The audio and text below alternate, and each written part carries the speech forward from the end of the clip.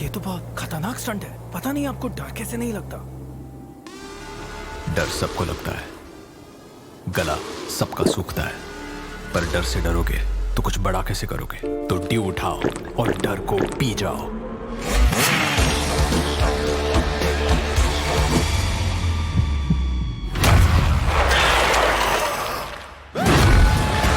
Mountain Dew, डर के आगे जीत है। अरे वीडियो फिर से फ्रीज हो गया। तो मैंने बोला था इसका नेटवर्क जाएगा। मैंने भी सुना था, इसने बोला, उसने बोला, किसकी सुनूं? अरे इसने कहा, उसने सुना, सब भूल जाओ और अपनी आंखों पे भरोसा करो। मतलब वीडियो सही है तो नेटवर्क सही है, और इंडिया का ना बेस्ट वीडियो एक्सपीरियंस एयरटेल पे है। देखा? तो आंखें खोलो और सही चुनो।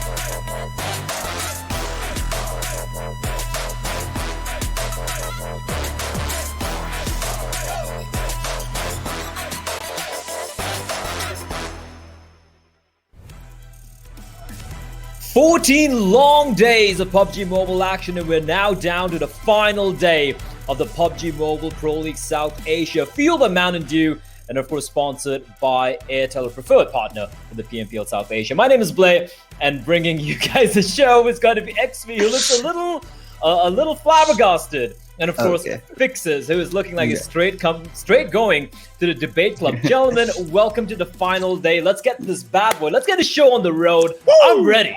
I am so goddamn ready. Are you? Are you, XP? Are you ready? 2 weeks we've gone through this, and we've had our highs, we've had our lows, but finally the end game is upon us. It is the final day, and boy oh boy are things razor thin as ever, just the way we wanted it. And I do believe if we talk to the schoolboy next to me, I think it's going to go down to the last game. I've got to say, I love that outfit right now, Fixes.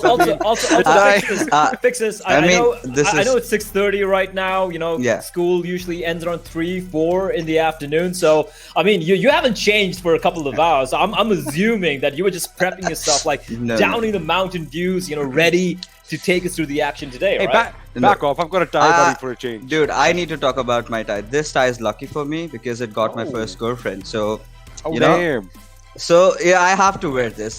He's going to be selling it on eBay soon enough. If anybody wants to, you know, a little bit, it's there for the taking. If you're single and if you're looking for love, there you have it. That tie is going to be in eBay. You know, you pay for it, you get it, guaranteed. Life partner right there. Whether you like dating boys or girls, I don't care.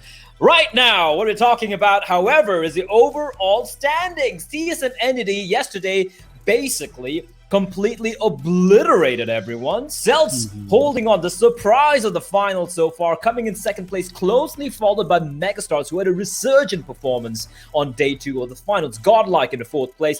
IND right now poised to take away the 3rd spot as well. Below them, of course, Orange Rock and SynerGE, who have already qualified, and Fnatic now battling to get that coveted spot. The battle for the 3 spots, I think that is what every one of us is keeping an eye on here. Now, XP, let's start with, Celtz, Megastars, IND in the running, but the rest of them are not far off.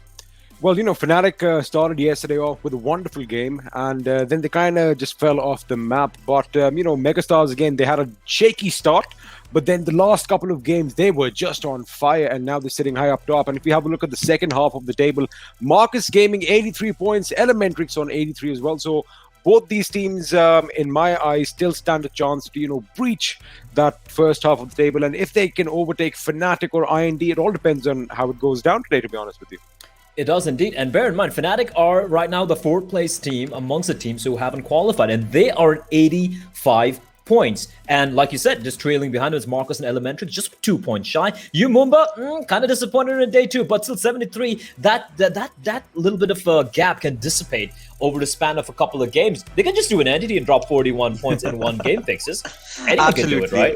Yes, anyone can do it, and it's still anybody's game right now. Celtz, Megastars do have a slight advantage because they can drop a game or two, but nothing more than that. If they manage to, however, keep a top 5 position in all the games, or get a decent amount of kills, they have qualified. But what we are looking at is a third team that is going to qualify.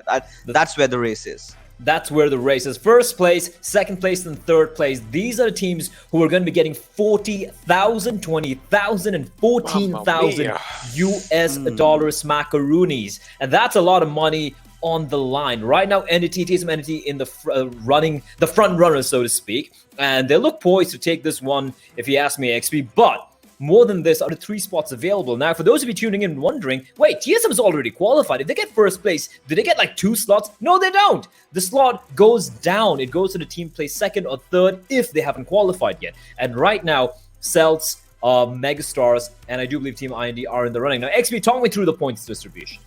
Now, well, this is the last time you are going to see this up on your screen, so bear with us. I mean, 1 kill, 1 point, that is something that makes this whole tournament super exciting. And the fact that you have to go in for those early skirmishes and, fight it out at the end as well, it just makes it more interesting. I think the fact that the placement points have been reduced just a little bit so much that, it just kind of makes things exciting as a spectator. And another thing that, of course, makes people exciting play are the squads. And to start it off, we have TSM Entity, Team Soul, SynerGE, and IND. Indeed, and Entity and SynerGE both have qualified. IND right now having a very good chance as well. Team Soul looking a little rough. We'll talk about them in a bit. Powerhouse Gaming have unfortunately been they're at the bottom of the table. I didn't expect that to happen, but they are indeed. Marcus Gaming still have an outside chance. Team Tamilas, they're going to require a momentous performance for them to make it through. Godlike and Orange Rock, of course, have qualified already. Team Celtz right now first place amongst the teams who haven't qualified, in the second place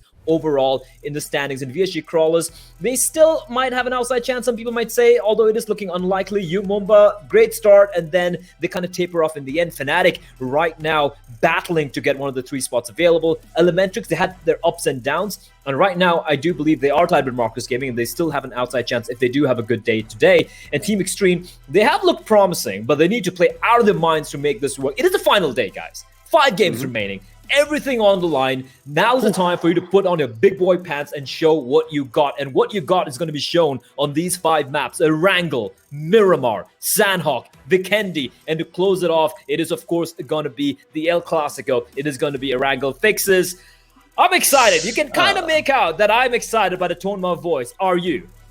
Obviously, of course, and I really want to see how things start off because we are going to start off in Erangel, and we know this map can be anybody's, absolutely anybody's. We have to see where the circle goes. Yesterday, however, we did see the circle taking drastic stances and drastic rotations. So today we have to see how the circle forms around. I think around the 5th circle, we have to see which are the teams that are making those quick rotations. And the most important thing still comes in mind, is TSM Entity going to play the same way as they were playing yesterday or not?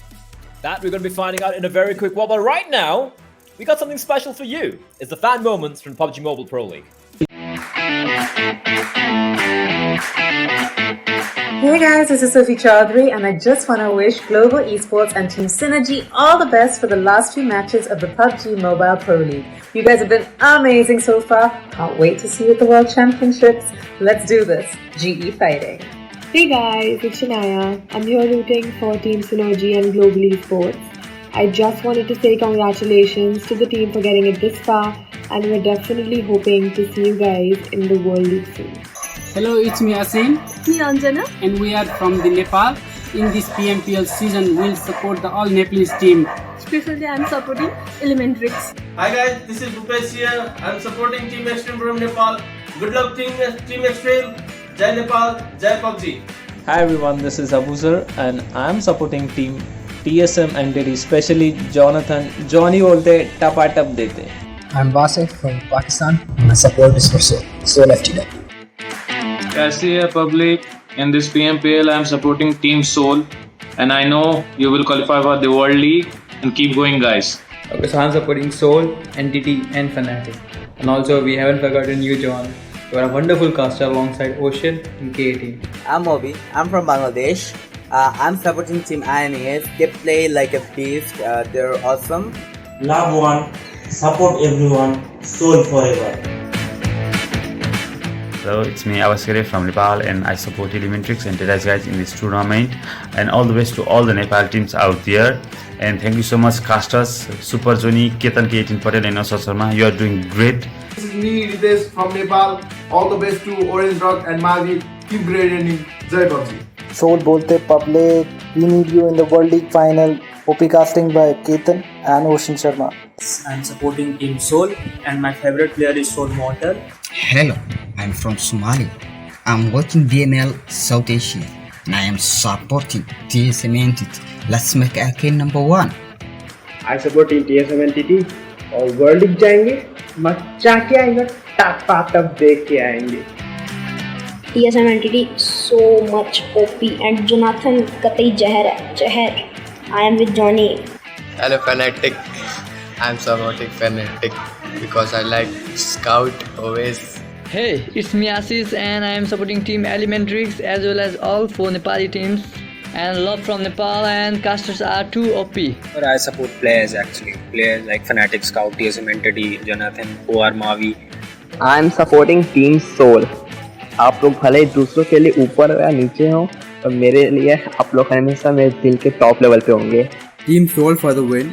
No matter what the result is, we will always be with you. #IndiaOP. Hi, my name is Carlos. Team Soul on the way. Guys, this is Shausen from Pakistan and I am supporting Soul, especially Soul level task. Varun Ketan and Samandu Sharma, you are doing very well.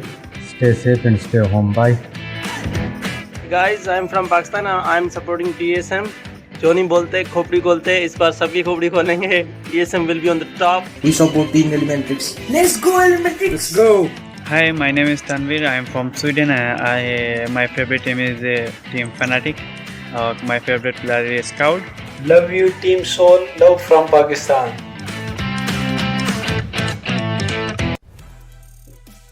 Hi, my name is Blair. I'm from Bangalore and I want to support XP and Fixes because they're so fantastic. And on that note, that was a great video right there. Because no one said anything about you two. I felt so bad for you guys.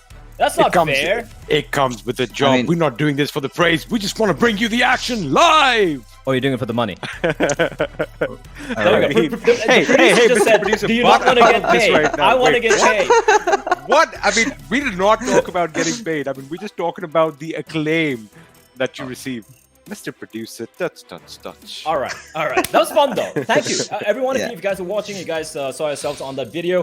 Thank you very much for sending in your videos. That was fun. That was fun to watch. Yeah, people from all over the world, not just India, not just South Asia, sending in videos and goes to show how big esports is as an entity. No pun intended. And Kill Later is coming up for you guys. It's going to be entities, TSM entities, Jonathan, Clutch God, 420 OP, Gil, Z God, Fixes. Take me through this.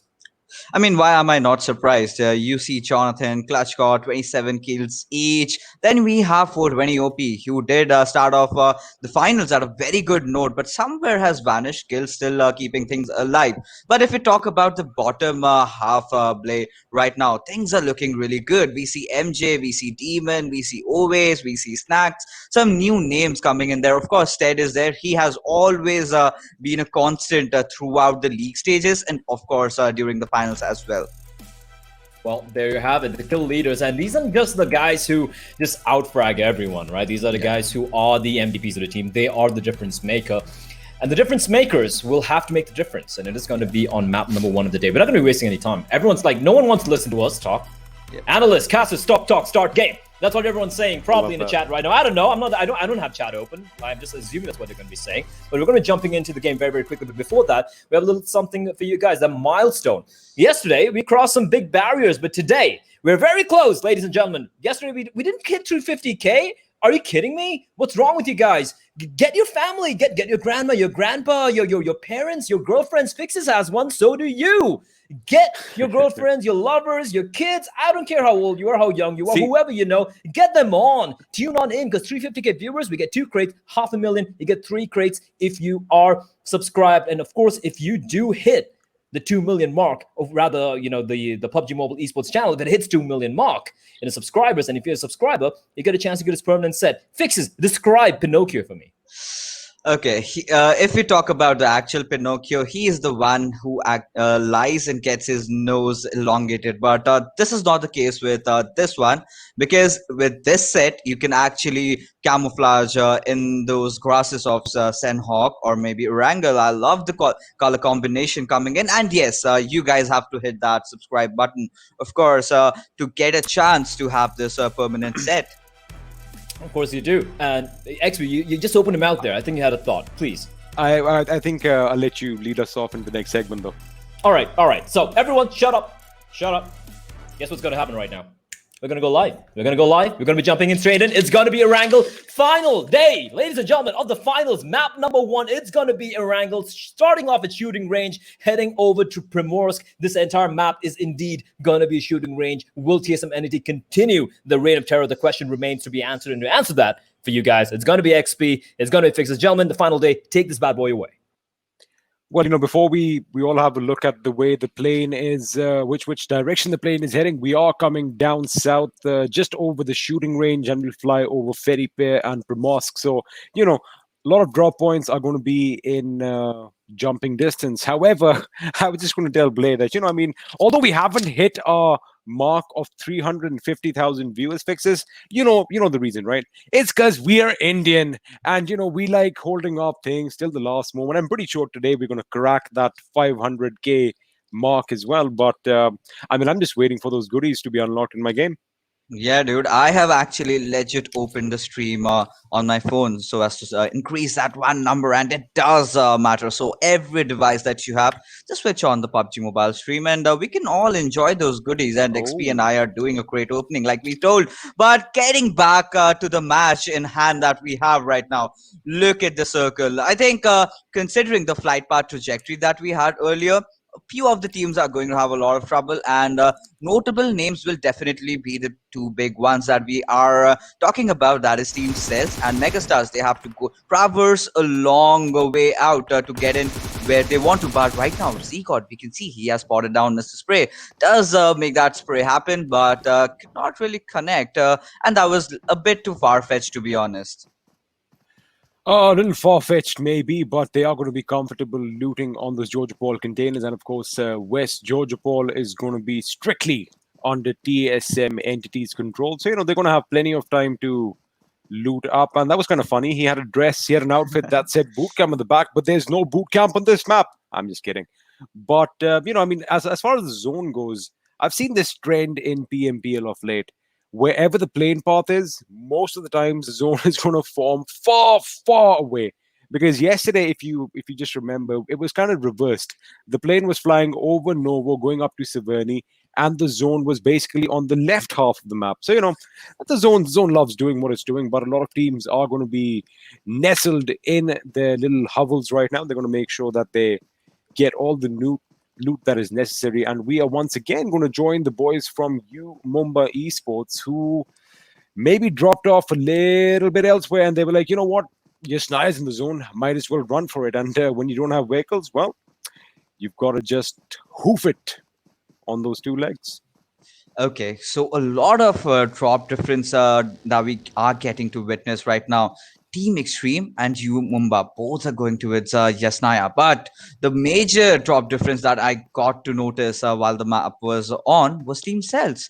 They landed in the southern island, somewhere they have never ever been XP, somewhere they have never gone, and they might as well meet Team Elementrix in the fray, but they also have to loot and get inside the circle and take that center position, because today it's going to be very, very crucial for them. Maybe this was done so as to they thought that they might get targeted, and that was the only reason that comes to my mind as to why they did not go to Milta Power and stick towards a new rotation. So a lot of things are going to happen today. I mean, I am really getting excited as to how things are going to turn around, because so many new drop location for teams means so many uncalculated variables that during your rotation that you will face across. So we'll have to see how these teams fare off.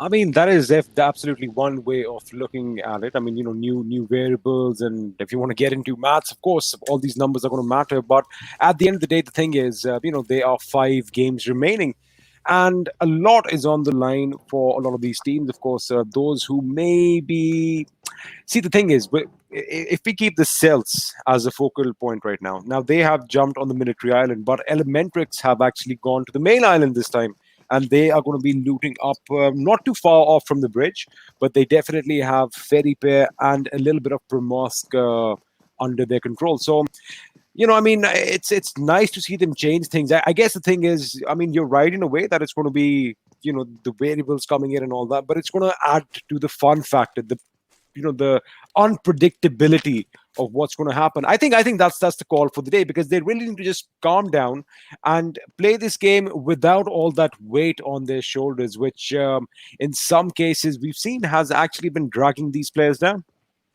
Yeah, that too. But we still cannot rule out the fact that this is the final day, the last hurrah, as you speak. Because after that, all those months that you've spent in PUBG Mobile practicing in all those scrims, hours and hours, it comes down to all these final matches, and in those final matches, to those game-changing moments. And I think, like you said, it was absolutely right. But then again, the players will have to enjoy. But apart from that, the teams that are leading right now, they are under a lot of pressure. I can feel it, because you know why? Because if they start messing up, if they have a bad early game of the first 2 games going really bad, then that really affects their mindset, and things really go off after that, and which is something that I would not want these players to go across. Because talking about Celtz, we know they are an experienced team, but playing at such a high level, this is their first time, and yes, of course, situations do not fare off, but we would have seen them during the LAN. So right now, we'll have to see. Team Celtz, Megastars, still a story in making. If they make it to the World League, that will be an absolute beauty. An absolute beauty indeed. I guess, I mean, we can still say that, the Celtz, they are, I mean, the word that majority of the people watching also use is the underdogs. But when you've already played 2 weeks in the pro leagues, and when you have already established yourselves in the pro scrims that have been going on before that, I mean, you are an underdog no more. But we are going to stop all that, because we are getting a fight finally at our hands. It is going to be Powerhouse going up against Fnatic. Now, Fnatic, of course, are playing without Scout. So this is going to be interesting to see how they go about these things. Are they going to be aggressive about it? Are they going to let PH make a few mistakes and come in? So a lot of different game styles can actually be on display as we speak. But the boys from PH, they are kind of, well, not covering in one corner, but they are in one corner, and they don't have a lot of options unless Iconic gets a couple of lucky shots on Frankie, who is pretty much doing the same thing, making sure that their left flank is secure. And Ronak is going to come and make sure that the right flank is secure. So, Fnatic is kind of prepping up for an onslaught from Powerhouse. But will that onslaught come, or will they get a lucky pick here and there and push forward? Well, we are going to find out soon enough. And Iconic, as I say, that moves a little bit to his right, just so that he can get a little bit of a better angle on Frankie. But OS is quick to retaliate and just, keeps him at bay.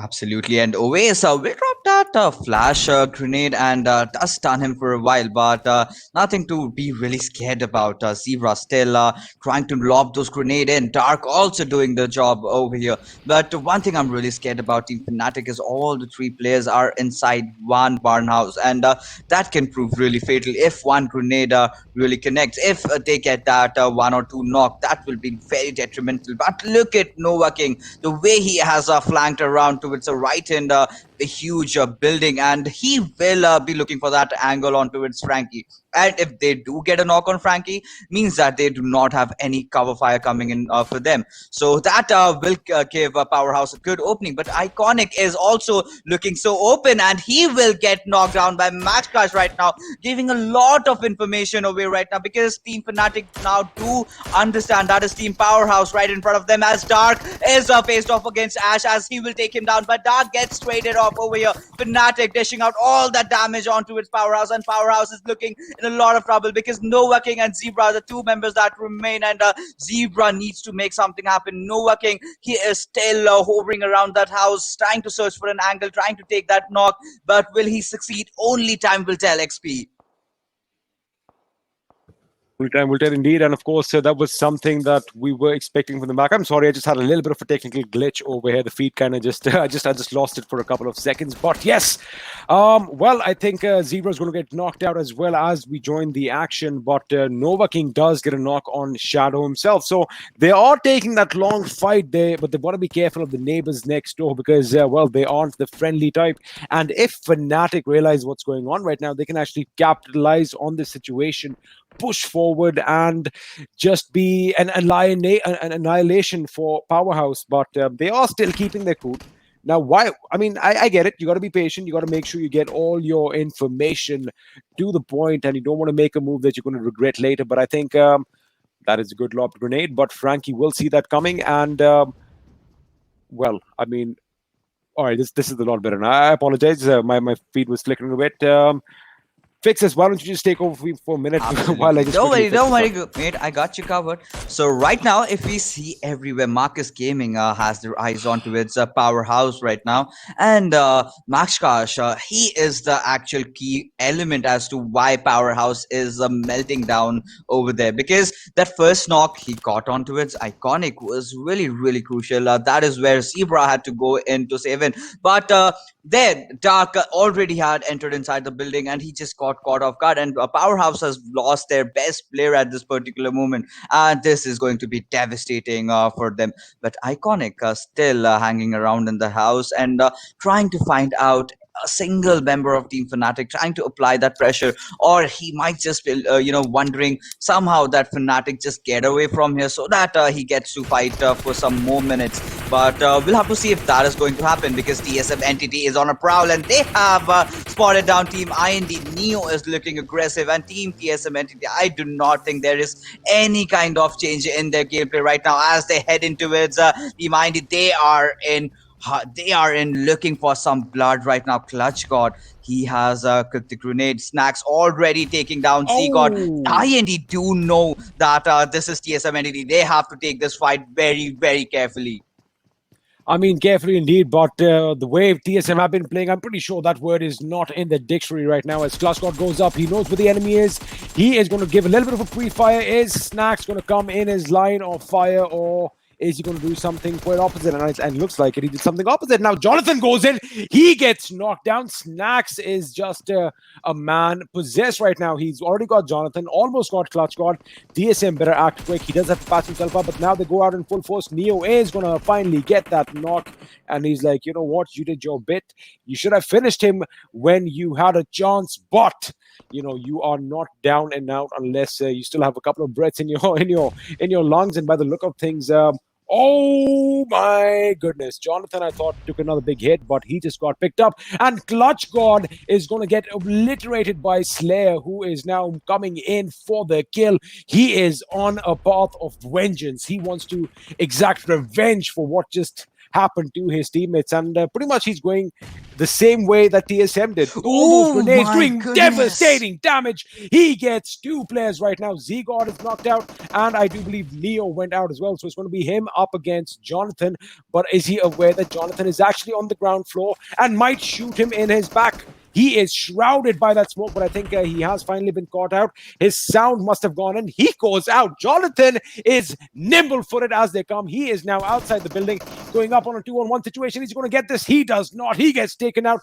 IND are here to play. And you know what fixes? They just wiped out TSM Entity. You can never rule out Slayer and his grenades after that. Right now, we have Team Fnatic going against Powerhouse. This is a heated up battle. Already, Dark has been knocked. Nova King has been knocked. And Iconic, he is still fighting to keep the chances of Team Powerhouse alive. Right now, Fnatic have lost on Ash over there. But right now, Frankie is going in for that res on. Frankie will try to first take down Zebra. But Nova King, he has been revived right now. There is a grenade grenade being lobbed over, but will that connect? Only time will say. And by the looks of it, it will. And let's see. Nova King still does not have anything to heal up on. Zebra, as you can see, he was trying to make that left rotation, but quite is not completed. But we see Fnatic. There's another squad in the fray. That has to be Team Xtreme. They are the third-party kings that we have always referred to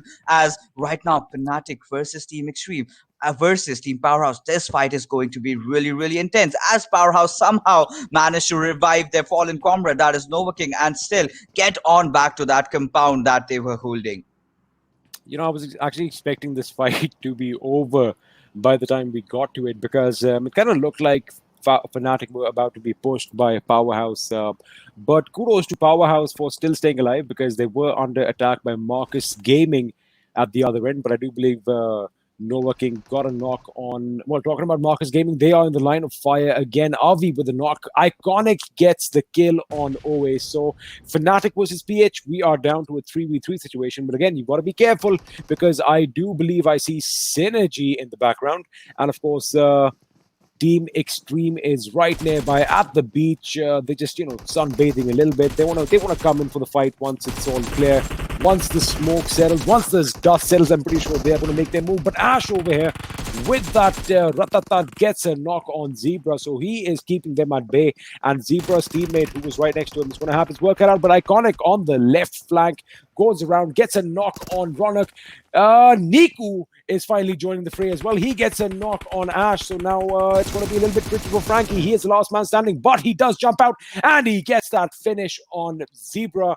And I do believe with that, Powerhouse are going to be eliminated from this game. However, Fnatic have to be careful, because Team Xtreme might actually pounce on this situation. They might actually make something out of it if they lead an assault on that compound right now. But I am going to quickly shift my views. We have Mortal on our screens with that M16 and that 6X. Is he going to get a knock? Is he going to pepper bullets? Well, we'll only find out. And talking about Team Xtreme fixes, I think they might be moving in. I mean, that would have been the wise choice. But right now, by the looks of it, they do not want to fight against Team Fnatic right now. I think they do realize that Fnatic have their players back up. But Ronak, he was still knocked down. But Team Soul, again, in a lot of trouble, as they have lost their star player, that is Regultos, right in the starting of the game. And look at what we just got to witness. Ronak dies to the circle. And Demon, in the meanwhile, spraying around all those bullets and taking down two members of Team SynerGE before getting taken down by Godlike kill. What a day we are having tonight at XP. Kills everywhere. This is kills galore all the way. Right off the hook, we have TSM Entity, we have Team Powerhouse, we have Fnatic. Megastar also joins the party, as Encore will get knocked down. But Team Xtreme, my oh my, these lads are putting up quite a show. They are putting up quite a show, and well, they have their backs against the water, so that is something that is definitely going to help them out. But what's not going to help them out is SynerGE moving in as their neighbors on the left flank. But Utsalga with that DP, rattling off bullets, connecting a few, that is going to definitely keep them huddled up in that smoke cover, around that vehicle, around that rock. But is it going to be enough? We will find out soon enough. Meanwhile, Celtz, the boys in second place, who are trailing by 50 points to TSM Entity, they just need to have a good game right now. All they want is to get a few kills and make it to that top 5 consistently for the next 5 games. And you know what? They are going to book their berth for the World League. So that is something that these boys are definitely vying for. I'm probably sure I'm not going to see a lot of risky gameplay coming out from Celtz, but Team Tamilas, on the other hand, they really have not a lot to lose. They can actually go out guns blazing, put up a final showdown for all their fans and for us as well. They can keep us entertained right now with some amazing gameplays. But talking about amazing gameplays, 420 from UME has been knocked out by a grenade courtesy Smokey. And he's not done yet. He gets another one on Bhishma. Smokey just might be too hot to handle today, Fixes. Look at the cluster of teams that are near the shore over here. So many teams. We have Fnatic finally getting eliminated at the 14th position. That is bad news for the boys in black and orange right now. SynerGE, however, they have lost out on 10. CV, Austin and Strider still survive. But trouble is not over for them because they have so many squads around them. However, Austin takes down Utsarga in the process. Kazi moving with his US and Austin X spraying down all those bullets onto him, but would not connect. Right now, Team SynerGE will have to make that move. But if you talk about position, Team Soul have that amazing compound that they are holding, and they just need to keep it on. Like 2-3 good games, they are back in the race. Well, I mean, that is pretty much the case for everyone. But 5 games remaining, it just might be a little bit too much to ask. But, again, anything can happen if they get a 20-kill game. I mean, they are right up there with the big boys. But now Team Xtreme are going to be at the receiving end of things because have a look at how the zone has shifted. We are now going to go a bit to the west and onto those cliffs, which are already occupied by Elementrix, I do believe. So Elementrix are going to be in a good spot, but they have to make sure. I mean, they're probably going to hope that the zone actually keeps scrolling towards them as and when it changes. But the Celtz are going to make a break for it. Mega Swag, meanwhile, gets a knock on Team Xtreme's Demon. And Godlike come under fire courtesy of Umumba. So they are responding in kind. Also, Evo joins the fray and gets that finish on Eggsy. And Vampire over here with amazing reflexes. He gets a knock and a finish. But I wonder if he got taken down himself. ORR mounting an assault on this compound, on the barn houses that are currently controlled by Soul and Viper on our screens, trying to get lucky with a few shots, possibly get an elimination or two. Let's see if that happens. But I do believe Mortal got a knock on the member of Orange Rock, and whether it was a knock or whether it was I do believe it was a finish. Did we see Vampire getting knocked out earlier? Because if he did, Mortal definitely capitalized on that and took the kill. But they are still not done. Diljit is still underneath, and of course, when you have Mavi next to you, things can go south for Soul.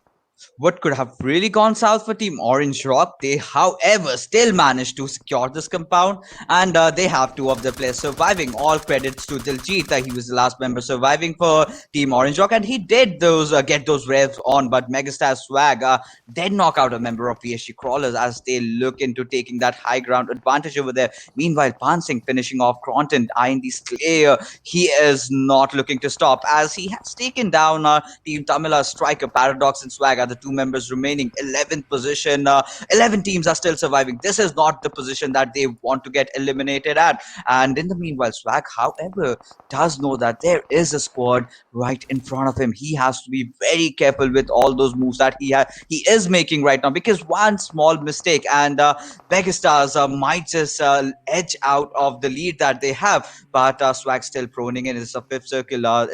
It's ticking off really bad, and he does not have any kind of meds on him right now. Swag still surviving by a sliver of HP. Does have Pansing and Destro right beside him, and Pansing will lobby that low toss grenade, and with that, Swag will get finished, and Megastars get eliminated at the 10th position. Right now, Team Celtz is looking really strong. They have a good position. They are spraying down a lot of bullets onto his Marcus Gaming. Shadow, however, gets knocked. Murphy doing all the magic with those grenades, does cook it up and will reflect it back towards Mortal, but the nade will not connect because the smoke has it all covered. Diljit still they have not to get out now. Yeah, they have to get out, and right now Mortal does deploy those smoke grenades, and he will make a move, but before that they have to deal with Orange Rock. They cannot get away with that win, and Maxi doing the job over here for Mavi. Mavi will definitely capitalize. They are going to be rushing in, and here they come. Mavi jumps in. Is he going to get the knock? He gets a knock over here on Sangwan.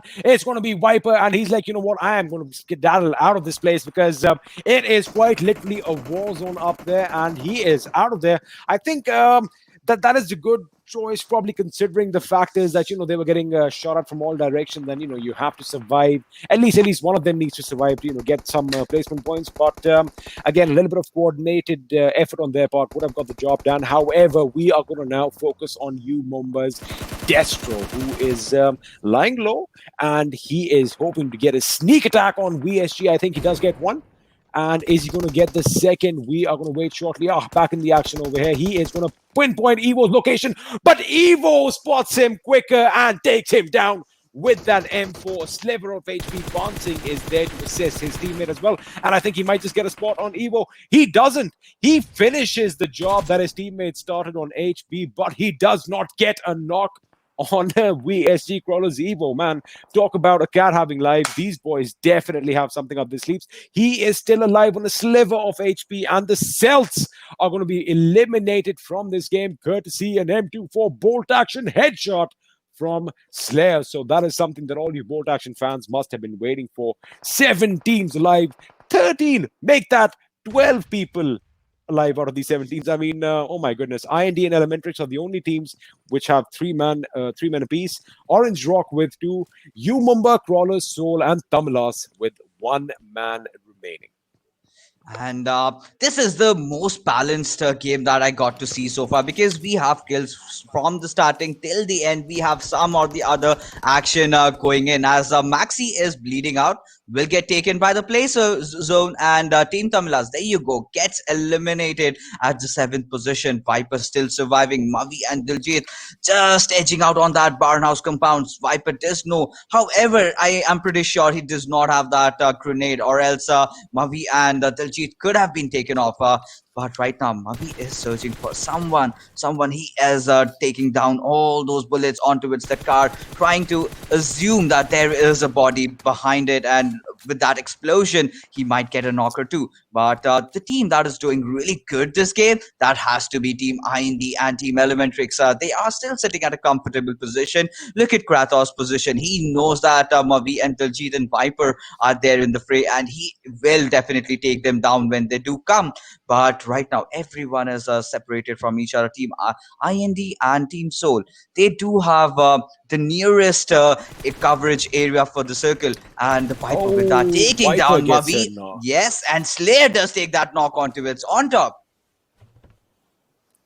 Now, well, Orange Rock, they definitely look like they are in trouble. The Jeet doesn't have a lot of options. He's going to have to jump out. Soul Viper is going to get up, and he is going to rattle him with bullets, getting that kill, securing that kill for himself.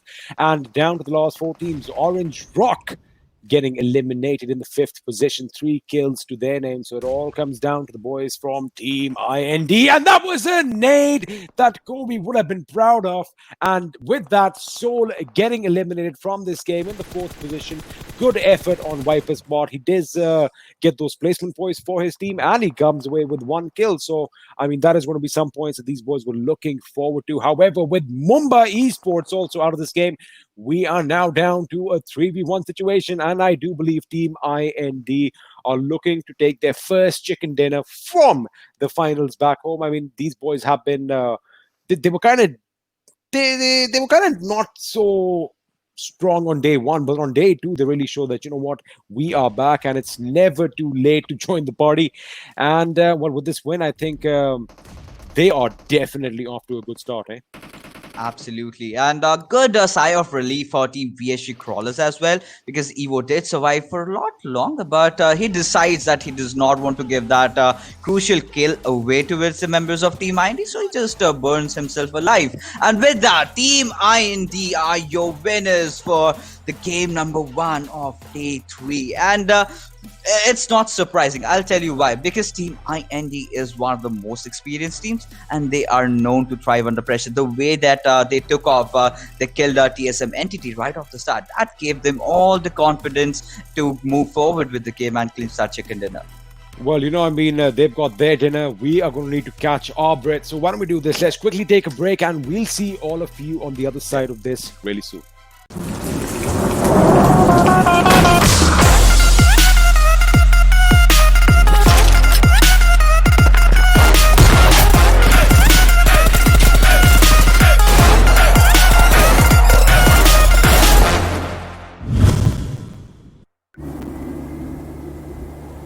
ये तो बहुत खतरनाक stunt है। पता नहीं आपको डर कैसे नहीं लगता? डर सबको लगता है, गला सबका सूखता है, पर डर से डरोगे तो कुछ बड़ा कैसे करोगे? तो ड्यू उठाओ और डर को पी जाओ।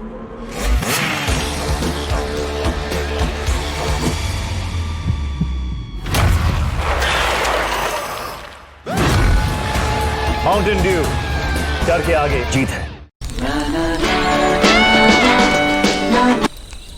अरे वीडियो फिर से फ्रीज हो गया। मैंने बोला था इसका नेटवर्क जाएगा। मैंने भी सुना था, उसने बोला किसकी सुनूं? अरे इसने कहा उसने सुना, सब भूल जाओ और अपनी आंखों पे भरोसा करो।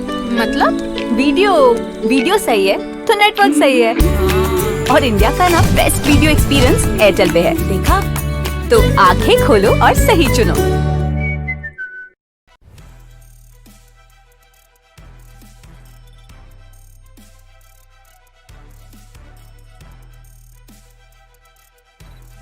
Brand new patch 0.18.0. It's a place for players to relax with their friends, practice skills, and meet new people. You can enter Cheer Park through the main menu, so invite some friends and explore this new space. The shooting range has been revamped. Now, when you start a round, you'll have 60 seconds to down 20 targets spread over 5 waves. Your results will then be rated and displayed. The player with the highest rating will stay at the top of the ranking for others to challenge. You can also play against your friends to see who is the better marksman. Players can now duel other players in Cheer Park via quick draw. The duel will start after both sides confirm the fight. The two sides will have red borders and start a duel. The player that defeats the other wins.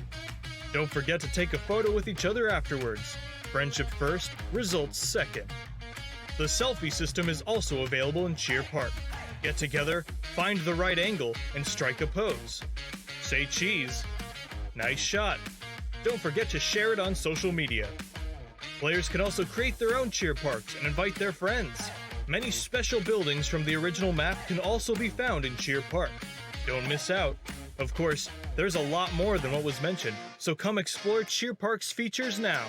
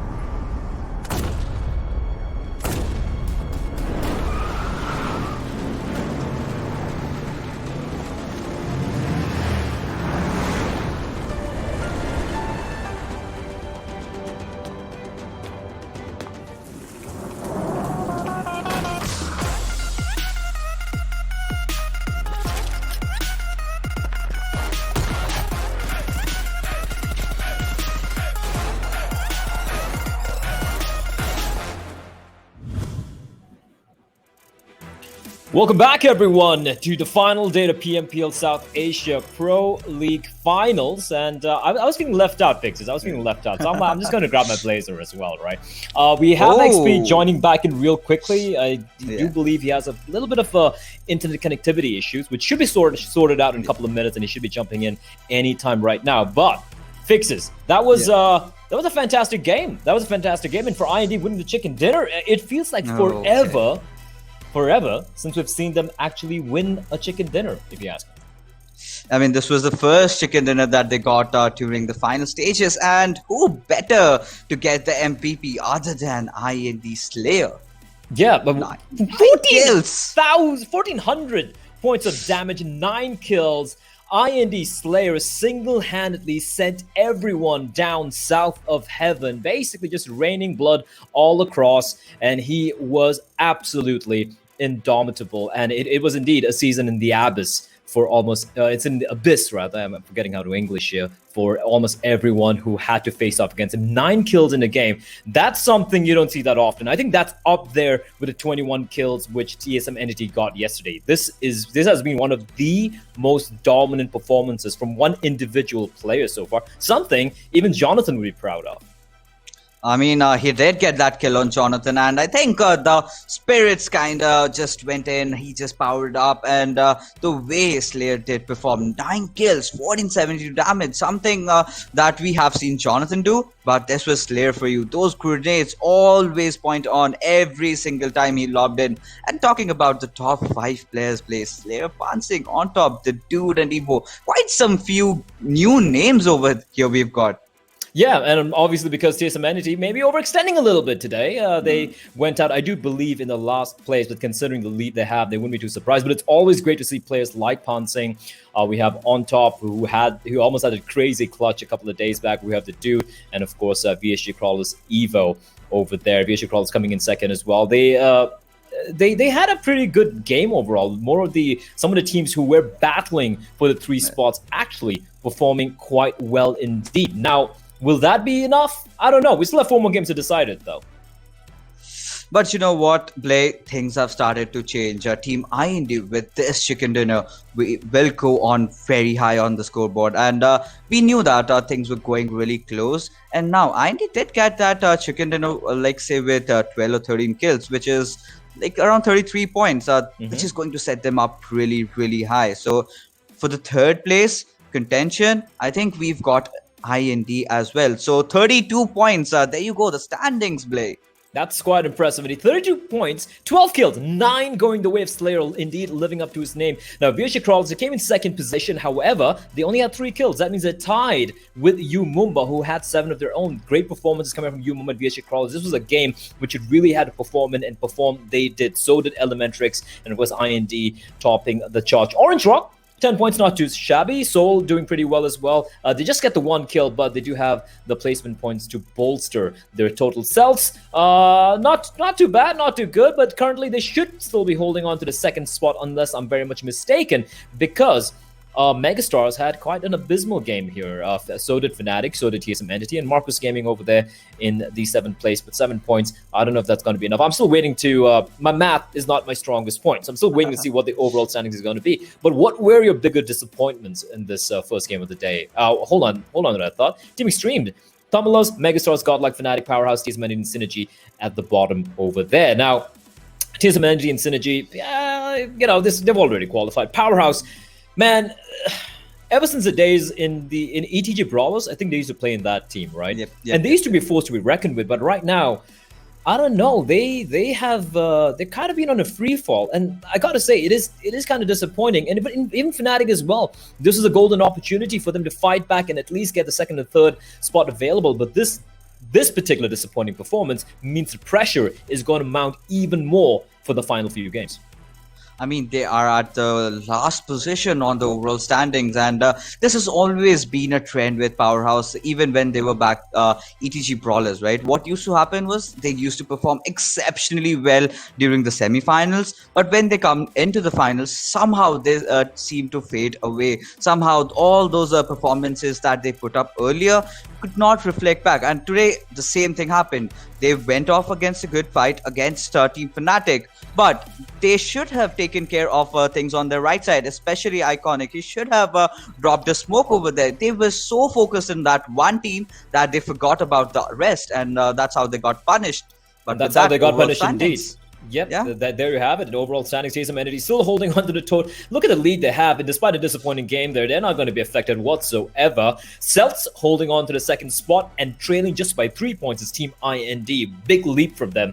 That 32 points really coming in handy. Megastars now in the 4th spot. That means that these 3 teams right now are kind of laying their claim on the 3 spots left available. Below them, Orange Rock, Godlike, and SynerGE have all qualified.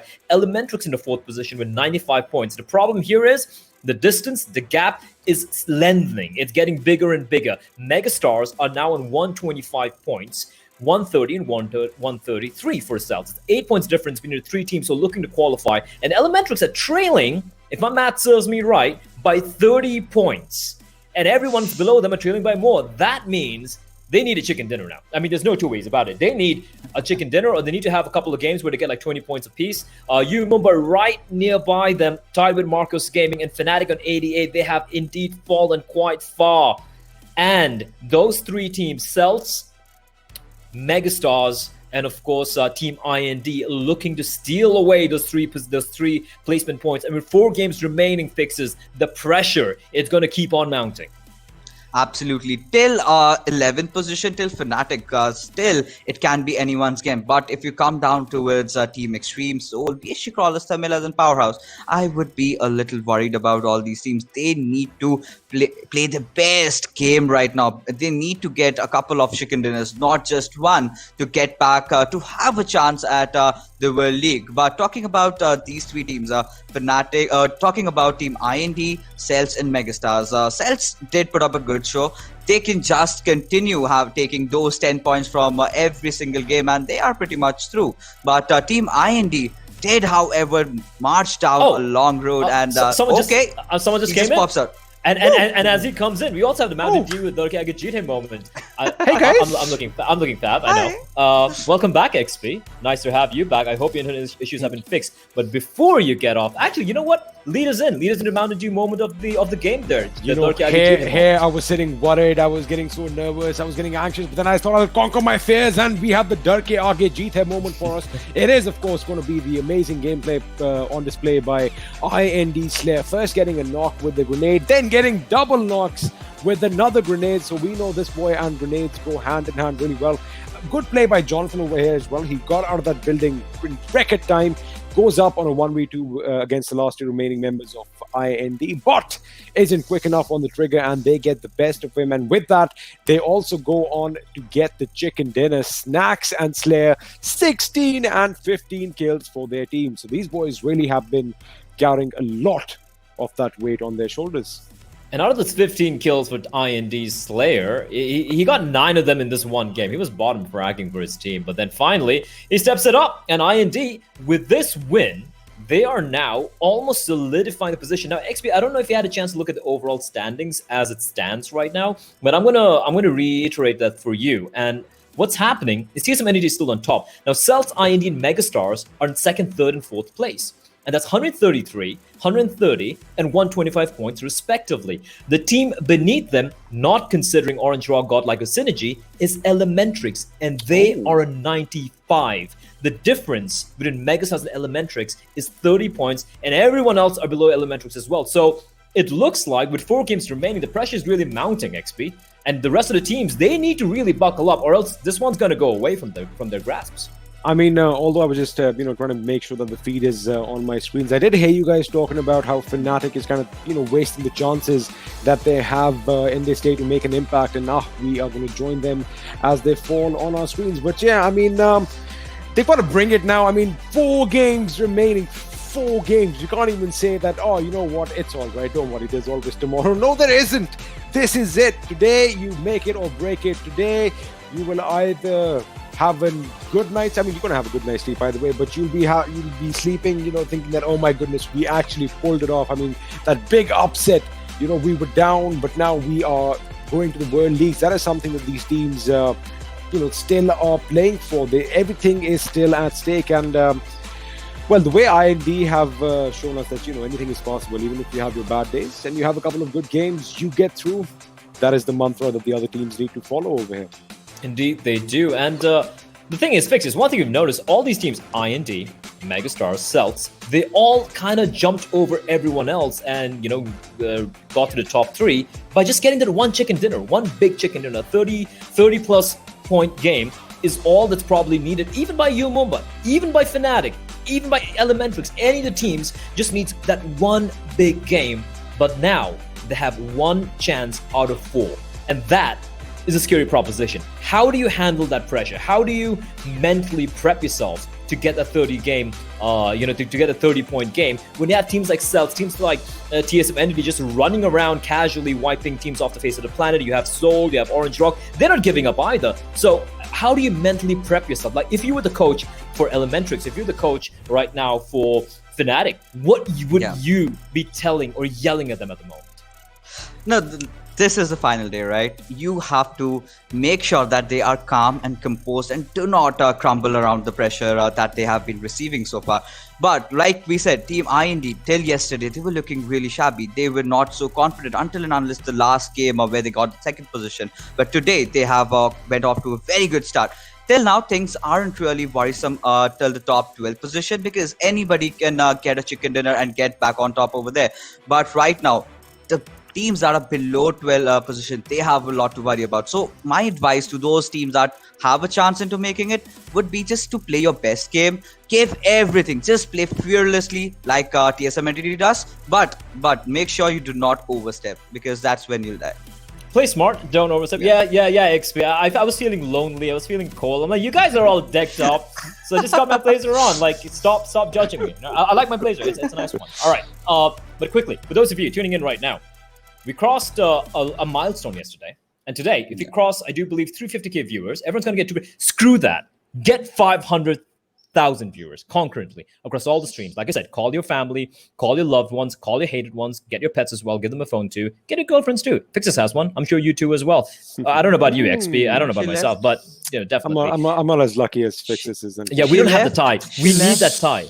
We need that tie. And also, if we do cross a 2 million subscriber count as well, everyone gets a chance to get this permanent set. All you have to do is just hit that subscribe button, and everyone has an opportunity. So do I, so does XP, so does Fixus. And Fixus, listen, even though you said she left, I'm sure I'm advertising, ladies. There we go. Look at that. Damn, that is called confidence, boys. Like, there are thousands of people watching right now, and he's using that opportunity to do his very own personal Tinder thing. I mean, this is genius.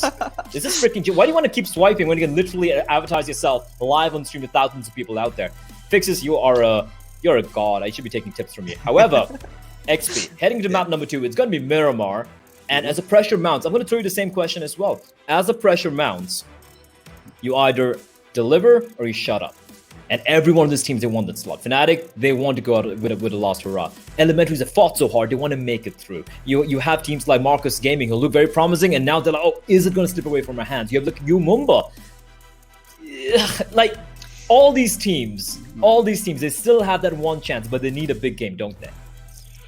Well, game 2 is going to be Miramar. It is a big map, so if they have a big game over here, it's going to be, in their favor, because after that, once you are down to the last 3 games, it pretty much just sets itself. The tone sets itself, because you have the people who are leading, and even if you consider, all right, maybe they might have a bad game, but then they have to have that bad game for you to actually jump over them. So this is what I expect. I expect a few changes in drop locations this time, just to keep people guessing, right? Because I mean, we talk about targeting and all that, and maybe someone's like, hey man, help me out, just get this team out of the way. Oh, all right, where do they drop? So people just want to keep people guessing. I think that is one thing that we're definitely going to see. And as far as teams like Elementrix and IND go, perhaps even Fnatic, I'm going to see a little bit more passive-aggressive behavior from them, because they are going to hold back. They're not going to go all out for those skills.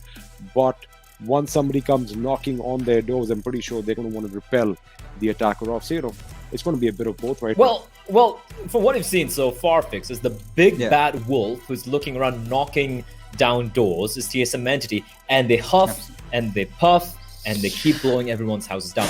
This time around, maybe it's off to a slow start. Yesterday they had a slow start, but then they won 3 chicken dinners back to back, and still dismantled 3 teams before getting knocked out in the final map. Right now, maybe they're warming up, but they're playing a very free-for-all-esque. They're playing like they don't give a damn anymore. Now they've qualified. They have a massive lead right now.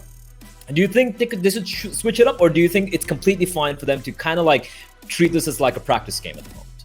I think they will be maintaining that same tempo that they've been doing in the first match, and even on those last 2 matches that they played yesterday, because they can still slack off a bit.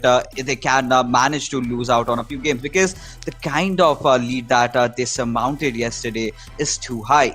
Even if you compare right now, they are sitting somewhere at 180, and the second place team is at 132. So it's almost around those 50 points. So one game they can let go. But if Celtz continue doing that, then they will have to watch out.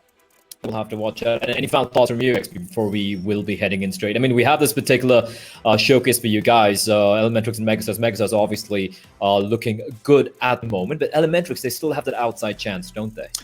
30 points. I mean, 30 points is what I'm seeing over here. We were, of course, discussing this just a little while back. Again, you know what I was when I said they're going to play passive aggressive. What I really meant was that they are definitely going to try and go for those placement points, because if you get that chicken dinner, well, that's 20 for you. But if you get anything higher than say 4th or 5th, I mean, 10 points also coming in just for your position, and then add to that some kills that you may have amassed on the way. Yeah. That is what we're going to see from them. So let's see what happens in Miramar. Miramar, it is going to be exciting. It's also, for those of you Miramar fans, the final Miramar we're going to be seeing of the... Actually, all the maps we're going to be seeing right now is going to be the final maps we're going to be seeing for the entirety... I mean, for the PUBG Mobile Pro League South Asia. We have Miramar, we have Sanhok coming up, we have Vikendi, and then finally to close it up, it is going to be on Erangel once more. And I do believe we're going to be jumping in very quickly into the map, but before we do that, Fix is going to be probably sitting this one out, taking a break. But I want to hear your thoughts on this. Like, who do you think is going to be stepping up here? Who do you think is going to surprise everyone? I think with the way the things have been going so far, this looks like to be an IND game again. Okay, I want to say one thing. For boarding school, I think Fixes is in a really good place. I mean, look at the place they set him up with. I mean, that is just perfect. Is it lunch? I mean, I'm just kidding. Listen. My college hostel room was probably it's probably like a third, no, 20% the size of his room. So he's doing good. He's doing good for himself. Let's produce it with zingers of his own. Fixes, do you wanna say that? I mean, we are gonna have talks later if you actually do that. Listen, if production says anything, we shut our mouths, we shut our word hole, because we want to still get hired. But on that note, final day coming up. I'm not used to wearing a blazer at home. It's so weird. I'm hitting my microphone. It's making a lot of sounds. But without much further ado, ladies and gentlemen, we're going to be jumping into map number 2 of the day. Game number 2 of the day. And we have 4 maps remaining to decide which other 3 teams are going to be making their way through. And it is going to be on Miramar. Fixes will catch you off this one. Sure. XP, here we go. It's going to start over Impala. It's going to be heading all the way between La Cobreria and Trailer Park. And the playing pad kind of bifurcating the map almost exactly in half. So that should be a very comfortable drop for most of the teams over here. Daljeet, as usual. Orange Rock, man, they seem to have a special agreement in PUBG where they get their own private chartered plane. I mean, well, you know what? When you are at the top, when you are the reigning kings, you have to travel in style. And, kings don't do economy, mate. They either go private or nothing at all. So it looks like he heard me. He's like, I am going to fly economy. It's a good way of saving money and, boosting your economy, blah, blah, blah. But, funny, excuse me, I just almost lost my voice there. A funny thing about... Trailer Park is at least the 8 Mile Road is still running through it. It goes all the way down to El Pozo. So I hope somebody actually jumps in that direction. It's going to be exciting to see if someone actually goes to the ruins for a change in this game. The ruins. I personally am a big fan of archaeology and okay. Circle is screwed a lot of people over. I like it. And you know what I would love? This is something which you don't see at all. I don't think I've ever casted a game where the circle actually ended on the prison island. Have you? I haven't, and I mean, by the track record, I doubt that's going to happen. Maybe we might actually. I want to see something along the coast. I want to see some water involved in the final circle, because that is definitely not synonymous. You know what I really want to see? Via Del Mar. I want to see a bridge fight over there. That would be pretty epic. And Via Del Mar, that would be epic. I mean, we've had some exciting bridge fight games so far, and all of them have definitely delivered. Now, let's look at the drops here. So, as usual, dropping towards Picado. They have Celtz right next to them. That's going to be a problem. Celtz, man, where was this Celtz? Where were these Celtz, rather, during the league stage? They have been consistently playing so good in the finals. It's like some catalyst awakened them in the last 3 days. It's insane. I mean, it could be something along those lines, or it's as simple as, these boys did their homework. They came with their wits about them this time. They made sure that, they want to have the best games possible. And they did go super aggro on day 1, which we saw. I mean, they're not going to be shying away from taking fights. But what I do believe is actually working for them is that they're trying to take it easy as well. I mean, they're not doing those dangerous drops. They're rotating as soon as the zone changes. That is something that, they were doing at par with Orange Rock. So definitely a different game plan. Definitely not what they were doing in the league stage. But then again, this is the beauty of such an event that, you actually get to learn from your mistakes. And then when it matters most, if you can bring all the hard work you put in effect, and you play like this, well, I mean, going to the World League, they might just improve even more. Preparation is indeed what does win you games, or rather tournaments. And that is something that a few teams have definitely showcased. TSM Entity and Orange Rock being two of them that do definitely stand out for us. But of course, can't take anything away from the rest of the pack. IND looking very good. We have Godlike and SynerGE who have qualified as well. And what I personally enjoy, XP, would be how these top teams, like, they have very varied play styles. It's not like, the same approach. Like SynerGE plays very differently from TSM Entity, who in turn play very differently from an Orange Rock, and yet they all find varying degrees of success based on how they approach the game. And I think that's very cool. It's very different from early 2019 or late 2018 when I had a chance to see some of the few PUBG Mobile games in India and South Asia, where it felt like most teams didn't really have a personality, so to speak, in the way they were playing it. But now every team seems to have their own style and approach to the game, which just goes to show how much the game has grown so far. I mean, that is absolutely spot on. I've always used this analogy that, we're not really far off from sheep, in the sense that if one sheep leads, the others follow. So, that kind of became the trend when we obviously see certain gameplays or certain game styles on display for us on YouTube or wherever these people are streaming, right? So once you see something, I mean, back in the day, the rush gameplay, you get a knock and you rush up on a building, was the play of the year. I mean, if you don't do that, hey, who are you? That was what the word on the street was, so to speak. I mean, the street, of course, all virtual over here. We are not tough guys. We're just playing our video games in our rooms. But, then I guess when a few teams, again, this is the beauty of esports. When you kind of go out of your bubble, out of your comfort zone, and you actually play against teams who know what they're doing, you get to learn a lot more. Not just as a player, as a spectator as well. So, I mean, that's when the whole driving your vehicles around became super popular, and everyone was doing it. And if you did not know how to use a vehicle for cover, well, then you're not a good player. So, I mean, I like the fact that we are an ever-evolving sport. But like I said, this is a battle royale, dear friend, and there are more than one way to kill your opponents. Indeed it is. Sometimes your opponent killed themselves with the vehicles as well. We've seen that, and considering how many people are in cars and bikes and scooters and mopeds and whatnot, it worries me a bit, XP. We've seen too many players knocking themselves out with their inability to get off the vehicle after it stops, which is vehicular safety 101. I like the bike, that Daljit. That looks pretty swag on you. It kind of reminds me of a hot dog, to be honest with you. You have the hot dog, you have some mustard. Does. Well, yeah, it does. I mean, if you could name it, that would be called a hot dog.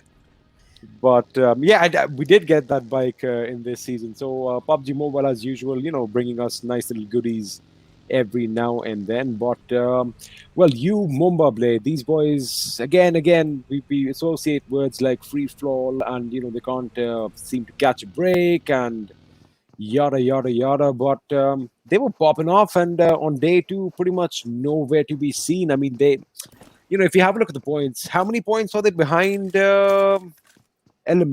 If you could just look that up for me. Wait, let me also just see if I have. I can open that up for you. So Elementrix are right now 95, and you're talking 95. About Megastars, right? No, Umumba. I think they're 90, right?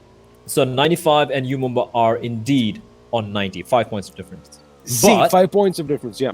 Yeah, but above them, the team they need to beat is 30 and 35 points, respectively, above the two of them. So, so whoever wants to win, one game. Yeah, just one game, just one big game. But the problem is, when you have these 4 guys on the screen right now running around, it's hard to get those 35-point games, isn't it? And when they come to a stop like this, it's like I'm getting action music in my ears. That somebody is nearby. That's why they're stopping, and somebody is going to get hurt real bad. But I guess they were just making sure that the coast is clear. But yeah, I mean, we've already called them the 4 horsemen. Dude, these guys, wherever they walk, they just bring what make me happy? Destruction with them. Indeed, they will. But I don't know if you ever read this book called Good Omens by Neil Gaiman and the co-author. I forgot his name. I think it was the guy who wrote Dune. But anyway, so Good Omens. There's also a TV show on Amazon Prime, which is I think definitely worth checking out for those of you who like good comedy. The Four Horsemen of the Apocalypse actually do show up, but because it's modern day, they go around on bikes. So what would have been terrifying is that the four members of TSM Entity show now. on 4 bikes. Imagine TSM Entity on 4 bikes just riding up the Four Horsemen. But speaking of the Four Horsemen, they are facing off against a team who are right now bottom of the table, Powerhouse Gaming, or rather just Powerhouse, who have struggled to make an impact. And the nade sailing in from Clutch God, he is really, really on point with his nades. That's going to be chunky indeed. Iconic taking a bit of damage. Another nade sailing in. That's going to be a little bit far away, so it's not going to survive for now. Healing himself up, but Clutch God just raining down nades, the artillery barrage. And that should be the call for Powerhouse. Probably just kind of call it a day and get the hell out of there, as we do see the circle shrinking in. And we should see what a circle second safe zone. It's going to be around Los Leones. And that is me shedding a tear because it won't be towards Menas del Sur. No bridge fights, no water. That is kind of upsetting. And, well, somebody better show us something amazing right now. I think they want to be careful because I did spot Neo kind of go down the mountain ridge, but now he's come back up. I thought maybe the left flank is going to be insecure, but the right call for Powerhouse, since again, you can kind of see it in the way they're moving around. That confidence is not there. And now they are split up. And Jonathan, if you would believe me, he took an entire rotation play along the right side of our screens. And for me right now, the screen is stationary. So I'm going to have a look at the little preview. And I do believe it is Jonathan on our screens. Yes, it is. He does cook that grenade. And he's going to throw it direct point blank in his face. But Iconic is the one who actually gets a knock on Clutch God. So Jonathan on a fight of his own. He gets one knock. Is he going to get the second knock? Is he going to get taken down by Powerhouse, who definitely need a kill? Oh my goodness. Jonathan reacts just a bit quicker. That jiggle peek over there, making sure he gets the job done. And he is not done as yet. Neo, his teammate, the one, is going to turn his sights on Iconic. And, well, Iconic is the last man standing. What surprises me is how Jonathan, he's able to climb, the side of that mountain. Powerhouse gets knocked out, but I just want to narrate, okay, they're taking a fight. Jonathan, he's got to go for the long route around, like you said. He had to, try to flank them. And to flank them, he needed to move fast. But with balls that big, again, I reiterate, how is he able to go there so fast? He 1v2'd them, and it looks so easy, the way he plays it. Imagine having the confidence of having a player like that. Jonathan just go kill. Like, okay, cool. That's their tactic. That's literally their tactic. It's all about how good your razors are and, all that aerodynamic gear that all these boys are wearing. So I think he basically cuts through the wind like a hot knife through butter. But joining the fray right now, Team IND are going up against Marcus Gaming. And just as I say that, the dude is down. IND Snacks gets taken down, but Shadow, his assault gets taken down instead. We are down on one man standing for IND right now. France is going to make sure he picks his teammate up. It's a 1v1. Snacks is getting that revive. However, Max Kosh is coming in. He makes sure that he finishes off Kratos. France picks up. He shoots. He gets one knock on Max Kosh. Will he get the second? Oh my goodness, he has no HP left. And with that, out go IND from this game. 15th position. Now that is a real whammy because, again, I mean, we were just talking about Elementrix. We were talking about Umumba, who are now coming in. They have a chance, play. They actually have a chance.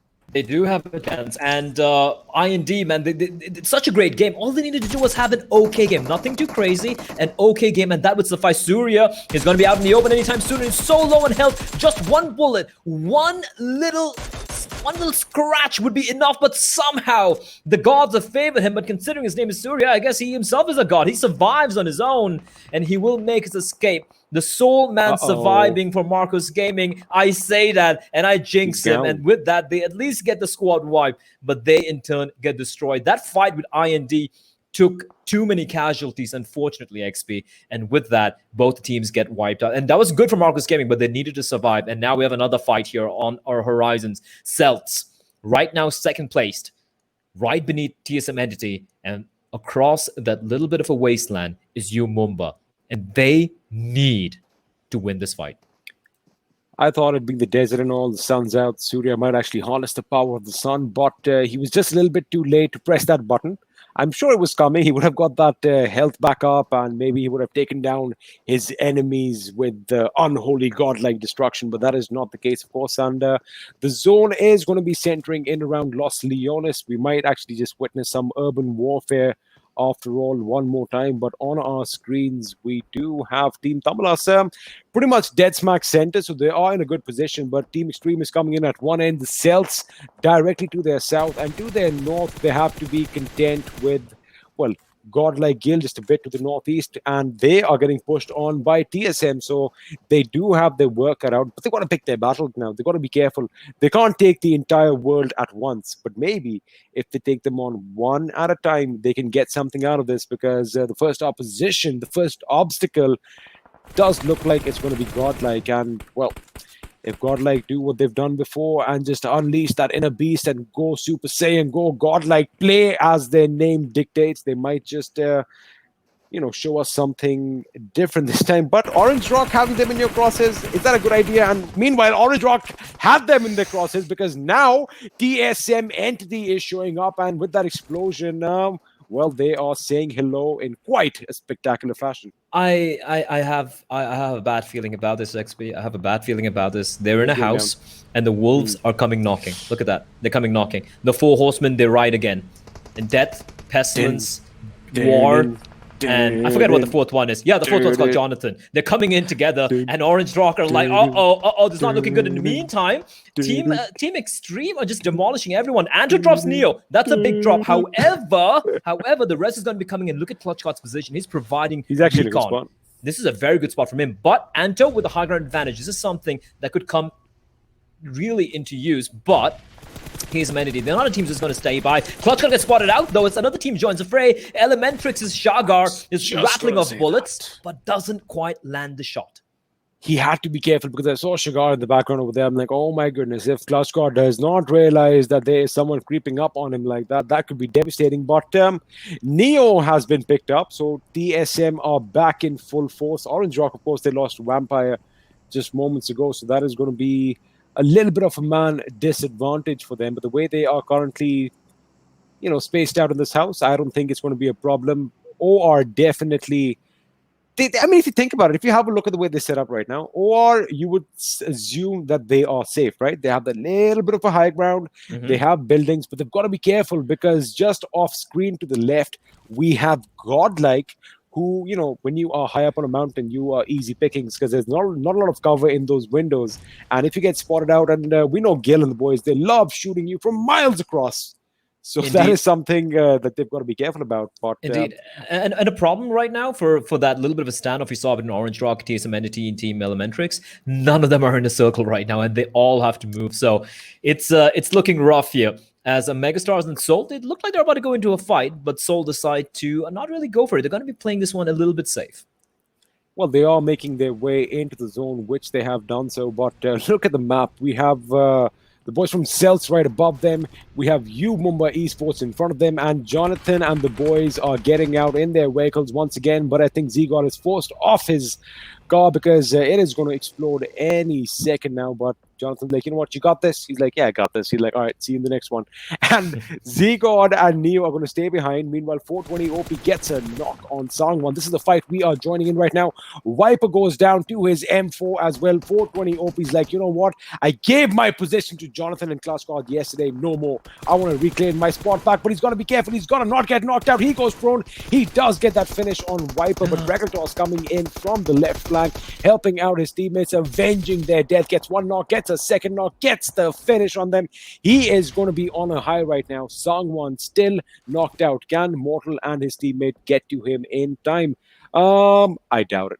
I think Destro and Beachma might capitalize on this, but they've got to be careful, because Fnatic is sniffing not too far off as well. They are indeed. And the thing is, I can't really blame Umumba for going for that push. Regaltos was all by his lonesome. I think they were aware of that. The thing is, he clutched it out, though. The 1v2, he won it, played it spectacularly well, and with that Umumba just down to 2 players around. And now Regaltos has got Mortal nearby as well, as Jonathan's going to find Ted. Daljit from the distance, rattling up bullets. He blows it up. That's Zegod. He's going to go meet his maker. And that is a huge win indeed for Orange Rock. They have lost a player, and now TSM Entity on this rotation, they've lost perhaps too many players than they'd be happy with. They have Jonathan alive. They have Clutchcard alive. two very deadly players. In fact, that this two-man squad, man for man, could potentially take face off against a full squad if they really do have to. But from a very good position now, they're just down to 2 members, although they have 6 players. In the meantime, Mortal will get naded down by MJ from Team Celtz, and he's on his knees waiting for Regeltoss to come in for the res. Now, although the boys from TSM are getting this little high ground at the edge of the zone, it is going to be a little dicey situation, because if the zone pulls off from them, they are going to have a lot of opposition as and when they have to move downhill. And of course, you are going to get caught out. But who is caught out right now is going to be Mortal, as he bleeds behind his vehicle. I believe someone from Celtz actually got the better of him. Regeltoss is going to pick a fight with the Celtz, but that is not going to be good enough. And Soul is going to get eliminated in the 13th position with 2 kills, courtesy of Regeltoss. So good outing by the lad, but I guess they were outplayed by Celtz. Celtz again, they have been on a roll. They need these kills. They need these games. The morale is going to be super high in the camp. And, once you get that momentum rolling, nothing is going to stop you except that backpack, which is actually going to put me in a fit of laughter right now. That was actually kind of cute. That is a cute backpack. Yeah, he does have a monkey. He does have a monkey on his back. He's got a monkey on his back. But in the end, it is going to be the kill coming in from the distance, which will end Godlike's not Godlike, but rather Orange Rock's run so far. And it's suffering quite a few casualties, some of the favorites, but Celtz are looking good. We are down to the final 37 players in the server, the final 11 teams. And this is risky from Godlike, running around with the vehicles. But just for a short distance, it's setting up a little bit of cover. This is kind of like a barren landscape if you think about it. Yes, it is a little mountainous. Yes, there's a little bit of ledge there. But a flag coming in, there's no cover nearby. There's maybe a couple of trees. So this party van is definitely going to come in handy when Team Tamilas decide to make a move. But Team Celtz, at the moment, looking phenomenal. 4 kills for them, and every single one of them alive. I mean, I think that's what you need at this stage, right? I mean, the confidence comes along with your teammates when you know that you have your flank secured, you know that you have your backside looked after. The Celtz are definitely going to be, in a good spot, and they have that high location pretty much in the zone, so they don't have to move around, but they have to basically fend off all the wolves that are going to be heading their way. That's the only issue. But I'm sure that if each of them just plants their weapon at one end and just like, all right, this side is mine, you take the other one, they can actually control the flow of the game right now, while we join HP as he's jumping down like Spider-Man. Parkour! I think parkour. Damn it, I should have said parkour, but he almost broke his ankle over there. I wonder if he did a tuck and roll, though, because if he didn't do that, then come on, that's not style points. But what is stylish is blowing up to a grenade, and Existence has gone down to Rox's nade, and, is he going to get taken out? I think he has been spotted out. TSM Entity are going to find themselves at the receiving end of things as they are eliminated in the 11th position. The 4 Horsemen are out with 6 kills to their names, while Megastars are going up against MGZ, as Blay likes to call them, and VSG-Crawlers as well. Mugzed. So they are having a fight on 2 fronts, while another grenade can actually be devastating for here. Is Gale going to get knocked out? Oh my goodness, Cronton is finished by that grenade. I do believe that knock just came in from elsewhere, but Rox is going to walk off with that kill. And lot of nades over here, Blay. Gary OP is now unleashing some firepower, but he gets knocked out by one of his own nades. Yes, he does. And while that fight's happening, we have a fight between SynerGE, and I'm not sure if that's Team Tamilas. My eyes are betraying me right now, but you can see the picture at the bottom right. SynerGE are in a battle for survival. The blue at their back, so they need to push up here. Rez is coming in, as it is going to be SynerGE, and I was correct. It is Team Tamilas. SynerGE is going to come around the corner, but he doesn't come pre-firing across. Strider from above trying to get the knock, though, and I do believe with that, SynerGE will be knocked out just with 2 kills. Team Tamilas knocking out SynerGE, and VSG-Crawlers will be joining them. And with that, we are down to the final 8 and rather the final 25 players. Fnatic, though, quietly, just 2 kills to their name, but all 4 alive. And they have been waiting patiently, very, very patiently, XP. And maybe now is the time for the orange and black to strike. I mean, this is the time that they have. They can't leave it too late. They can't leave it for the next game. I mean, if they want to make an impact, if they want to make sure they go to the World League, now is when they have to act. And they are out of the zone, so they have a little bit of opposition in the form of Umumba Esports at one end. I do believe Team Xtreme behind them, as far as an Elementrix, of course. Kind of behind them outside the zone. So always is all you need to do is make sure that you keep an eye out in the back. There's a lot of opposition that's going to be coming in. Very well done on the smokes over here. Make a smoke screen, and if you just have a look at the minimap right there, you see that little line, that little notch just below the halfway mark on towards the right side. That is a place that these boys are going to be aiming for, because if they can get that dip, they can have that protection from Umumba and the Celtz, who are basically towards the northwest of the map. But they have to be careful. I do believe Megastars are going in for the play, and Megastars are now in contention to actually block them off, and that is something that we might see right now. Demon is knocked out back there. Whether he gets picked up or not, we're going to have to find out. But now, Frank, you see, all their attention is behind them. No. Right? They will get those kills, but they've got to be careful. Now their backs are exposed to SynerGE, so I wonder what is going to happen over here. But I think Ronak has found out a member of SynerGE. 2 of them are knocked down. I do believe Ash is the one who's keeping them at bay. So that was actually wonderful by Fnatic, the way they, made sure that their backside still remained clear, although we have Mr. Hyozu from Elementrix who is powering through. Yeah, the problem right now for Fnatic is they are in the open. They had a little bit of a broken warehouse to have some cover for the time being, but now in the open, they got some hay bales. Those hay bales are pretty powerful, mind you. And Hyozu, you took his name, and he's going to get taken out as Godlike. Skill will be blown to his knees. We're down to the final 6 teams. Umumba, 1 player still alive. Godlike with 2, while 1 is just crawling around on his knees. Team Tamilas, 2 players alive. Celtz with 2. Megastars and Fnatic, all 4. Megastars, just to 1 point, but the 4 player single live is huge. Fnatic, though, they have 7 points, but 3 players now, as one's been taken down. Rocks dropping bullets, rather just like tossing bullets towards Megastars, and I like what he's doing here. He's repositioning himself. He sees that drop, and the drop could potentially be some cover for him as he wants to get this flank onto Megastars. Maxi from Team Tamilas running across through the smoke, and in all the chaos, Ash will be found out, and that is going to be Fnatic getting knocked down in 6th position. However, they do get 8 kills, so that's 14 points to their name, and we're now down to the final 5. Team Tamilas in the middle of all the fray. Megastars 3 alive, a little bit of cover for them, and Team Celtz as well, 2 players, and they have that drop as cover for Mr. Rocks. That little ridge, that notch that I was talking about is exactly what they were going for. But like I said, Megastars kind of beat them to it. Maybe they held off a little bit too long. Had they been in that position, they could have spotted Megastars coming in from the open. They could have gotten them. But that is the way the cookie crumbles. And Megastars, in fact, get the better of Fnatic. But they've got to be careful.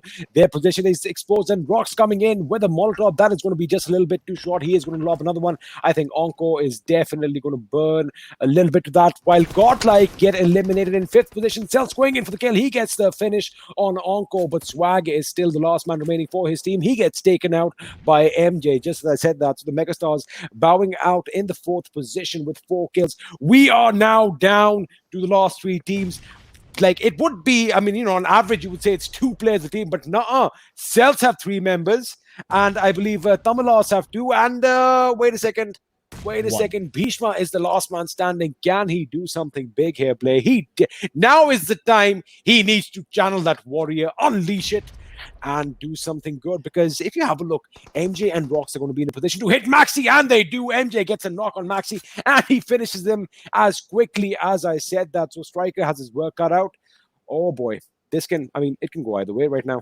It can go either way, but right now, with 5 alive in Bhishma, like I said, you got to channel his warrior spirit. He's named after one of the most mythical warriors in Indian mythology, and the positioning from Celtz, Rocks, and MJ, they have a little bit of bridge to work with. Now, Striker is aware where they are, but the moment he rattles off a bullet, his position will be compromised, and he is very much aware of that, and that's something that he doesn't want to really give out. He's a lone man standing for his lineup, and I do believe for Celtz, they have 3 players alive. Indeed, Atunki far, far away, but he's providing oversight from above, that little bit of a mount, and Bhishma and Striker. They're in sniffing distance, they're in kissing distance even, and they have no idea. They're just waiting out the circle, but the problem is for Celtz, all 3 members have the safe zone, unless I'm very much mistaken, and Bhishma and Striker, they will have to make a move. Unfortunately, not much foliage to work with. So once they start clawing their way up across that little bit of a flat land, it's going to be exposed. I think this is going to be GG, if you ask me. Celtz are going to get the second chicken dinner unless something truly terribly goes wrong for them.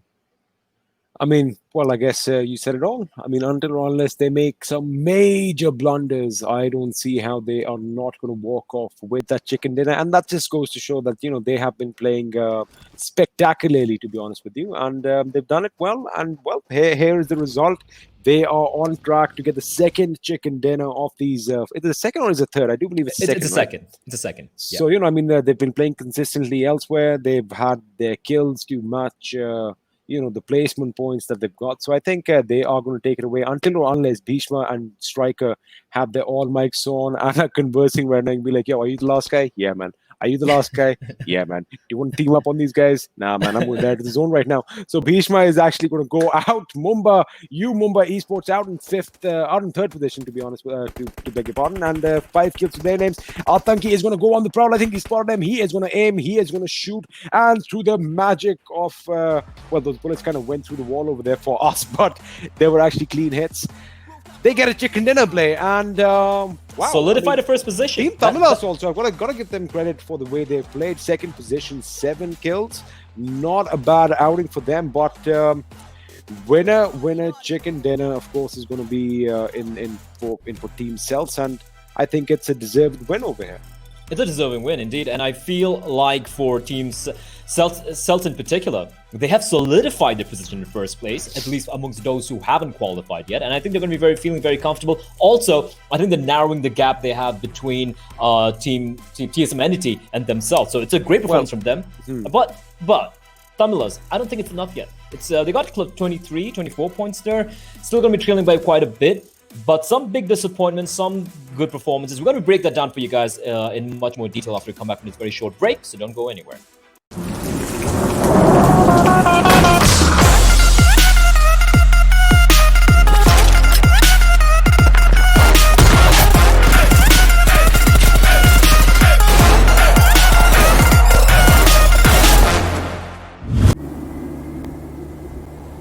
ये तो बहुत खतरनाक stunt है। पता नहीं आपको डर कैसे नहीं लगता? डर सबको लगता है, गला सबका सूखता है, पर डर से डरोगे तो कुछ बड़ा कैसे करोगे? तो ड्यू उठाओ और डर को पी जाओ।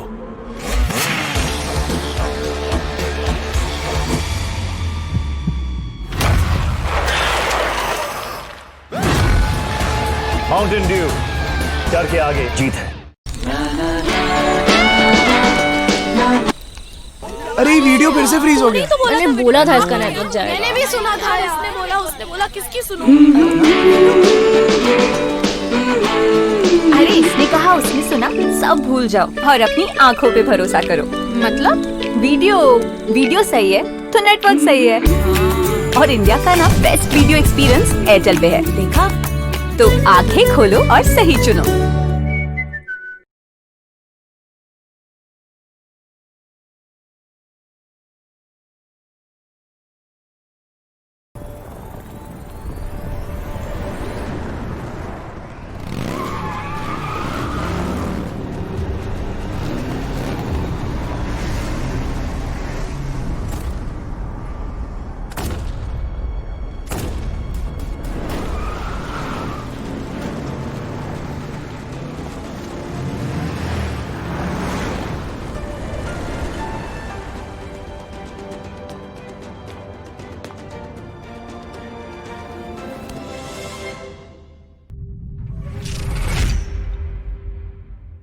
Cheer Park is a brand new feature in patch 0.18.0. It's a place for players to relax with their friends, practice skills, and meet new people.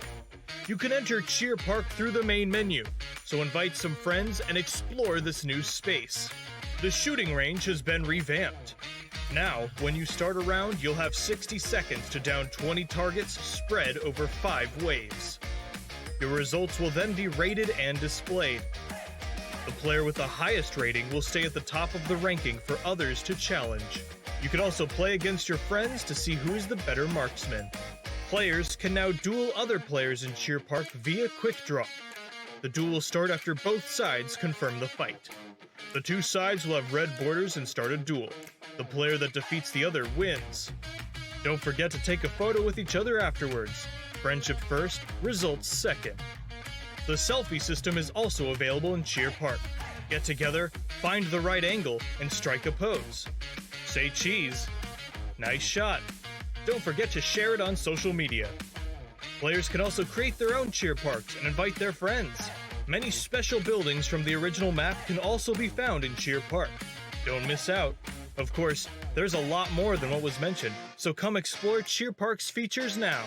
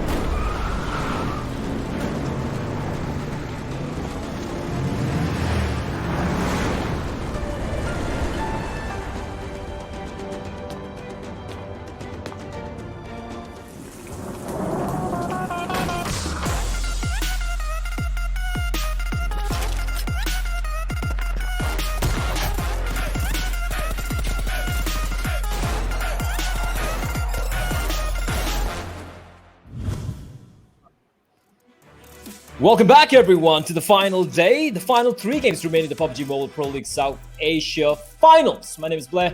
Joining me as usual is going to be XP and Fixes. And I had to lose my blazer. It was getting a little too hot for me personally. And you know what? I'm comfortable in my t-shirt. X is comfortable with his tie. And you're comfortable with your debate club uniform. And you know what? It's all okay. You can wear whatever you want.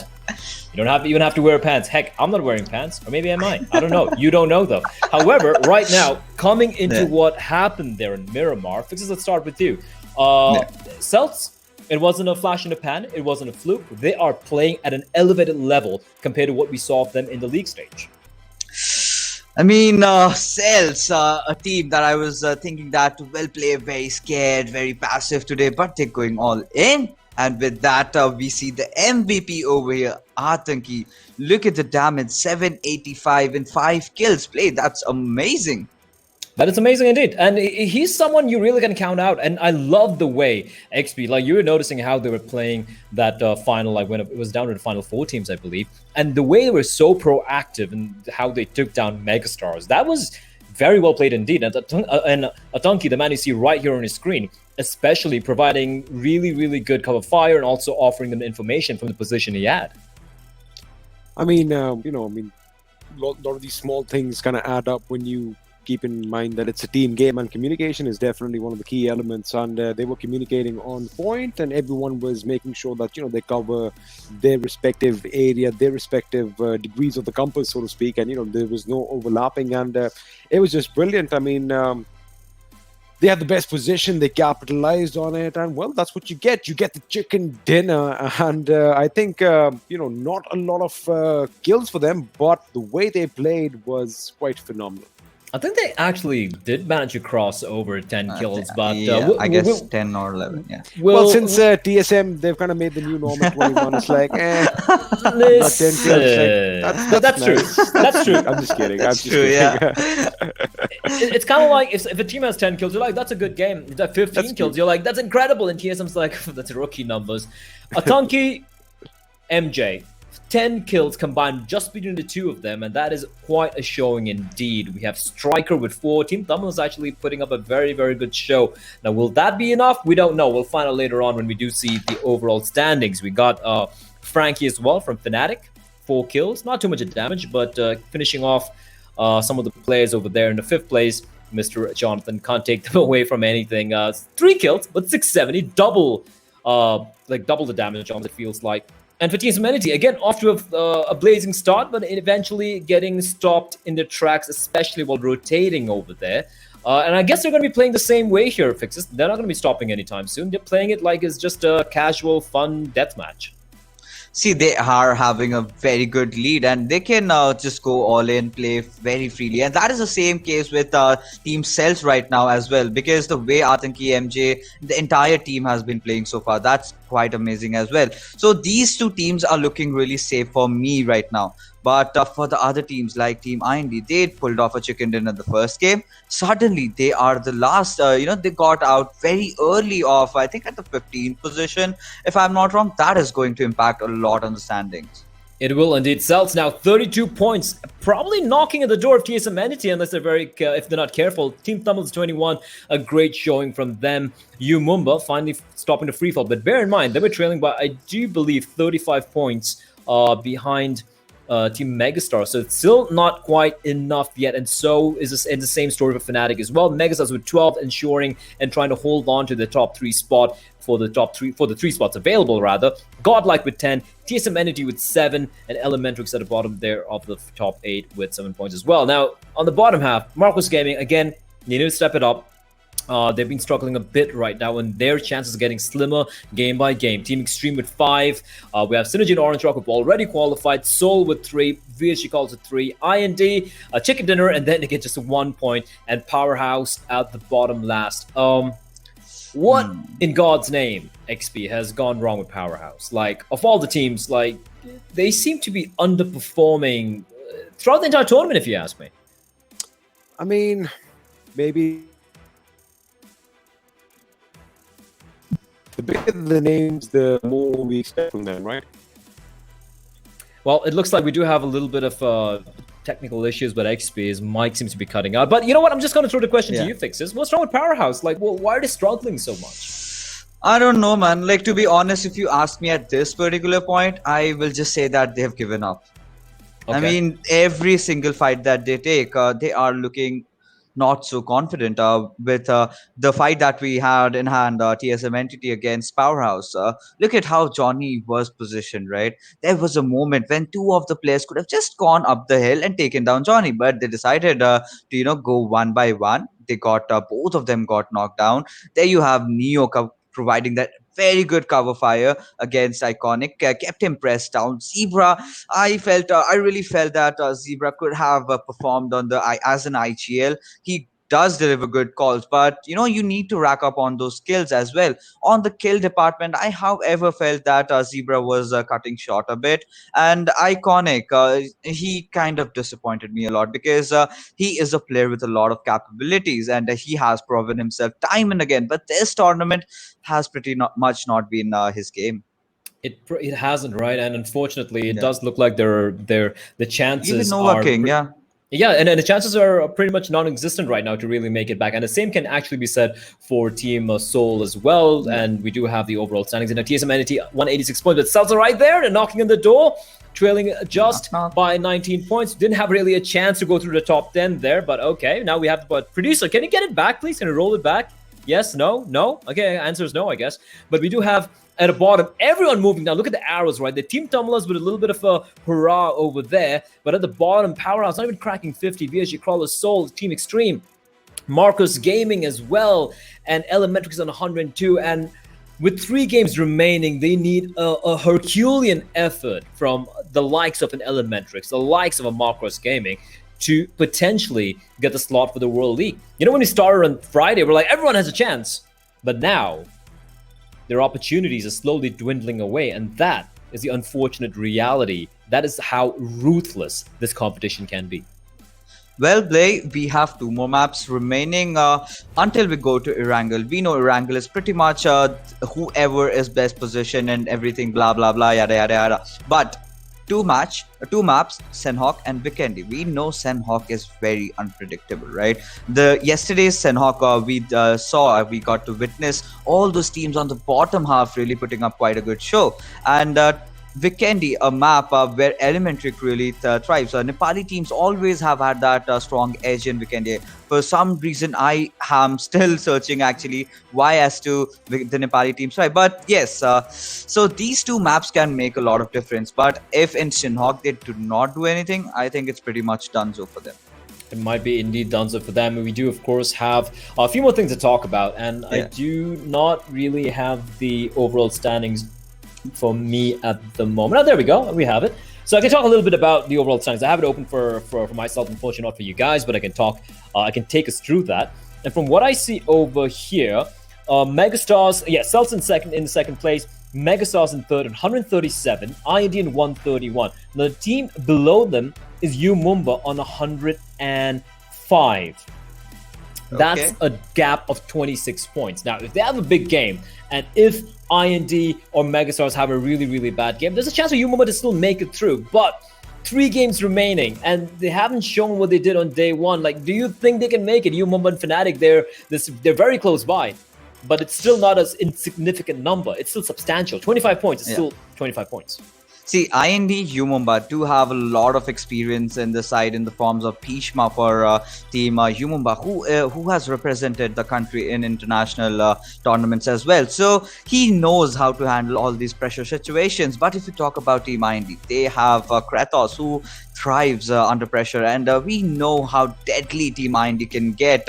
What happened earlier was a bit too much unlucky. They were not in the right positions to take that fight, and those 2 early knocks that they got against Marcus Gaming was just too much for team IND, and Marcus Gaming, they played amazing over there. But yes, it can be anybody's game. One good game for Umumba, they will bounce back right in. But looking at how they performed in Miramar, I do think they still have a chance of making it. They still have a chance of making it, and you would want to see that, right? But also at the same time, you want to see Celtz. You also want to see Celtz qualify. You also want to see Megastars qualify. For me personally, I think Vexy deserves that particular slot. But end of the day, it doesn't matter what you feel or who you think deserves. Like, you can be like, oh, Team Tamilas deserves it. They showed a lot of fight. In the end, you can be like, Marcus Gaming deserves it. Doesn't matter what you feel. It doesn't matter what you think. What matters is not who deserves it. It's who gets those chicken dinners. It's who gets those points and who gets those kills. And unfortunately for the other teams, Celtz, Megastars, and IND have stepped up to the plate. And they're now 3 games away. They're 3 games away from closing it out. Now, going to Sanhok, are you expecting something a little crazy? Because that's what we've seen so far. We've seen some of the big teams fall on Sanhok, and some of the underdogs have a chance. Which team would be your pick to kind of potentially get a top 2 or top 1 placing here? I think for the map of Sanhok, I will go with Megastars because they did put up a good show yesterday, and they really need to put a good show right now to cement that position, because we pretty much know that this team on our screen has made it through. I really have it coming in through my veins that yes, Celtz are qualified for the PUBG Mobile World League, but we will have to see, however, if my Megastars do make it or not. We have to see indeed, and I do agree with you right now. Celtz looking really solid, looking very promising. They are on 165 points. The closest team to them, Megastars, is 137. That's a difference of 28 points. And of course, after that, we have IND, which is over, almost like close to 40 points. 30 points difference there. So yeah, they are looking good. Another couple of they don't even need to high fragging games of chicken dinners. They just need to consistently place in the top 8 for the next couple of games and they're through, right? Yeah. But for Megastars, like you mentioned, IND, they want to solidify that. Now, IND, chicken dinner in the first game and kaput in the second game. They got, I think, 1 point over there. Which IND are going to be seeing on Sanhok? Like, is this a map that they are traditionally comfortable on? But before you answer that, I want you to take us through the Darki Agachirhe moment from Mountain Dew. I mean, this has to be the moment, right? UME taking that amazing fight over there. You see the position of the players. They know that they need it very desperately. 420 OP was so very low, but he was not shying away from a fight. But Team Soul, Regultos, he has always been doing that job for Team Soul, to be honest. And he is the only Soul performer that I have seen in the finals to be stepping up. And the other few members, I haven't seen much out of them, to be honest. Viper, maybe on a couple of occasions, but this final has been pretty off for Mortal, Sangwan, and Aman, to be honest. I think you hit the nail right on the head there. Regultos has been the pick of the lot. We do have the highlights coming up for you guys, so we do try to talk over what we witnessed on Miramar. Where's XP? I don't know. I think XP might be, I don't know, it's probably overdose on his cough syrup, perhaps. It's never a good thing. He is feeling a little under the weather, as his internet's been acting up a bit as well. XP. He should be coming back, though, for the next game, so you guys don't really have to worry. Right now, we do have the highlights for you guys, so we can talk a little bit more about what we saw and what we're going to be seeing next. Now, Miramar's done. No more Miramars. The PUBG Mobile Pro League South Asia is done with Miramar. No more desserts. It is instead going to be in the humid rainforests of Sanhok. And talking about Sanhok, you said, Megastar is going to be probably stepping it up, and we do have a few potential teams who can still make it out there. And look, speaking of a few favorites here, Fnatic, right? They didn't have a bad game. But again, we had Scout being benched, and they looked good. A couple of games they were looking very, very good, and a couple of games it kind of fell flat. This was a pretty decent game, all things considered, but that one chicken dinner they need, do you feel is a missing element, which if they manage to fix, they could potentially have a massive game and then potentially get into the top 3? Like, what is missing for Fnatic right now? Well, you just said it. That's Scout, and I personally think that he should get subbed in. And he's back. He's back. The magician. You're talking about someone's missing. I'm here. Yeah, what's up, guys? All right. So tell us, XP, like, what do you think about Team Fnatic? Do you think they should get in Scout over here? I have not been privy to your conversation for the last 2 minutes, so... But I can tell you what I said. I could recap that very quickly for you. My thing is, like, Fnatic, they have, without Scout, they've had ups and downs, right? They had a couple of very good games where it looked like everything was clicking.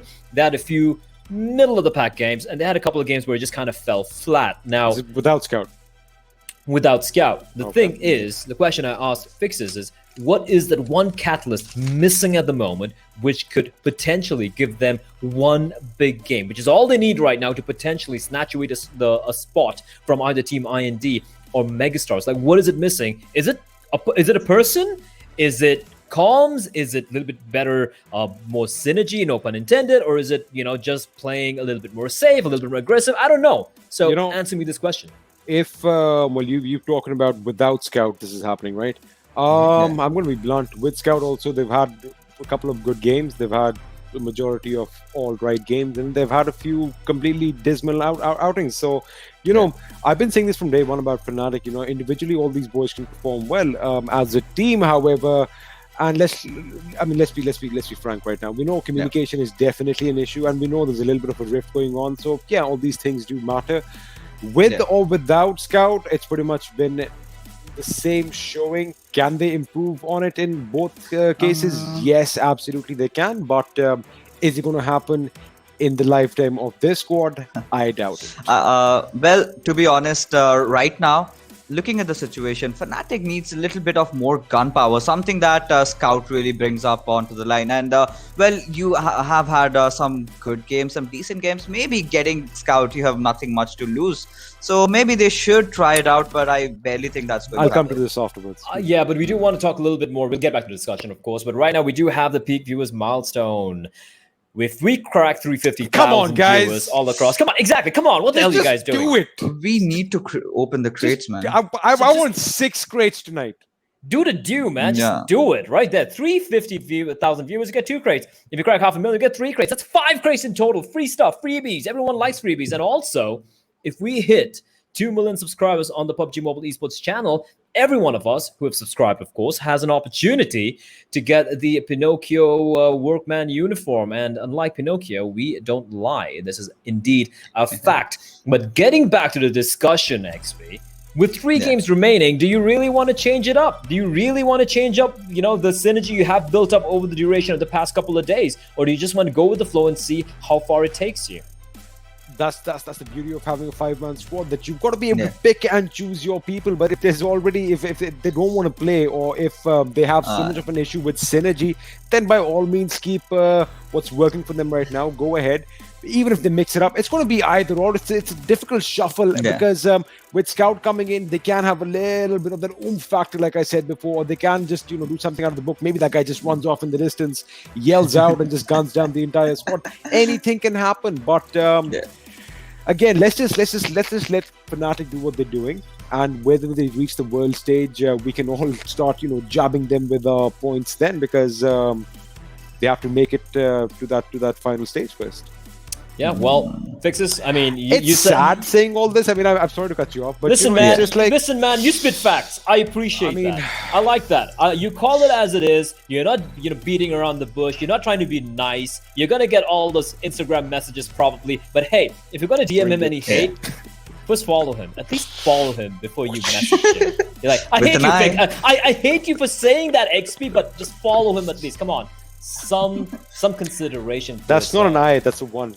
Just sorry. That's _exper1ment over there. That's how you pronounce it, by the way. It's not experiment, exper1ment. And you can drop all the messages saying, XP, you suck, you have no idea what they're talking about, but follow him before that. At least that's the least you could do. And on that note, ladies and gentlemen, we're going to be jumping in straight into Sanhok. My personal favorite map, because that map basically screws over everyone else. And I love to see it happen. It is going to be green. It's going to get hot, humid, and heavy. You guys are not necessarily dressed for a Sanhok, but I am with my t-shirt. Yeah, it's too hot, man. I couldn't handle it. I don't know how you guys are dealing with it, but I'm going to sit back. I'm going to just lounge for a bit, grab myself a pina colada, relax, enjoy what is going to be. Run out of them. I need to raid your bar one of these days. I have a separate fridge for my oh damn. That's how we roll. That's how we roll, baby. But on that note, we're going to be jumping into Sanhok very, very quickly. And quick predictions. XP, who do you think is going to win this one? Who do you think is going to win this one, Blake? Pick your 3 teams that you are going to be rooting for the next 3 games. Come on, go pick one team, Blaine. Oh, it's too late. It's too late, guys. We gotta go live. We gotta go live. The game's starting already. I gotta get out of here. Oh, All no. right. XP, fix it. The final Sanhok. I personally love this map. I'm sorry. I hope you guys have fun. GG, well played. It's not that time yet. Have fun with this. I am going to sit back, relax, and enjoy it. Ladies and gentlemen, Sanhok, the final one of the PUBG Mobile Pro League South Asia Finals, taking place right now. Is he gone? Is he gone? Can we finally make some fun? Nah, but it's just that, he did almost say he loves this map. He does love this map and the smackdown that people receive on it. It is action, pandemonium right off the bat. And IND looks like they are going to be heading over to Camp Alpha once again. So, they are sticking to what they know best. But is the zone going to be in their favor? There should be some water. Come on. Zone, throw them a bone, and the zone does throw them a bone.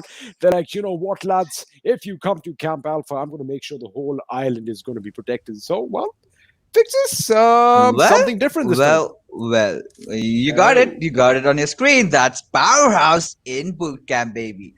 Oh my god, this is going to be intense. But look at Team Fnatic. They look well prepared. Always is on the outskirts. We have Frankie, however, inside bootcamp, but he is still running off. So I think Team Fnatic taking the good decision of backing off and not going against Team Powerhouse today.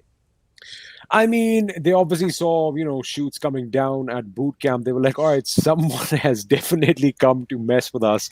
And again, for Fnatic, they can't lose out early on. They can't afford to lose even one member right now because, even in the last game, they had 8 kills, right? And they managed to get as many position points as they could. That is something they are going to need to do this game as well. Play a little safe, play a little quiet. Get those placement points, get a few kills here and there. And, if you want to go to the World Leagues, you have 3 chances remaining. And now you can, since, you can actually count all these chances on your fingers, you got to make the best of that opportunity. Or else you just, could go all guns blazing in Powerhouse, and every squad that comes in front of you, rack up those 20 kills, take that chicken dinner, just sit back and relax, maybe because you have made those 40 points out of one single game. But yes, talking about XP, the other teams that have changed their drop locations, one would be definitely Team Soul. They have landed this time on the northern side. Well, again, like I said, you've got to mix things up a bit. And, as far as Seoul go, I don't think they're going to be in contention for those World League spots unless they do something of a miracle and win the next 3 games with 35, 40 points each. But until or unless, if they win Sanhok, then I might actually, take back my words. But see, they're mixing things up now.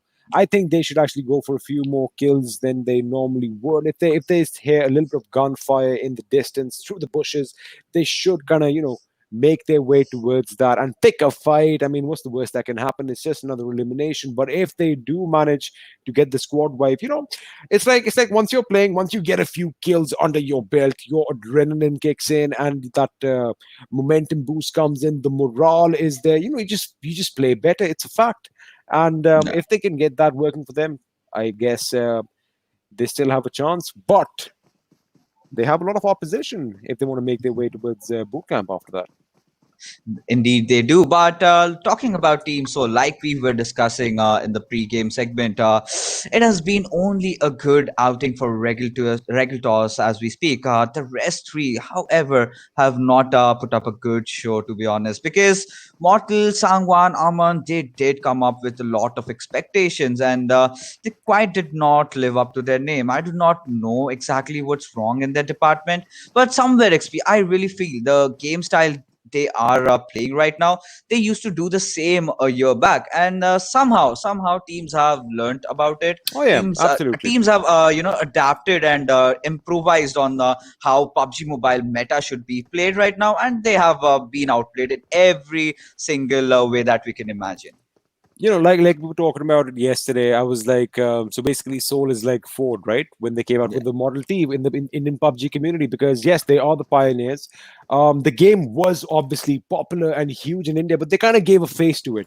They kind of put it on the map, and kudos to them on that. I mean, brilliant job. I mean, nobody can replace them as far as that go.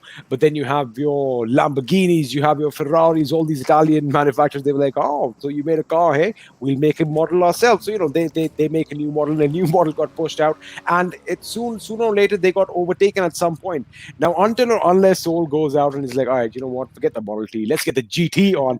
Until they do that, well, they are not going to stand a chance at facing all that competition because, again, pioneers, yes, but, well, that opened the doors to to a plethora of talent that we have on display for us. And, you've etched your spot in history, but I guess the better man is going to win. And, the new teams that are coming up, that are showcasing all their skills, they're just showing that, hard work, great determination can make anyone into a PUBG god.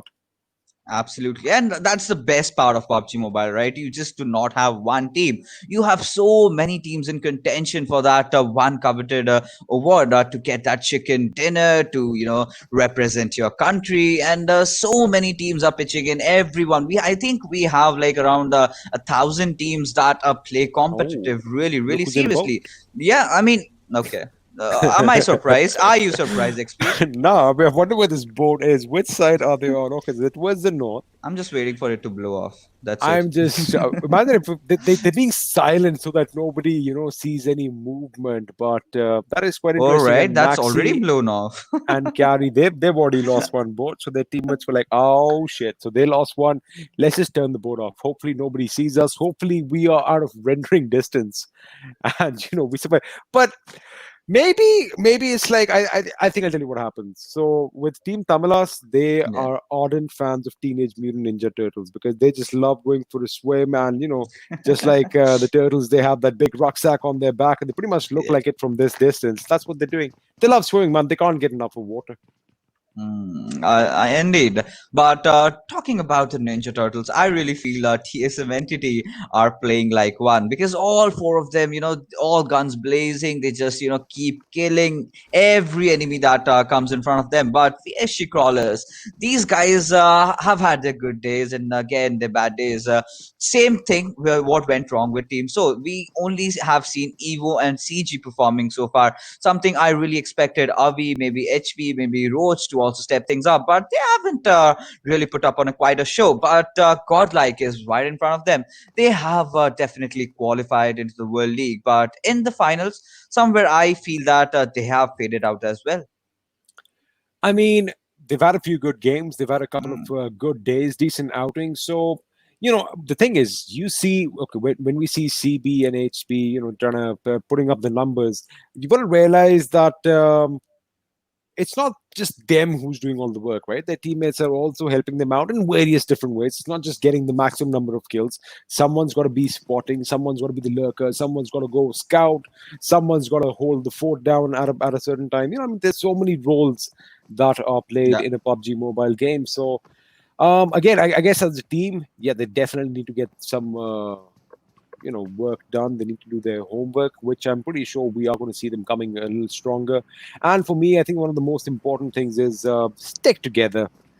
I've been a part of it as well. After one tournament, we love pointing fingers, and then we break up, and then it's like, all right, new team. Yes, that is the missing factor. But let's see if that is going to be the case, because we are going to go up against the Skirmish and Fnatic. Although they did run away from them at boot camp, Powerhouse have finally caught up to them. Absolutely, they have, and Ash does lobby a grenade in as he will want to take it on towards Iconic, but this will be a good matchup. Iconic does have that QBZ Ash with your gun. Okay, do that. You gotta roll the R's, and go ahead. Just letting you know, Breaker Toss just blew up those two members in the boat we saw on Team Tamilas. Full stop. The end. I'm out. And even Frankie has been taken down by Orange Rock's Diljit. However, Dark is down right now. Fnatic, Powerhouse again being surrounded by another team, and they will get third party. Fnatic's Ash, however, struggles to find some opening as two members of Powerhouse have already been taken down. Ash goes in for that finish onto its Iconic, but Orange Rock is in the nearby fray right now. Meanwhile, Nova King still fighting it out. Ash does come in. He knocks him out. The last member surviving is Zebra as he tries to run around, but no, he gets spotted. And with that, Fnatic will want to end his misery. And with that, down go Powerhouse yet again, XP. I guess Powerhouse is kind of deflated right now, to be honest with you. Maybe it was a bit of synthol. Need a lot of power. Maybe it was synthol will actually got them down, but now I mean it's all right. They've had a good outing. They will definitely pick up the pieces, learn from the mistakes, and come back stronger. Hopefully they do that. And well, they have 2 more games after that. They can still go out, but they are going to be the first team to be eliminated. And the fact that Ash kind of just sprang into action over there and didn't give them any chance of revival, I think that is something that kind of won them out. Zebra initially, when he was shooting outside in through the window at Ash, he was in a good position. But of course, he realized that Ronak might come up on his flank. So he went back behind that rock where Ash is at right now. Maybe had he come towards the building, that would have been a little bit of a plus point for PH, because Nova King was trying to pick up Dark, but he failed to do so at that moment. Maybe he could have been in that corner and, he might have actually picked up Dark. Again, ifs, buts, maybes, we can say a lot, but the Nova King did again go out of the house. He thought he's going to get the job done, but he did not contemplate the fact that there's going to be another member from Fnatic who's going to have an angle on him already. So, I think Fnatic played well. They didn't overstep, and they got the squad wipe over there. It's as simple as that. However, they did lose out on Frankie, and which will haunt them because they have to cross the bridge over, and we have Soul in the nearby vicinity. But taking things down south, we see SynerGE trying to enter from ruins, but look at who's coming behind them. That is TSM Entity. We might get to see a matchup between these two right early on into the game, and this will be a pretty good matchup because SynerGE will have that upper hand trying to get them out, but they still need to anticipate that TSM Entity is right behind their backs. That is a scary sight. Yeah, when you have TSM Entity running behind you, it's like, where did we hide? Where did we go? I found some cover. I'm going to hold this. You hold that one. I think that's what they might do. But then again, they are SynerGE. And we know SynerGE, these boys can shoot. So I'm not going to see a lot of panicking from them, but that is a beautiful drop. The M249 with the Natix and make the sound. Make the sound. Goodies. M249 is way too quick. I am a ratatatata man. That is what I'm going to stick to. I love my AKs. I'm an old school fella. I'll do a little bit of a course on gun sounds. Don't worry. I love making all kinds of weird noises. We get to see some videos on YouTube. Sure. We're going to get everything up and running really soon. Next week, guys, we start. But anyway, we are coming back to the game. Yes, sir. Is correct. But so no opposition from SynerGE because SynerGE kind of went a little bit to the right. They are still on the island, so to speak. On the main island, not the main island, the one below Camp Alpha. So they're still on that island. They're going to hold off that end. But TSM, they decided, you know what, to hell with this. We are just going to go over the bridge and attack enemies from the place that they least expect. And I do believe Elementrix might be the first in their line of fire. Look at how fearlessly they are crossing the bridge. I mean, at this point, I would be like, hey, check if anyone is on the right-hand side. Check if anyone is camping. They're like, nah, we just don't care. We're going to go in. Whichever squad is in front of us, we're going to take them down. We're going for the chicken dinner. And the way they're making those movements, I do not see any other team as confident as they are. But as the circle closes in, this will be the third circle, if I'm not wrong. But IND, I love the position. And this is a game that they have to win to increase their chances, to make sure that they make it to the World League. But right now, things are not looking good as they have to get inside the circle. Slayer, of course, is in, but they will have to deal with Megastars. They will have to deal with Orange Rock, against whom they have not been faring so well. About talking about Orange Rock, they've been in that same position they've been in all the Sanhok games. Yeah. So it's nothing surprising. They loot up, then they come to that compound, and then they wait for IND basically to come down and, just serve themselves up on a platter. But that is not what is going to be on IND's mind today. They are doing something different, and Strider is going to get caught out in the water. Clutch Squad spotting him and taking him down. wasting no time whatsoever. And in fact, Pan Singh is going to come in and take that kill. So a little bit of serve them up over here. They are mixing and matching. They're just knocking people down. They're like, all right, you want to take the kills? Don't worry, we'll rock the next one over. Servi gets knocked out by Clutch God and at some distance as well, while Austin Bot X is going to get finished by Pan Singh. Jonathan, meanwhile, makes sure that he gets that finish on Strider, and Servi is not looking good. He is going to get ripped to shreds by those bullets. And TSM, well, you said they're fearless. They are acting like it, and I think Clutch God, they might They just don't go for a care. little swim of their own. I mean, they're in the water. They are looting out. They don't care that even if someone takes a shot at them, they'll instantly become crates. That does not matter to TSM Entity. They are a force. They are moving as a four-man squad. They've got each other's back. But Ted, he might make things really tough for TSM Entity as he spots some Z-God. Will knock him out. Will try to finish him off. Will definitely want to avenge his fallen teammate Z-God. Will get finished most probably. Yeah, he is done. I don't think there is any chance he's going to get that. It's a good thing actually. So what TSM realized is that since bootcamp is still in contention, they are going to go south. They're not even going to take that bridge that you see. They're going to go beyond that bridge. They're going to go just a little bit north of Painan. You have a little hovel again. You see those rocks in the water? There's another bridge to the right. They're going to take that bridge and they're going to enter bootcamp directly. That is what these boys are going to do right now. Please make me right. Please don't make me eat my words. And that no, don't come left. Go up, go straight to boot camp. They're like, you know what? We heard you, Mr. Costa man. We are going to take this, but you think that we're chickening out? I'm like, no, dude, you're not chickening out. That would have been a perfect. If you have a look at the zone, had they taken that angle, boot camp theirs for the taking, it could have been nice. I mean, I'm just saying that. But I think they realized, you know what? Maybe the circle might actually come back left where Orange Rock is, because these guys have a connect with the PUBG gods. But Pansing is going to take out Jonathan while we talk in Ultron. We find them laying down some hurt on VSG-Crawlers.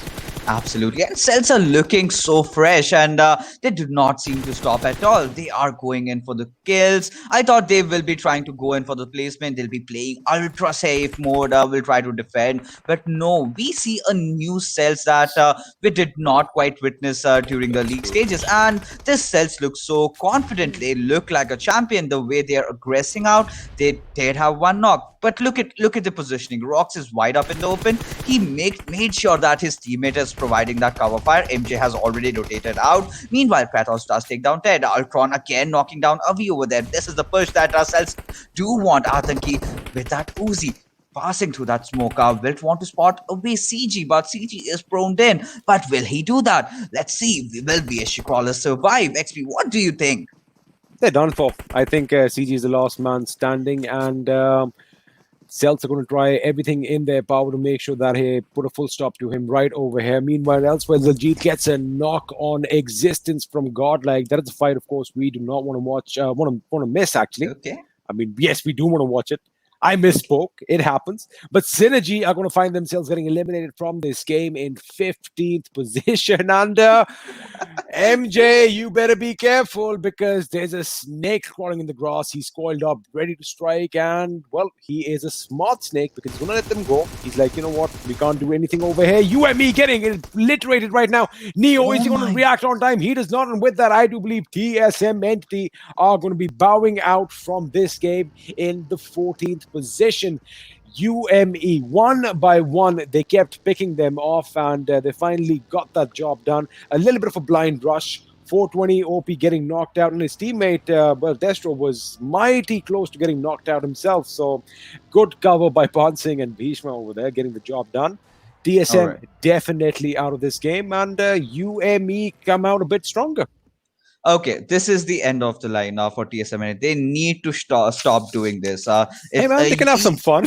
They can have some fun, but if they continue doing that, and if Celtz continue playing how they are playing, I think Celtz are looking to topple them over in this particular game. But right now, Trance, however, takes a knock onto a Destro. Kratos does not fall short as he knocks down 420 OP over there. Vexy, the sexy man, as you can see, they still have that amazing high ground that they can capitalize on. We'll have to see how Megastars plays this one out. Team IND also having the circle favor them a little bit, but right now they need to take this fight. They need those extra kills. Then, of course, chicken dinner is lovely, but Chicken Dinner with 20 kills is even more better. I was just going to talk about Slayer. He gets knocked out by Godlike Gale. Now Kratos has to make sure that he gets some smoke deployed because he is low on HP as well. Trance is barely on any HP. IND moments away from getting wiped out. These boys are holding their own. They're still a 4-man squad. Elsewhere, Soul is getting obliterated by what looks like, I think it is Celtz who are breaking out on them. 2 of their members under the bridge are down. Sangwan, I do believe, is the last man standing. But wow, what a close call for IND. Almost getting 2 members knocked out, but now they are going to be finishing off UME Spansing. He is going to be eliminated from this game. Bhishma is going to be the last man standing right in front of them. He is going up against them. He gets 2 knocks from... What just happened over here? That was beautiful. Beautifully timed. He gets 1. Slayer might also succumb to his injuries. That is going to be a long crawl for these boys. I doubt they are making it in the zone. So IND are going to be reduced to a 2-man squad. And lo and behold, I was talking about Mortal under fire, but Mortal picks up Regal Toss. Well, I think they got picked up by Sangwan over there. So kudos to them for recuperating right now. But I'm going to come to something interesting about Soul in a bit. But Fex says, man, these guys are getting shot at from all directions right now. We need to keep our Soul away for a bit because look at the circle. Orange Rock and the circle. I mean, what is that? How can they be so pinpoint every single time in Sanhok? The circle hasn't moved an inch away from Orange Rock. Hey man, they're lucky boys. Lucky boys, lucky boy. And Anto has now spotted down Mortal. Will take him down. And Celtz, look at the confidence on these lads. Look at the way they're maneuvering around. And TSM Entity, okay, they're down at 14. We know that, but it's coming up now, which is pretty weird. But Megastars swag, however, he does know that Mr. Hyozu is knocked over there. Would want to secure that kill because Vexy did take that knock and will not want to give it away to any other squad. But right now, Megastars, they have to take this fight against Orange Rock. They have to, and they have a long way down ahead of them. I mean, if they say Geronimo when they jump, it is going to definitely hurt their ankles, and even their femurs might get shattered. But Mega Onko under fire gets knocked out and taken out in a whiff, and the play zone is going to get Mr. Hyozu. He's trying to make sure he lands on his teammates. That's what's happening right now. Oh, not his teammates. They're the enemies down there. He might actually gun them down. What am I thinking? That color kind of just caught me off guard, and Vexy might be in a position to knock out members of Elementrix, but no, it is Orange Rock from the distance that get the damage not only on Elementrix, but they knock out Vexy and finish him as well. So Orange Rock, well, they definitely know how to hold this compound, and they are doing with some finesse right now. Regaltos trying to lay down some bullets in the direction of VSG-Crawlers CG. And VSG-Crawlers, I beg your pardon, and Celtz Rock is going to be right next to him as well, taking a little bit of that attack, just taking, helping out with the brunt of the attack. So kind of teaming up over there. Not really, I'm just kidding. Elementrix, Team Xtreme, I beg your pardon, is going to be at the beach. 1 rock for cover, not the best idea, is it? Definitely isn't, because they have to get inside the circle as we speak. So many fishes in the pond, and look at the fishermen.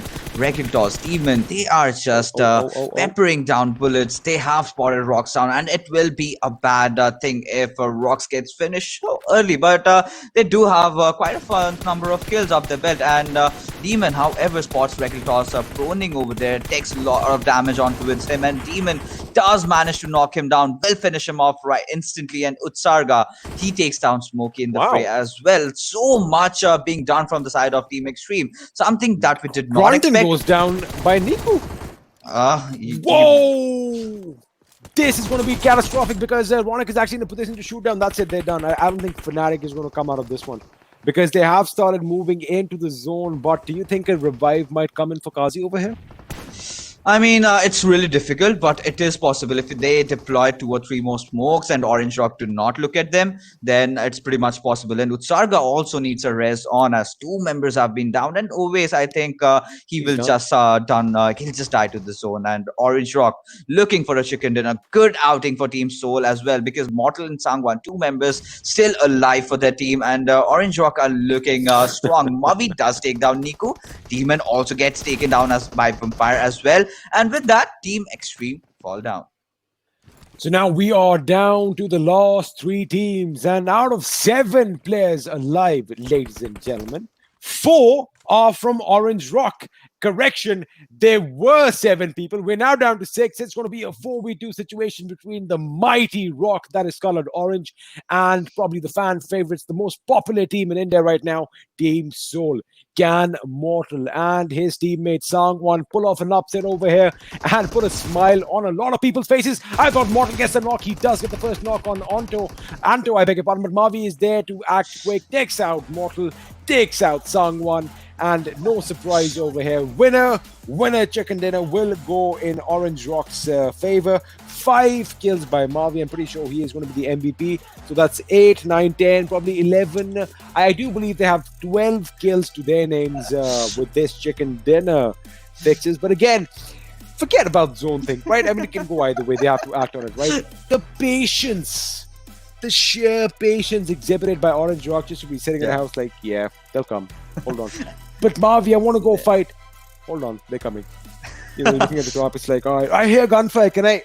Don't shoot. They're coming. Aww. You know, it's like that. I mean, I would have been like, dude, please let me shoot. But that is what it was. And that was an end to game 3, of course, here in Sanhok. And I think, Fixes, we just need to discuss a few points. And while we do that, why don't you guys just sit back, relax, watch this quick break, and join us after. See you in a few. Or not. Maybe. I don't know. I think from the corner of my eye, I still see myself on camera. So, all right. What we'll do is we'll just try to recollect our thoughts in front of you. So, Fixes. Now, what we saw there at the end was pretty awesome. Orange Rock definitely have a tie-up with the PUBG Zone guy, don't they? I don't know. Is that a thing? Does that happen? Hey, man, I mean, I've realized one thing, living in this country, anything is possible. So, you know, hey, what's up, guys? I mean, it is possible. You never know, but it isn't. It isn't. Calm down. But I'm pretty sure that, you know, Mavi must, and his team is actually, I think they might be getting used to that gameplay style now. But again, you know what? Like I said, let us recollect our thoughts. Let's hope it is right this time down. See you after this, hopefully, break now. Thumbs up. Tata. Bye-bye.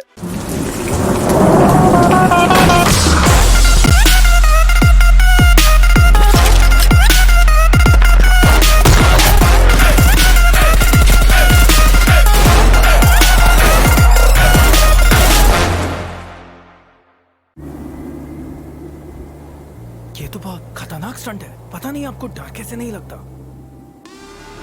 डर सबको लगता है, गला सबका सूखता है, पर डर से डरोगे तो कुछ बड़ा कैसे करोगे? तो ड्यू उठाओ और डर को पी जाओ।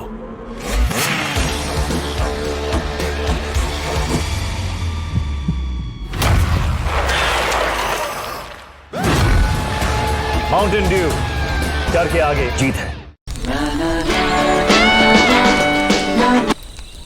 अरे वीडियो फिर से फ्रीज हो गया। तो मैंने बोला था इसका नेटवर्क जाएगा। मैंने भी सुना था, उसने बोला किसकी सुनूं? अरे इसने कहा उसने सुना, सब भूल जाओ और अपनी आंखों पे भरोसा करो। मतलब वीडियो सही है तो नेटवर्क सही है, और इंडिया का ना बेस्ट वीडियो एक्सपीरियंस एयरटेल पे है। देखा? तो आंखें खोलो और सही चुनो।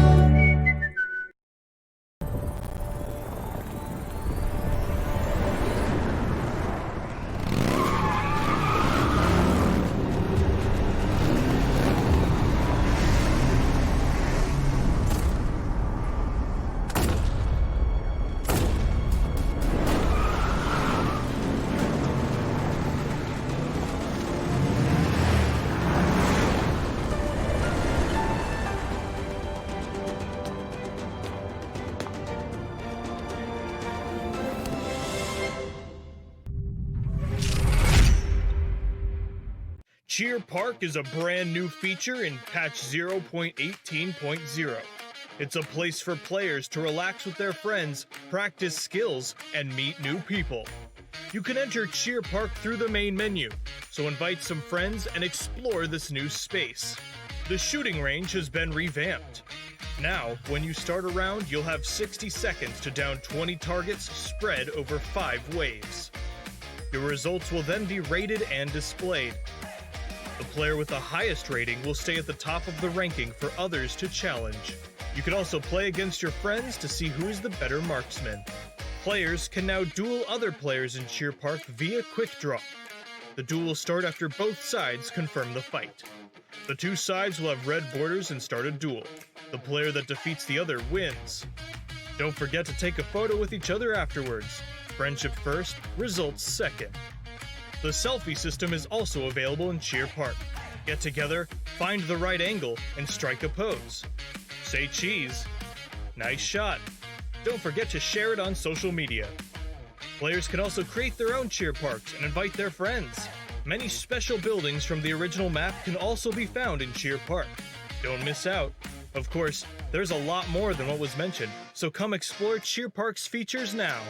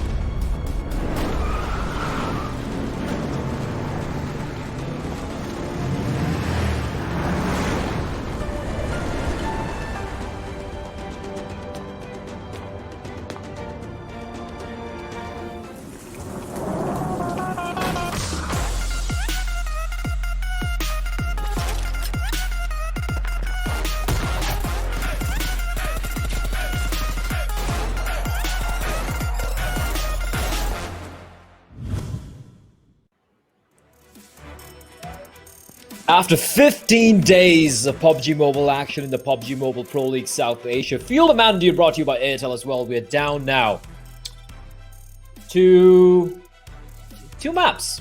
The math might be correct, XP. I'm not too sure. 2? Am I right? 2 maps. Yeah. That's all they have. That's all these guys are going to be playing for. Time to put up a shut up. A shut up, XP. Your tie's lame.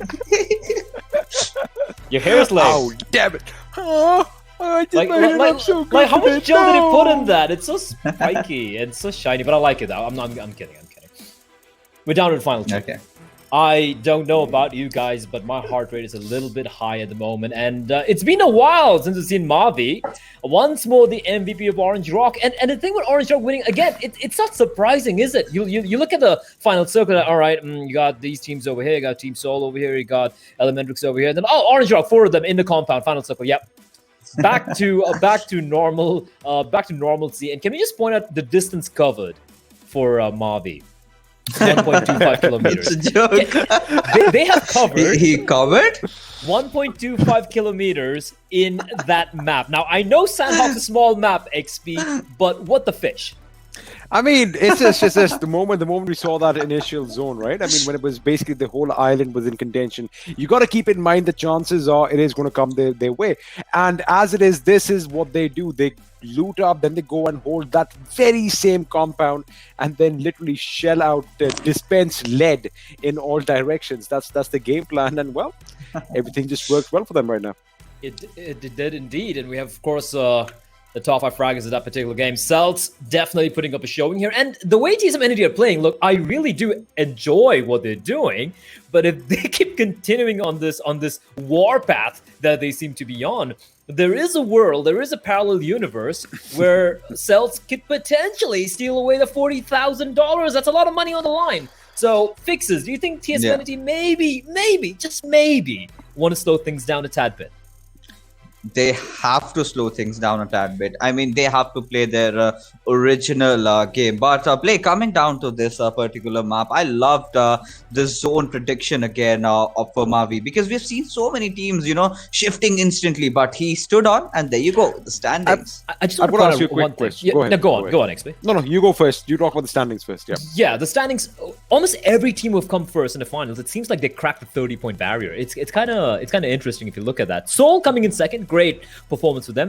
Celtz at 14, they are slowly but surely narrowing the distance they have between TSM Entity and themselves. Xtreme with a great showing as well. Fnatic with 11, still not enough, buddy. Still not enough, because Megastars are the team you're looking to knock down. IND are the team you're looking to knock down, and they have 10 and 8 points as well to their overall tally. Godlike over there in the 8th position as well. Now, with 2 games remaining, a few of these teams need to finally wake up, take an adrenaline shot, like ram it into the veins. Actually, I hope they don't do that in real life, but metaphorically speaking, I hope they do really step it up, because I don't want it to be like, you know, a foregone conclusion as to who's going to be the top 3 to qualify. I still wanted to come down to the final circle, the final battle.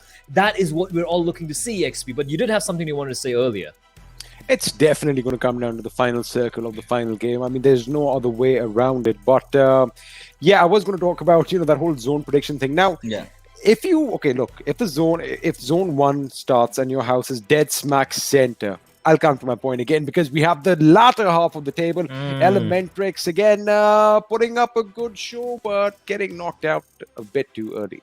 A bit too early, right? And their opportunities are slowly dwindling away. Umumba in 10th, VSG-Crawlers at 11th, TSM Entity. Again, they need to slow things down a little bit, I feel. I'm getting a little worried for them, because $40,000 is $40,000. Marcus Gaming as well, they had a chance, but now with 2 games remaining, I do fear for them. SynerGE, I think today is the day they've kind of switched off their phones, and you know what? They've qualified. It's fine. Team Tamilas at the bottom there alongside Powerhouse, whose free fall continues. And right now, Powerhouse are playing like they're basically a free Amazon Prime delivery for loot for most of these teams. I hate to say it, but it's a fact. It is what it is. It is what it is. I mean, they had opportunities. If you're talking about who was targeting who, it kind of looked like, you know, Powerhouse were trying to spoil Fnatic's game. Some goss for you guys there, but you know, they were trying to basically land at boot camp. Then they kind of chased them to that compound as well. That, I mean, we had a look at the highlights, but wait a second. The overall standings, how many is it? 10 points. 10 points is what's separating Celtz from 40,000 smackaroos, baby. 40,000. Megastars 3rd place and 2nd to qualify from this right now as the standings are. Orange Rock 4th place. IND now in the 5th position with 139. I think Godlike have qualified. Yeah, right, but Fnatic 113 to 139. I don't know. Do the math. How many 26? Is that? It's like 26 points. It's doable. It is doable. Even for Umumba, they need 29 points. It is extremely doable, but they need 1 chicken dinner. Can they? Is the question. No, but then even IND, they need to have a bad game for that spot, because if they get, suppose they get 10 kills and the chicken dinner, 30 points, right?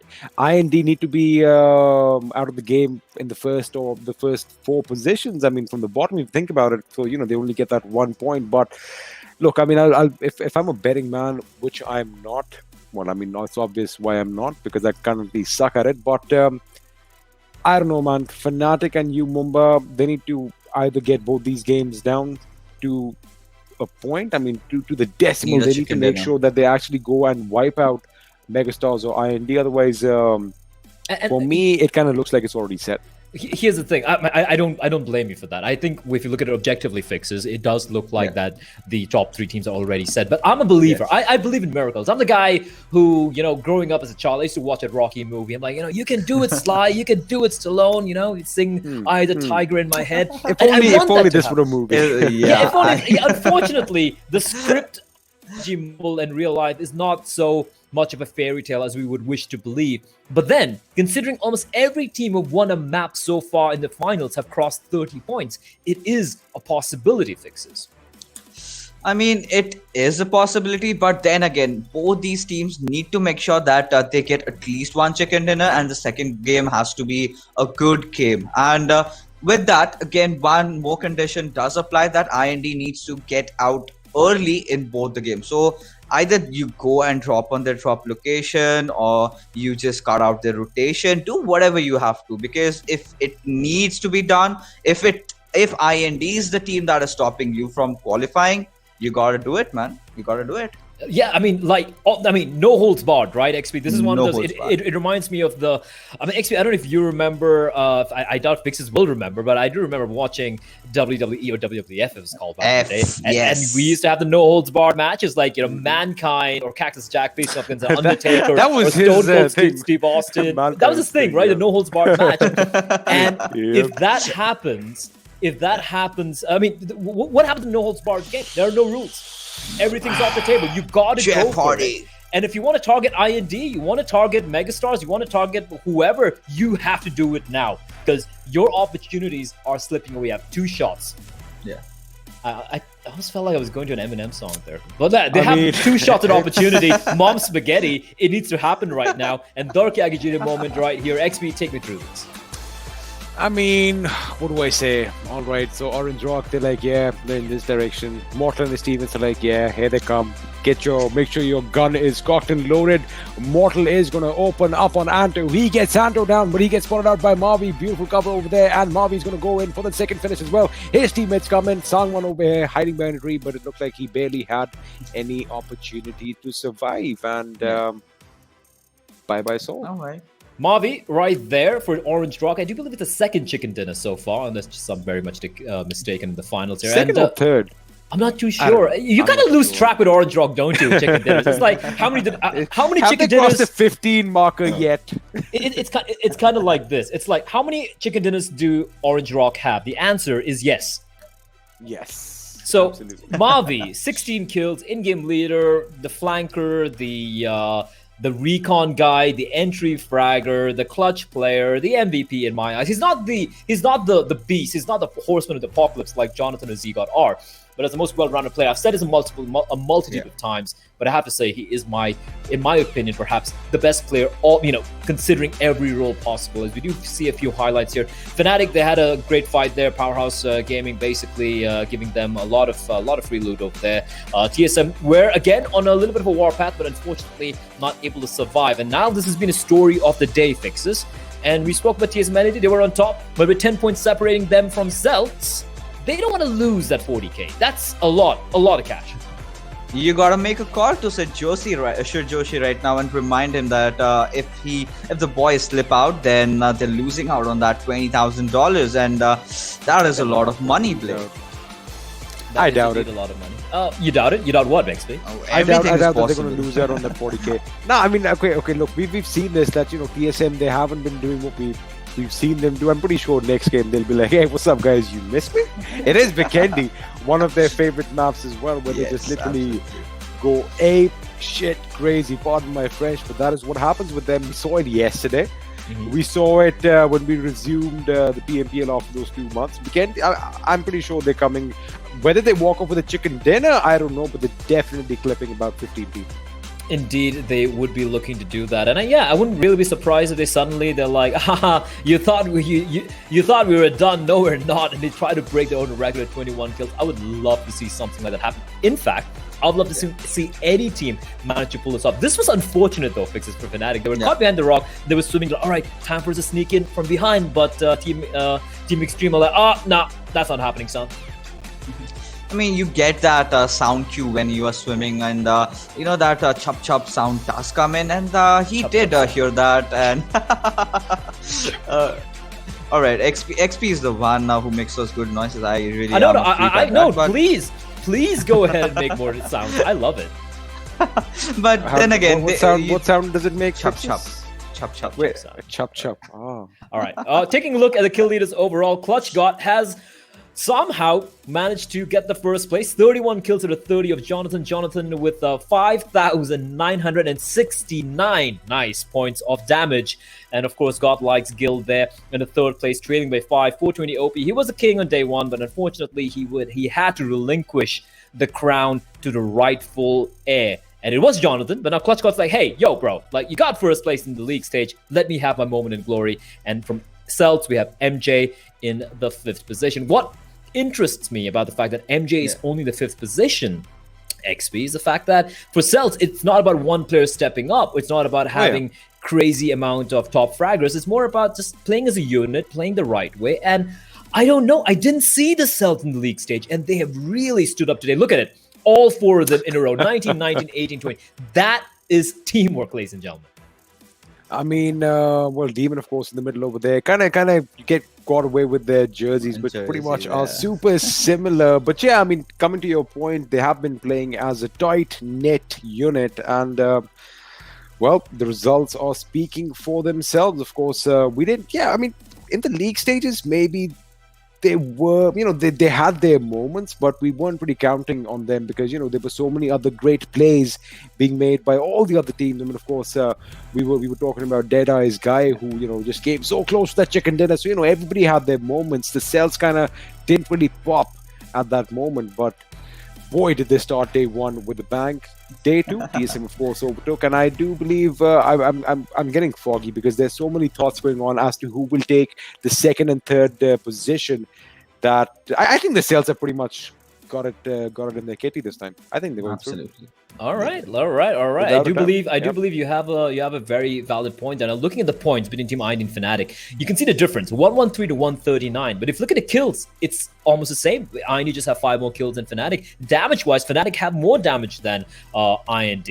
The thing is that chicken dinner, that one number, 0 for Fnatic, 1 for IND, but that was the difference maker because that one chicken dinner netted IND 20 points. Plus the 5 kills extra they have on top of Fnatic is 25 points of a lead. And if you look at the total difference there, it is 26 points. So that chicken dinner was a difference maker for IND. And as we said earlier, with 2 games remaining, all Fnatic or even Elementrix Elementrix and Fnatic right now, they just need that one chicken dinner and a high fragging game. When I say high frag, I'm not even asking for 20 kills fixes. I'm asking for 10. That should be in the realms of possibility for a team like Fnatic, right? Well, they can definitely take those 10 kills. We have seen them doing that in the past. But then again, trying to take that chicken dinner with TSM Entity now getting serious, and we are going into Vikendi, which is their favorite map. So it looks difficult, but not impossible. They need to play the best game of their lives in these 2 particular maps today. Well, XP, any thoughts now going to Vikendi? What if Fnatic get IND right at the beginning, and then then things are going to get mighty interesting. So what, the best thing is that I'm going to actually set this one out because I can't handle the pressure. I'm going to leave that to 2 of you, and I'm going to chill outside, have my hot cocoa ready, as you like saying, Blair. I do have some. I'm not even making that up over here. I'm sorry. Why was that hot cocoa not in a PUBG Mobile cup? I mean, you have a PUBG Mobile cushion, you have a PUBG Mobile bag, you have a PUBG Mobile suitcase of PUBG Mobile. Oh, never mind. Sorry, I take it back. Drinking it. I mean, there we go. That? It's all about the winner. Where's the pan? Do you cook your cocoa in a pan? I mean, I'll let you know a lot more once I take a vlog out, but I think we might have something interesting for you guys watching at home right now. Yeah, there you have it, ladies and gentlemen. We need to crack through 50,000 views. It's a final day. We just have like a couple of hours remaining. Call everyone, everyone, dead or alive, enemies or friends, lovers or exes. I don't care. Just get them on board. Make them tune in right now onto the channel. Because if we crack 350,000 or 500,000 views over all the streams, we're going to be giving away 5 free crates to each and every one of you. Or rather, having a chance, of winning 5 free crates to every one of those who subscribe. And if you subscribe, and if the channel hits 2 million subscribers, that is going to be a free permanent set, a chance to earn that Pinocchio construction set. I still don't know what it's called. I'm still going to go to Pinocchio's construction set. And as XP likes to say every single time, unlike Pinocchio, we are not making this up. You have a chance to get that if we do hit the 2 million subscribe button. So, like every YouTuber says out there, don't forget to like, subscribe, and of course follow if you like the content. Did I do that right? I've never streamed on YouTube. I'm not a YouTuber, but I think I nailed that, right? That's what everyone says. You should have a channel. I should. I mean, if you actually start doing that, I'm not going to be watching you, but I'm just messing with you. But that is the way you call it out. I mean, just what was it again? Subscribe to the channel. Don't forget to like, share, and subscribe. Drop a like, share, subscribe. And then of course you talk about his sponsors. We need a YouTube channel for Blay. Get it monetized. I'll think about it. Can I please be a mod? Oh, damn it. Yeah, no, you can be a mod. You're a mod in my heart, XP. You are a mod in my heart. But right now, my heart is completely... Okay, there. You can give the hearts later on. But right now, we're going to be jumping into Vikendi. XP are going to be sending this one out. But before we do that, since you won't be really having a voice while they're casting this game, your thoughts. Who needs to step up, and who are you going to be disappointed if they don't step up right goddamn now? Fnatic need to step up. But TSM is going to shred everyone in the white snow. All right, they're going to stain the blood red, and Jonathan is going to be the snowman, the abominable snowman walking around. Okay, that's okay. You're getting a little too intense, XP. Calm down, smile. There we go. Looking a little too intense there. But ladies and gentlemen, on that note, on XP's very ominous note, TSM Entity, are they going to stain that white, beautiful, peaceful island red in the blood of the enemies? That's what we're going to be finding out, as the plane path is going to be from all the way from Milnar towards Peshkova. And Daljit's already, he's flown off. He's flown off the island right there. And we do have a plane path over here. Now, as you all know, Fixes, the Circle likes to screw a lot of people on Vikendi. Is it going to happen here again today? I mean, we would love to see that. At least I would love to see a curveball taken by the Circle. Somewhere maybe this time around Critches, I would love that. I would, a lot of teams have to make that early rotation in, and, so many fights will be happening over there. But talking about the trajectory play, we can see Fnatic, they will be happy with Villa, but okay, things are going south this time. Maybe we get to see Winery or Hot Springs today. So few teams that are on very much on the northern side, like TSM Entity, we have Godlike, we have Orange Rock. They will have to move in really quick. Well, let's see if that happens. The thing is, even though the Circle is favoring a lot of the teams, especially towards the Hot Springs, Abbey, Villanova, there is still quite a bit of that Circle in the water, approximately about 37.9%, if my math is correct.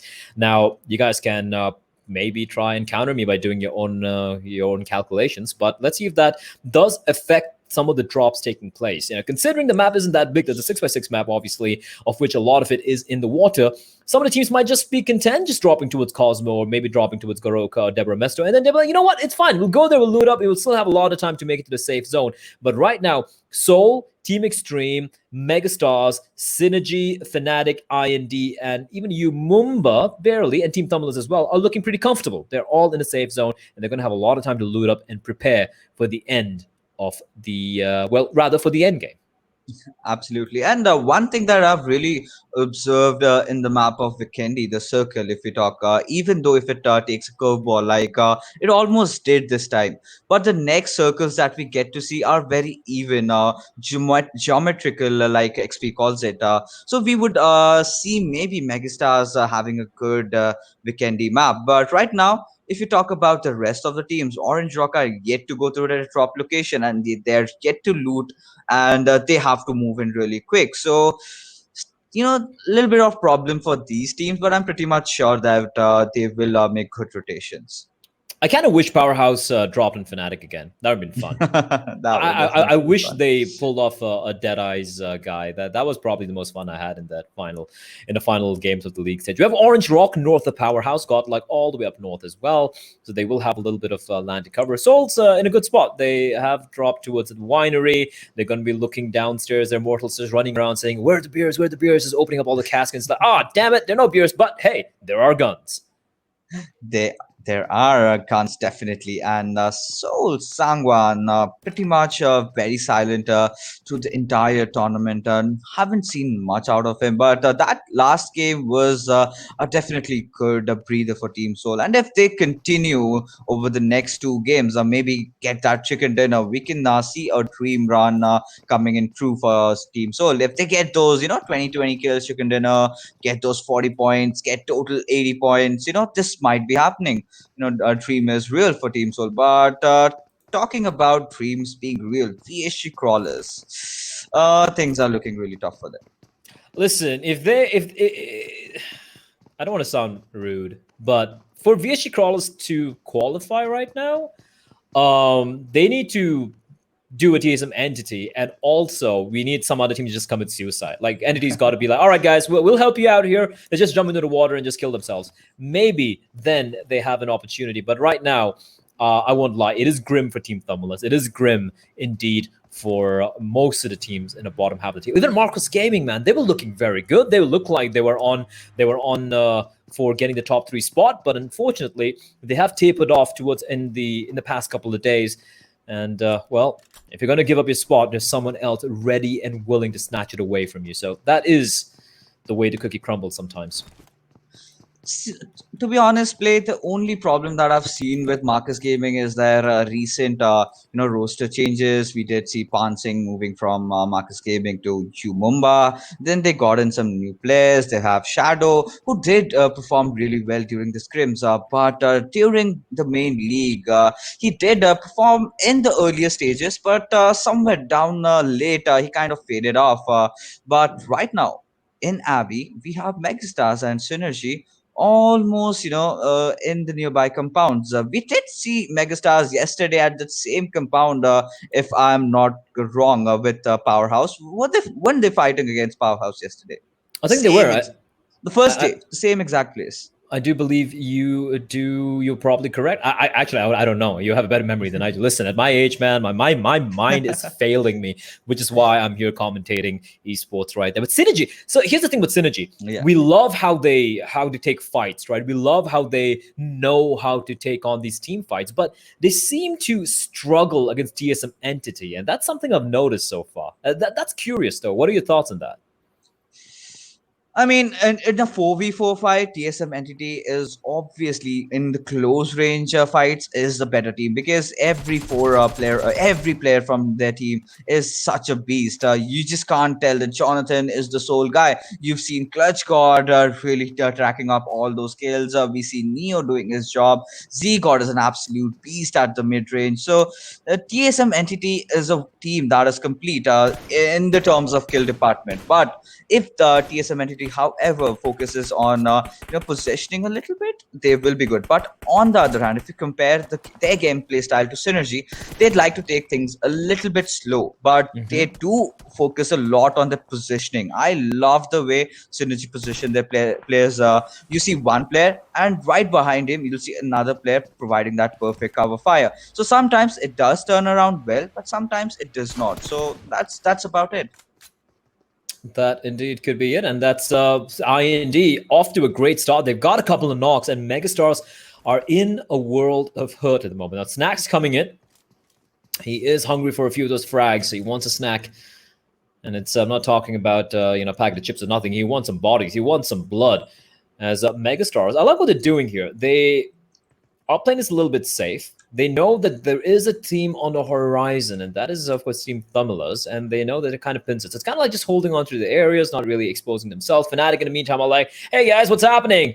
We're fighting over there. Cool. Have fun. And just going to leg the way out of there in the vehicles. SynerGE, they are very wary that they might get flanked from someone else. They have Austin with his crosshairs on Vexy and Megastars, while the remainder of his teammates just making sure no one else comes in from any other direction. But for the time being, considering that all of them are in the safe zone, it is a little bit of a stalemate that we find ourselves in.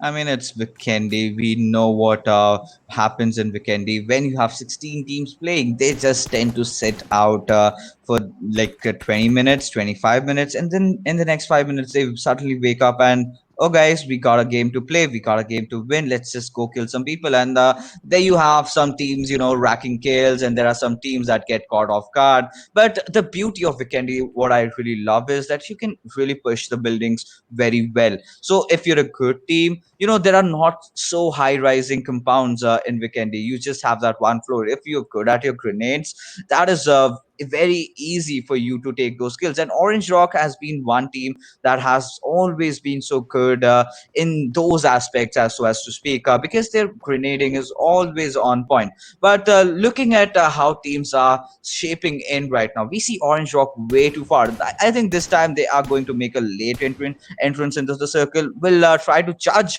as to where the second circle is going, and then we'll try to take that smack center position.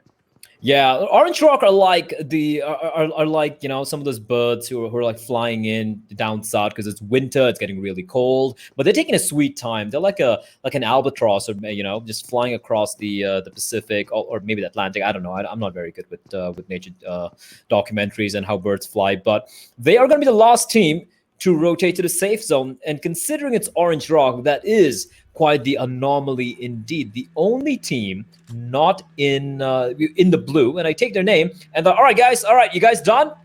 Kids done packing? All right, we're going to go camping now. We're going to be heading down. It's going to be much more warmer. It's going to be some hot springs over there. We're going to go down there. And guess what, kids? I'm going to give you a chicken dinner is what Mavi's probably telling his 3 merry men as they go on the long trek all across the frozen tundra that is Vikendi. I wish I had Attenborough's voice to narrate this, but unfortunately, I don't. I don't think anyone does. I do love watching his natural... There's BBC documentaries on nature, whatnot. But this is not a documentary, Fixes. This is a battlefield. And this driving from Mavi is scaring me. And the worst part is that they just have that one vehicle, and that's a very small car, and it blows up really fast. And if they get caught, they are in for a whole world of trouble. But look at the sheer brilliance of Mavi. He knows that he just cannot go head in, so he is taking a rotation. He does know where the vehicles are, picking them off, and this time they will take a dasher for themselves as the circle is shrinking, and we might just get to see the second circle pretty soon. But talking about the top teams right now, we have Orange Rock, we have Team Celtz, we have Team TSM Entity. I would like to spill out a fact about Team Celtz. We've always been telling that they are the underdogs and this and that. And okay, we do understand. But I don't think much of the people know that they have already played a LAN event. I think that was PMIS or something. Oh, okay, the PMCO under the name of Taku Official. So MJ was a member. They have those experience right now. And to be honest, they are kind of the dream for every underdog teams out there. They're just praying that let just Celtz win, so that, you know, we know that if you grind yourself well, you will be where they are. You will be where they are, as right now what I do know is the M249 dropping in straight down there. That's going to be pretty useful if you want to completely dismantle a few vehicles. A little bit of standoff over here. Good old Orange Rock still driving in the blue. Very unorthodox from them. Usually they are the guys always inside a safe zone. Slayer goes for a trek. That is not meant for the roads, Slayer. That's meant for snow. The snowmobile, not a roadmobile, is pantsing, rattling off bullets, and somehow they will escape unscathed. Kinda, though. Slayer does take a little bit of damage and immediately runs into a bathroom, and then he heals himself up. He goes into the bathroom and realizes, you know what, it stinks a little bit too much inside of there. Gets back on his snowmobile, and defying what the vehicle was made for, he will still drive on the asphalt like a man.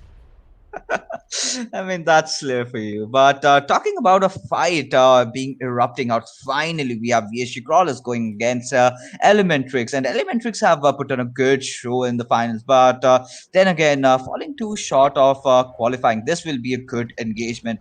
Two lower tier teams right now, according to the overall standings, that they're going to face off against each other. But I love the position of Mr. Shiozu. As you can see, he is a bit off from his team. He is making sure that Avi, if he makes a rotation, he gets caught out. Well, this is a tight battle indeed. Crawlers Evo is going to find a knock, and that follow-up Molotov could be quite a problem indeed. And like what he's going to do, he's going to be pushing on up as Team Elementrix realize that they are getting hounded. Now, they don't know where all the members of VSG-Crawlers are as they come crawling inside of that building. Evo just running up, trying to find more players. He knows there's a couple of players on top. He can hear the footsteps. Now, Orange a little bit too far away to help his teammates. And look at VSG-Crawlers pushing in real fast. Shagger's got back on top of his feet. So they will be regrouping for now. Shagger holding the line. Nice damage being dealt with that UMP. Evo barely alive on a sliver of health. And this team fight, this could dictate. This is pretty much going to decide if Elementrix still have a chance of qualifying or not. Because VSG-Crawlers, let's be real, they're pretty much out of it. But for Elementrix, they have that one chance, Fixes, and they need to win this team fight to keep the dreams alive. And they are a pretty good team in Vikendi, but right now things are not looking good for them. They, however, did manage to revive on top over there, but Shagar is in a lot of trouble right now. VSG-Crawlers do exactly know where he is, but MJ, on the other hand, again going on a kill spree as he takes down Destro, and the Celtz are looking so confident right now. Yet again, with those maneuvers they're making, with those aggressive plays, they have nothing to lose over here. They know that they've pretty much qualified. They just need to play their hearts out, and that's a good thing. Okay. they have nothing to lose here. They have $40,000 to lose, my man. I don't know about you, but I would play like my life, like my firstborn child's life depended on it if I have $40,000 on the line right now. Well, I have never been in that position, so I take back my words. I know that $40,000 is that too much, but Frankie, he's been taken down. He's being hunted by none other than TSM Entity Blade. Yep, and that's what happens when you run into an unstoppable force. The immovable object would be Orange Rock, who, like, they live up to the name. They're a rock. They hold a compound. They're like, listen, kids, this is our house. This is our house of death. You want to come in here, you're going to get taken down.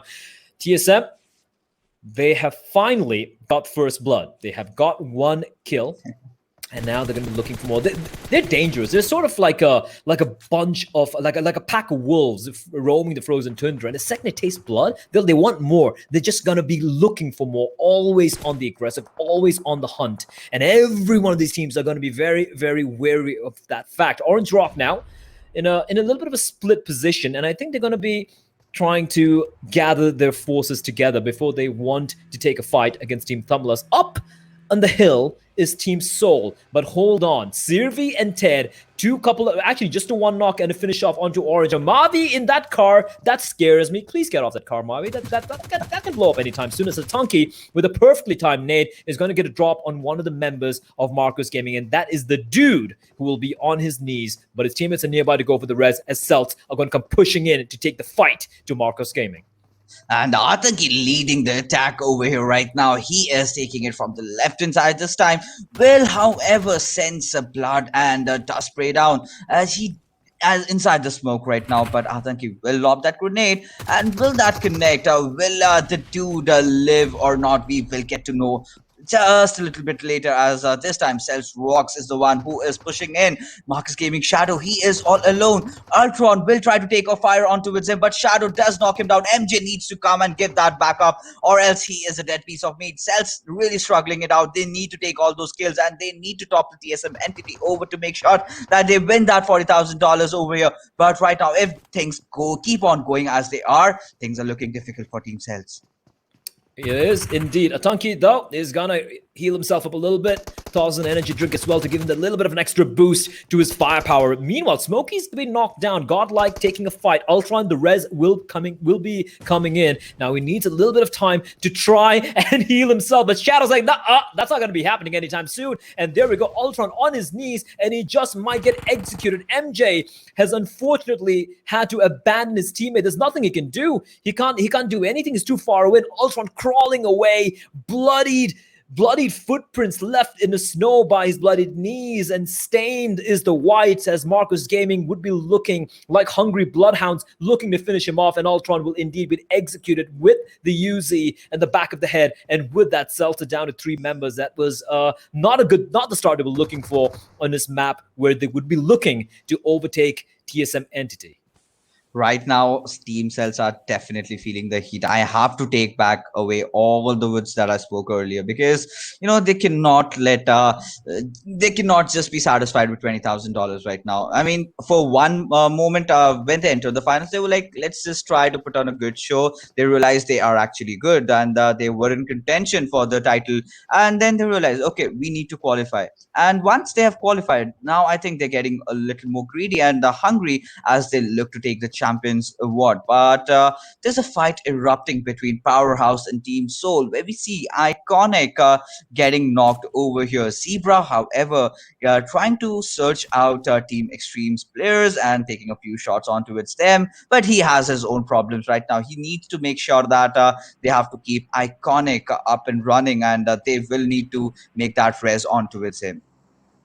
Indeed, they do. And like I said, Zebra just keeping everyone at bay, keeping his eyes on any potential flank that might be coming in. Powerhouse, I think they're done just getting destroyed by it's like almost every team taking turns bullying Powerhouse at this point. So I think that they should at least, look, they're not going to be qualifying, let's be real here, but at least they want to be a little bit more disruptive. They want to at least show these teams that, hey, you know what, we've had a bad tournament, but we're not someone you can just mess with. We're a team who can still, on a good day, put up a fight, is what they would be wishing to do, but wishing to do and actually doing it is a different thing altogether, as we all know. Viper with the Bison, just trying to scope someone out. He is exposed, but with a cluster of houses around him, he's going to be feeling pretty comfortable right now. Now, we don't know where the circle is. It's still moving in, and I do believe everyone is in a safe zone at the moment. However, as none of the teams have been knocked out yet, it's interesting. We have lost a number of players, but no team wipes taking place yet,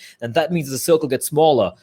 The chaos is going to be even worse than we have seen in certain other maps. Fnatic in a distance haven't really done much so far, but they've kept all their players alive, and I think for now they're going to be happy with that. Nah. They have lost out on Frankie. That was TSM they did. Entity. Yes. My bad. And right now, Fnatic looks really, in a bad position. They need to get a chicken dinner. They need to rack up those 10-15 kills, and certainly something which they are not looking to do so. But good thing for them, they are dead smack in the center. But we will have to see as the fourth circle ends where the fifth circle is going to be. Will that be Bridge? I think. No. Yes, almost. Yes, I'll take it. Almost. I'll take it. Yeah, you can have that. But I was just going to go for Villanova and Fnatic, IND. They are in a very good spot. Oh yeah, 100% they are. And look at the cluster of teams inside, just like in the southern part of Villanova. Orange Rock on the periphery of the circle, they're going to be feeling good. They actually will be the gatekeepers for Team Elementrix. They're going to be rotating towards in that direction. Now, Celtz are doing what they do best. They like playing at the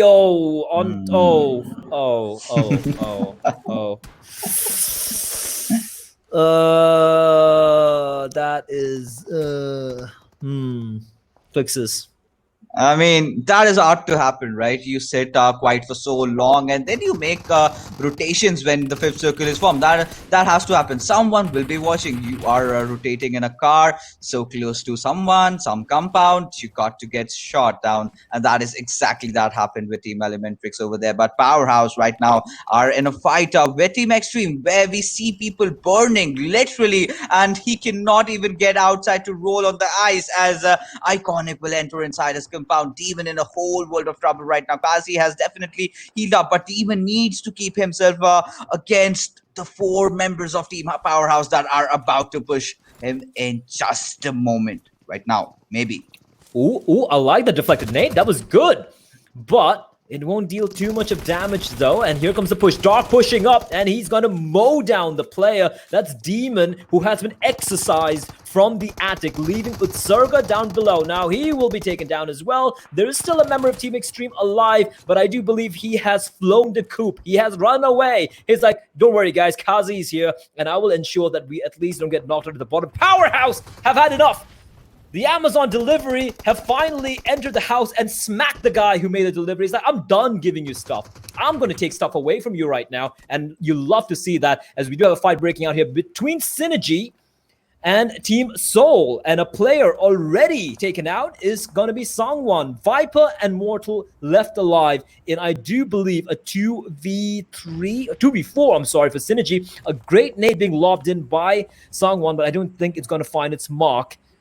As Team Seoul here, battling for pride, battling to show that they still have what it takes, that they still are trying to be, they still are what they were once upon a time, but just with 2 members alive, it is not going to be an easy task indeed. Ted just shooting Powerhouse down. Powerhouse got the team wide, but they in turn are now pinned down in that house, and the moment they move out, they just might get slaughtered by SynerGE, who, as we all know, they're no minnows when it comes to rattling off those bullets at long range.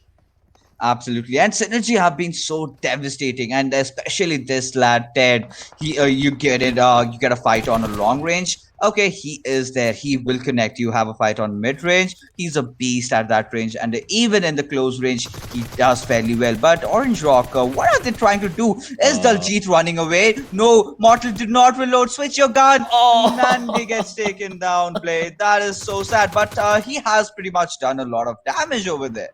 He did do damage, but I don't think any of those kills are gonna be coming through. The res will be on, and Orange Rock will keep their members alive. Godlike Xe with a brilliant nade. Team Tamilas getting almost annihilated, and now Powerhouse, they were stuck inside the house. And SynerGE's like, listen, if you're not going to come to us, we're going to come to you. And here comes the push. Ted just ducking and weaving around, trying to find the player as Team Tamilas will be knocked out. Xe is going to find the final kill onto him. And Dark battling it off with Strider, takes a knock onto him. But Strider, for now, he will remain alive. No, he won't. Dark's going to finish him off. And now SynerGE down just to 3 members. Zebra trying his best to stay alive. But SynerGE, they just might get taken down. Powerhouse coming out on top. And SynerGE down to 1 member. Powerhouse, they're not done yet. They're not going to go down without a fight, and they just might have wiped out Team SynerGE. Just 1 remains, and it's Sirvi, and he's gonna leg it. SynerGE down to 1 member. Powerhouse Gaming are power bombing everyone. What is going on? This is sheer madness. I didn't expect this to happen. This is Powerhouse at their absolute best, but TSM Entity and Orange Rock, they face off against each other as Z-God rattles out all that bullet from his Uzi, goes outside the house to do something crazy, but does not succeed because Mavi has been taken out, Z-God has been taken out, Diljit is also down. It all comes down to the last player of our team, Orange Rock right now. Jonathan is going in for that res. Vampire needs to come to Vijanto, needs to give him that one res on because he has to make sure that Orange Rock will be there, but no, I have to take back my words with Orange Rock getting out and TSM Entity surviving this time, however, with 3 members. It feels like TSM Entity, when they face off against like Orange Rock or SynerGE, like the top teams, they seem to win these fights every single time. When they lose, the team fights is usually the teams that don't expect that, oh, Kratos trying to be sneaky, but he's going to be found on out. And with that, Team IND will be taken down from the distance. I do believe that was Gil who finished him off. And Megastars, 2 players left alive now, Vexy and Paradox. And it is going to be IND taken down. Actually, it was Swag who got the knock, but in the end, it was Gil who finished off Team IND by finding Slayer in the end. Swag will be dropped by the play zone, a circle shrinking in, and for Team TSM Entity, all 3 alive and still standing. Godlike 2 players, very far away from each other. Paradox bleeding out, Vexy nearby him, everyone in the periphery of the circle. And for SynerGE, 1 man survives, and he's smack in the center. And his name, ladies and gentlemen, is Sirvi. And he has been their IGL, their best performer, pretty much what Mavi does for Team Orange Rock right now. But Gil, the buzzsaw captain over here, he is leading out on all fronts as he's shooting bullets left, right, and center. He will find out Vexy though. Vexy's still hiding inside that thick cloud of smoke over there. But if you talk about a team that is absolutely performing so well, that has got to be Powerhouse. But Gale still spotting out Vexy, will take a lot of shots on towards him. He has to also get inside the circle. You have Xe and Gil, 2 members surviving from Godlike. But Team Fnatic, this is a fight that they have to take and will have to win, because if they do not, they are not going to get inside the circle. Their hopes will be crashed, Blade. Indeed, their hopes will be crushed. And I mean, you said it best, but Powerhouse Gaming, I think they tuned into the stream and they're like, wait, did he call us Amazon delivery boys? I'm sorry. Well, we're going to show what we're going to do. 8 points, all 4 alive. Who would have thought of it? And they are right now on a warpath, taking down everyone, even hunting for Sirvi. And for Fnatic, like you said, this has to be the game. This has to be the game for Fnatic if they want to nourish that little hope they have of staying alive and qualifying for the World League. Neo is going to be found by Nova King for Power. Power's taking a fight with TSM Entity, and they're winning. What is going on? Nova King's going to finish off Neo. Jonathan replies back, but he replies back towards Vexy, and with that, Megastars will be eliminated in 9th position. Dark's going to find Xe from Godlike. Gil replies back on to Jonathan. Jonathan will finally fall. TSM Entity out in 8th place with 6 kills to the name. We're down to the final 7 teams, if my maths does serve me right. And sorry, 6 teams with 15 players alive. Make that 5 teams left alive. I'm losing track. Fixes, I'm sorry, help me out here. And Rox right now is going all in towards the members of Team Fnatic. MJ is definitely knocked out, but Rox needs to take that first aid on and has to get inside the fight. He is healing up, but has to still fight against the circle. Ash also putting up a first aid, but no! Celtz, Rox, the beauty. Oh my goodness, how did he pull that off, Blade? Fnatic, I think this is done for them. They have no chance. You say they have no chance. They did get 6 points. They had 0 kills, mind you. And Celtz, absolute beasts. absolute beasts. They were nowhere. They were nowhere in the league stage. And in the finals, boy, oh boy, have they stepped up. But Powerhouse are the team of the hour. They are the team on this map. They are the abominable snowmans. They are the wolves of the tundra. And right now, they're looking for more. A pack of 4 roaming around like a powerhouse that they are. 10 kills to the name. And they want more. They want more corpses. They want more bodies. They want to stain their muzzles red with the blood of their enemies. And they're not stopping anytime soon. Atanki in the meantime will be caught up by CG. Oh my lord, this is looking very, very tight indeed. Now Atanki bleeding out. See, MJ is nearby to go for the res here. Nova King pushing in though. He spots out CG. Nova King's looking for more. He's going to find the kill. Finishes him off. He knows there's someone else nearby. He takes a little bit of damage. But Powerhouse don't care. Wolves don't care. They howl after the kills. And right now they're howling in pride. They're looking for more. And MJ worried. He's wondering what has got into Powerhouse. How are they killing everyone? I mean, they have nothing to lose, and now they are showing their true game. But Team Celtz, if they manage to somehow win this particular game, they are going to topple TSM Entity down. But Iconic, he is a beast right now. But SynerGE somehow does manage to finish him off, and he's surviving by a sliver of HP. You know, just fire a pistol onto him, and he is dead. That is how low SynerGE is, and he has to also fight the circle as he's progresses inside the zone. 6 meter, 5, 4, 3, 2, 1. He does it, but okay, Team Celtz, they mean business as they take down VSG-Crawlers. It's a 3v1 fight again, and if they are winning this play, I am telling you, they are going to the #1 spot. $40,000. They know it. They see it. They want that money, honey, and they're going for the SynerGE. He at least manages to avenge his teammates. He takes on Powerhouse Gaming, if you remember, they're the ones who got taken out. But SynerGE, don't forget who SynerGE is. Do not forget this man. He's got 1 knock. Now he's in a 1v2. He's going to be slowly creeping up in the grass, slowly snaking his way towards a player he dropped. Atanki, his eyes peeled, looking for where SynerGE might be. Now, SynerGE knows the res is going to be coming in, so he's probably trying to line them up together. He's going to be switching his weapons, reloading his AK-47 out in the distance. The res is going to be coming in, rocks on his feet, and he's going to get the health packs in as well. MJ, on top of the little bit of a snowy patch over there, rocks alongside Atanki, but it's 1v3, even though it's SynerGE, even if it might be Jonathan, this might be a little bit too much. And look at Rocks, he's going for a drive around now. He's having a blast here, and he just might be looking to run over SynerGE, and there's nothing SynerGE can do, and he's going to run over him. No! SynerGE's like, my gun is better than your goddamn car. He's not done yet. He's going to find another one, and SynerGE, he might have just done this. It's a 1v3, and now it's a 1v1. He's got the health. He's clutched it! What a god! What an absolute beast! You magnificent monster! My god, how has he done that? How has he done that? Oh my god, SynerGE, you beauty! If anyone could do it, that had to be SynerGE. I mean, I just lost it. What? What just happened, Blake?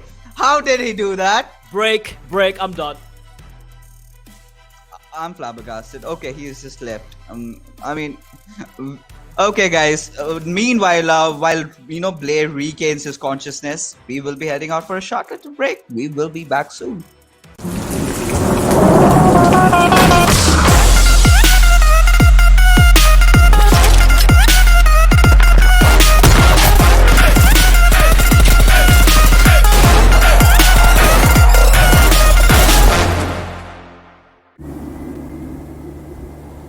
ये तो बहुत खतरनाक stunt है। पता नहीं आपको डर कैसे नहीं लगता? डर सबको लगता है, गला सबका सूखता है, पर डर से डरोगे तो कुछ बड़ा कैसे करोगे? तो ड्यू उठाओ और डर को पी जाओ।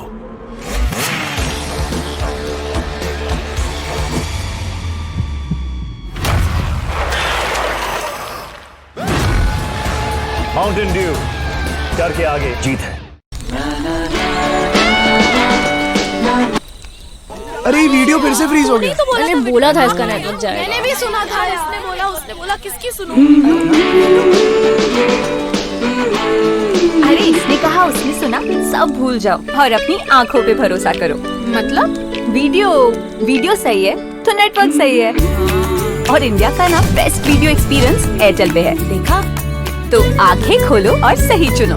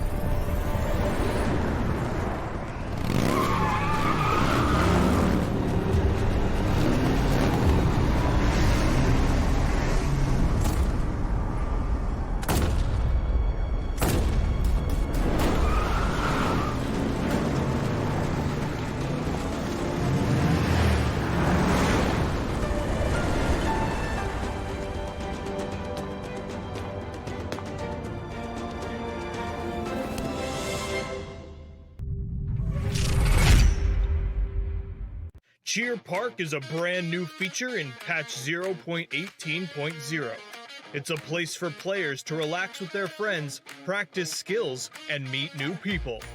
You can enter Cheer Park through the main menu, so invite some friends and explore this new space. The shooting range has been revamped.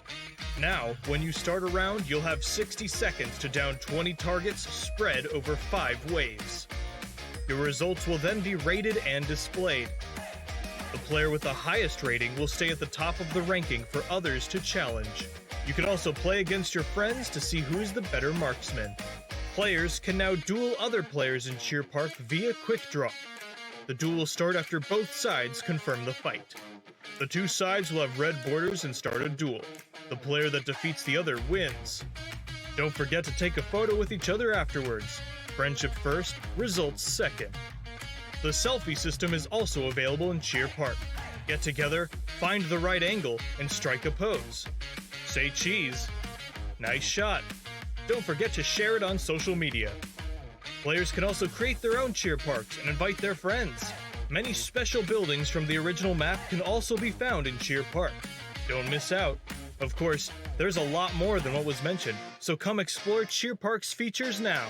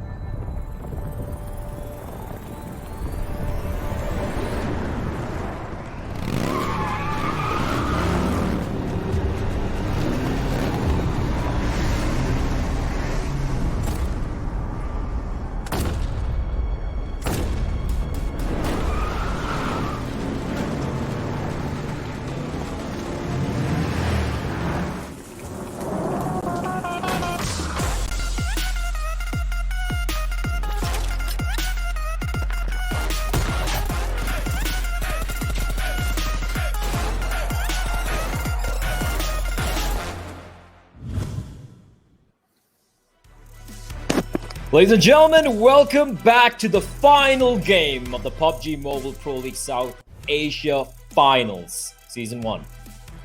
Fuel of Mountain Dew, brought to you by Erangel, and it was brought to you as well by these two lovely gentlemen right next to us. Fix is still looking flabbergasted, XP wondering what the hell happened there, and myself, what was that? What in God's name was that, Wow. SynerGE? That is called defying fate And in its face. moments before, you were like, SynerGE, you cannot forget this name. And he made sure he gives you another reason to not forget his name. Because, correct me if I'm wrong, he did get that final 1v3 clutch, but he did escape from Powerhouse a little earlier. And we all thought that Powerhouse is going to be dominating, and they've got this in their bag. But this man, the MVP, 7 kills to his name, 822 damage. Boy, oh boy, was he on fire. And he did exact revenge on Powerhouse as well, right? Indeed. Powerhouse wiped out his team. SynerGE had to run away. They were still hunting for him. And when the time was right, he was lying in that snow like a snow leopard. He struck, wiped them out, 1v3. Celtz are like, we got this. And they made a little bit of a mistake, Fixes. They allowed him to take 3 separate 1v1 fights. But the sheer awareness, the accuracy, and how SynerGE just pounced on him. That these are the players. You give that little bit of a tiny bit of an opportunity. Give an inch, they're going to take a light here. The agility on CV on that one was commendable. However, like we were discussing, they should have simultaneously pushed when he was rotating to the car. But ifs, buts, like XP loves to tell, does not matter, as we have the top 5 players right on our screen. We do have the top 5 players. Daljeet, Orange Rock, they had a pretty decent game there. Doc, can't take anything away from Powerhouse. They were power bombing everyone left, right, and center. XP, and it took someone like SynerGE to finally stop them in their tracks. I think that had enough. And for me personally, I'm happy to see that. I'm happy to see that they still want to go out with a little bit of style, and they're not just going to give up and capitulate and just go crawl into a corner and go crying. Instead, they went crying, but it was a war cry. I mean, that is absolutely spot on. And of course, Dark holding his end, but Nova King as well. 3 kills to his name, but 825 damage. I mean, I was watching the game on the sidelines and I was like, whoa, when they are showing up now, but only had this happened a couple of days ago, maybe they would have carried off on the momentum. But nonetheless, it was a good effort on their part. And, you know, that's what the game's about. Even if you are in the last position, man, I mean, you can still win our hearts with some amazing plays, and that is what we witnessed for them. At one point, I heard you guys saying that, you know, PH, they are just running away with the show. Somebody definitely came and inflated them, but... Hold on. All 10 kills. Okay. 10 kills. 10 kills. Now let's look at this, all right? Celtz have 23 points. TSM Entity got 10 points. Now, Celtz were trailing TSM Entity by 10 points earlier. Now, Celtz are leading by 3 points. 3 points differentiates whether you get $40,000 or not. So all of a sudden, Celtz they're not just fighting for qualifying. I think they've qualified already. They won the purse, and TSM Entity's like, wait, who the hell are these guys? What are they doing with our money? But Celtz are in the lead, and now everything is on the line for both the teams at 3 points. Man, that's nothing. That is literally nothing for these two teams. Anything can happen. Powerhouse Gaming, though, even though they're going to go out potentially in the last place, they will go out in style. Kudos to them. VSG-Crawlers fighting and kicking till the very end. You got to love to see it. TSM Entity, 10 points, not good enough. Orange Rock with 7, of which 6 of those points were from the kills. And Megastars, they get 7 points, and I do believe that should be enough for them to hold on to their position for now. We're still waiting for the overall standings. But one team which is kind of... absent in the top 8 is going to be Fnatic and Umumba and IND. Now, IND and Megastars are, of course, they still, you know, they were the second and third teams to qualify, right? Yeah. The team we were looking at to overcome that difference, about close to 30 points, was Fnatic. 6 points, XP fixes. 6 points is not 30. It's not enough. It's not going to get them there. Umumba, 1 point, that's not enough either. Now, they need to get a 30-point game for them to qualify. And listen, let's be realistic here. I know Fixes, you're a romantic. I know XP, you have been, love has betrayed you too many times in your long and tenured career and life. So you're more of a realist. Let's start with you, Fixes, the romantic, you know, where you're wearing the red tie, you believe in love and all of that. You're a believer, you're a dreamer. Do Fnatic still have a chance? No. They did not. Wow, okay. All right, the romantic says no, but let's see what the table says. Celtz have cracked the 200 barrier. They were so close to getting the chicken dinner, but with SynerGE denying them the chicken dinner, that means the gap is 3 points for 40,000 smackaroos. Ladies and gentlemen, that's over 30 lakh, if I'm not mistaken. If Matt's correct. Correct me if I'm wrong over there, XP. But TSM Entity second place. Megastars third place with 154. Orange Rock in fourth.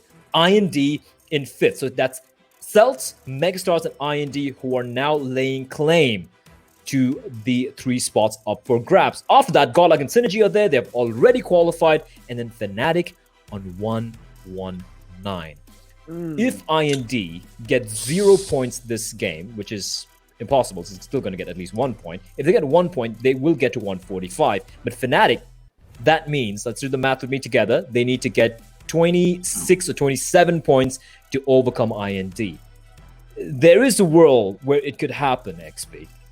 There is a world, but you know, even if they go out guns blaze and suppose they rack up like 10, 12 kills, which is not a big number for them in any which way you look at it, but they need to get that top 3 position if they want to make it work. And let's have a look at what Umumba are at. They are at 111 points, 111 for them.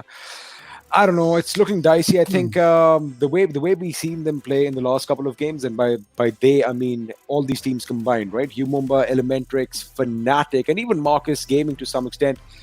I don't know. I think they just let go of an opportunity that was in their hands. And well, the best thing about PMPL is that there is always going to be another season. There's always going to be another season. And you know, it's learning time, right? And also, when you play a tournament this long and this strenuous and this tiring, you kind of see where you went wrong. You look at a team composition. Sometimes maybe a player doesn't fit into the team. I'm not saying the player is bad. It's just that the chemistry is not there for that particular lineup. It could be they need to switch roles around. They maybe need to get a coach in. Maybe they need to change in-game leaders or whatever. So many things that if you are a professional team, you would be figuring it out. So if you approach it the right way with the right mentality, even if you're a loser, you come out a winner. the next event. So I think that's something which would be the mantra that a lot of these teams would be taking away from this tournament, right, Fixes? Absolutely, and that is exactly what Team Celtz have done. Like, they are that question that came absolutely out of the syllabus. No one thought they would be on top right now, and today here they are. And right now they are looking to take a good chicken dinner, take that $40,000. Maybe after the COVID situation, go for a vacation because they deserve it. Indeed they will, if they get the money, of course. But man, I know we have the Darkage GT moment, but I think we know that. I think we know what that moment is going to be. XP, it's going to coming up in a bit after like a couple of minutes. But SynerGE, I said, I'm like, yeah, you can't forget SynerGE. But I also said, SynerGE, I don't think he's going to pull this off. I don't think even Jonathan could pull it off. Maybe Jonathan couldn't pull it off, but SynerGE certainly did. The sheer tenacity, skill, and the cojones on that man to go for like that clutch and also wipe out Powerhouse and avenge his teammates. What a play from him. We haven't seen much from SynerGE performance-wise. Like if you look at the team, yeah, everyone performs XP. You don't really see this breakout performance from a Ted or of course a Strider or one of these guys. But my word, what a play from SynerGE then. Absolutely. They've all been playing at the same level playing field, to be honest with you. They've all been firing on all cylinders, and they made sure that, you know, it's not just a one-man team of sorts, you know, like we can argue, of course, some of the megastars are going to be going through, but, you know, we've kind of been putting a lot of weight on Vexy's shoulders, and we've said it a few times as well that, you know, he is the only one who is actually dragging his team across the blood-spattered snow, you know what I mean? So, I mean, he is doing it, but with SynerGE, it's the other way around. I mean, everyone is pulling their weight, everyone is getting it done, but SynerGE, oh my goodness, what a play. I thought he's getting run over by that car for sure, but even I thought. Also, I thought maybe he's going to get up, expose his position, but just a little bit of sliding to the left and gets that guy out with that AK. Of course, that ratata is basically what won the game. I mean, if there's a gun, if there's a gun in the game from the AWM which can stop a car in its tracks, it's the Automat Kalashnikov 1947 XP. There we go. Yes. Just nodding solidly. I mean, there's nothing more you can add to that. Now, heading into the final game, a couple of storylines. Will Fnatic play the game of the tournament for themselves to qualify? That's a big question mark right there. It's unlikely. But for me personally, I'm really happy that we have a different battle happening on top there. It's not for positions, because I mean, TSM have already qualified, and Celtz have also pretty much ensured they're going to be qualifying as well. It is that prize purse. Listen, we've been looking at it every single day. Every day we start a tournament, we start the stream. We're like, let's look at the money, guys. There's a lot of money on the line. $40,000 US. TSM Entity now. Sid Joshi, the man, is probably standing behind them, arms folded, looking proud of his face. Guys, my vacation money. What are you guys doing with this? Now, will that light a fire under the butts, Fixes? I don't know. Will it? Will they finally wake up and start playing like they're supposed to? Let's just hope they do, because if they do not, you see Celtz walking as the champions with the $40,000 and a lot of more opportunities coming right ahead. Like after this tournament, a lot of international logs are going to pop in, and they'll be like, hey guys, you played amazing. We saw you, and now we want you. And that might be life-changing for them. It could indeed. I would love for that to happen right now. We do have Team SynerGE for you guys on the screen. The chicken dinner winners for that particular game. SynerGE on top alongside Ted, the two happy brothers. And actually, no. SynerGE's too happy for that team. Look at Ted. He looks like someone is pissed off. You look at Strider, he looks neutral. And then you look at Austin, he's trying to smile, but Ted's like, don't smile. It's like, okay, I won't, but I'm happy. And SynerGE, sheer domination between SynerGE and Ted. They have been phenomenal so far. And hopefully they have a better performance here as well. But heading into the final game, XP, I mean, it is going to be Erangel. It's an El Clasico, but it's also a map where everyone's so comfortable on it that, let's be honest, anything can really happen, even for a TSM or Orange Jungle, you name it, the big names. What do you think is going to transpire here? Who do you think is going to get the 40K? What's going to happen? The 40K, now that is a question that, you know, I mean, of course, damn. I mean, I almost was caught off guard by Fixes over here. But again, we have the Darke Arge G-Tab moment in front of us. And yeah, no surprises over here. It is good. Just take it in. Just take it in right over here. You're like, all right, Celtz are going to get this. Everything is going for them. They're going to come out on top. Here comes the vehicle. It's going to run him over. Nope, the vehicle is stopped in its tracks with that AK. proper precision fire. Then he sees an enemy at the tree. He guns him down with a G36C, switches it back up. He's just going to make it nice and easy to go crawl in. Now, see, the opponent is going to have to come up. He doesn't even have to pull the trigger because the play zone does it for him. But what a wonderful... it's just that, the way he lined up his shots, had there been a little bit of grass perhaps hindering his vision, it could have gone another way, but everything just lined up perfectly. The car was coming in. He got the shots off at the driver, and he's lucky that, once the driver went out, that the cars, they have the anti-lock brake system, whatever it is, it latches on quick. That's a good... If it were buggy, he would dead. That's a really, really good Russian engineering right there. I've never been in a Russian car, but... Had it been like PUBG PC, on the other hand, and the car keeps moving, it just rolled over inertia. It would have been a different game. Well, of course, we do have a few more of the action took place. That explosion, Delg destroying that vehicle, and this is a few fights which Powerhouse, despite having had a very rough final so far, they managed to dominate until they were stopped in the tracks by that immovable object that is Civi. Now, Fixes, final takeaways, and how this entire thing is going to pan out. We're down to the final. It's been a long event, gentlemen. We're now finally down to perhaps the final hour of this league, of this tournament. And it's been an absolute pleasure. But Fixes, any final thoughts on what you expect to see on Erangel? Actually, you know what? Talk to me about anything. Anything you want to talk about. I mean, till yesterday, we were just thinking that maybe this is an easy tournament coming in for TSM Entity. They have nothing to lose. They'll just play all in. And, that first spot was pretty much cemented for them. But things are looking so different today. I mean, they still have a chance, but they have a competition, and that is Team Celtz. Like I said again, no one saw them coming. We always count all those big guns, Orange Rock, Godlike, Fnatic, and everyone, but nobody absolutely thought of Team Celtz. And we even anticipated maybe they'll just play a little bit safe, but look at how they're playing. Of course, last game was a blunder committed by Team Celtz. They had that chicken dinner and they just threw it away, because I really felt that they could have synchronized over there. They could have, while the car was rotating, two of these players could have pushed right bang on straight onto it. CV, things could have happened, but that did not. But still, into the match of Erangel, I am hoping to see some teams that have not qualified go all in, like Powerhouse just played. We might see Team Soul going all aggressive, Umumba, and all these teams that know that they do not have a chance to qualify anymore, but they will play their hearts out. X, we got a couple of questions for you. Firstly, we got to figure out how to pronounce Celtz. Is it Celtz or Celtz? We probably need to ask them, because right now they are about to win the...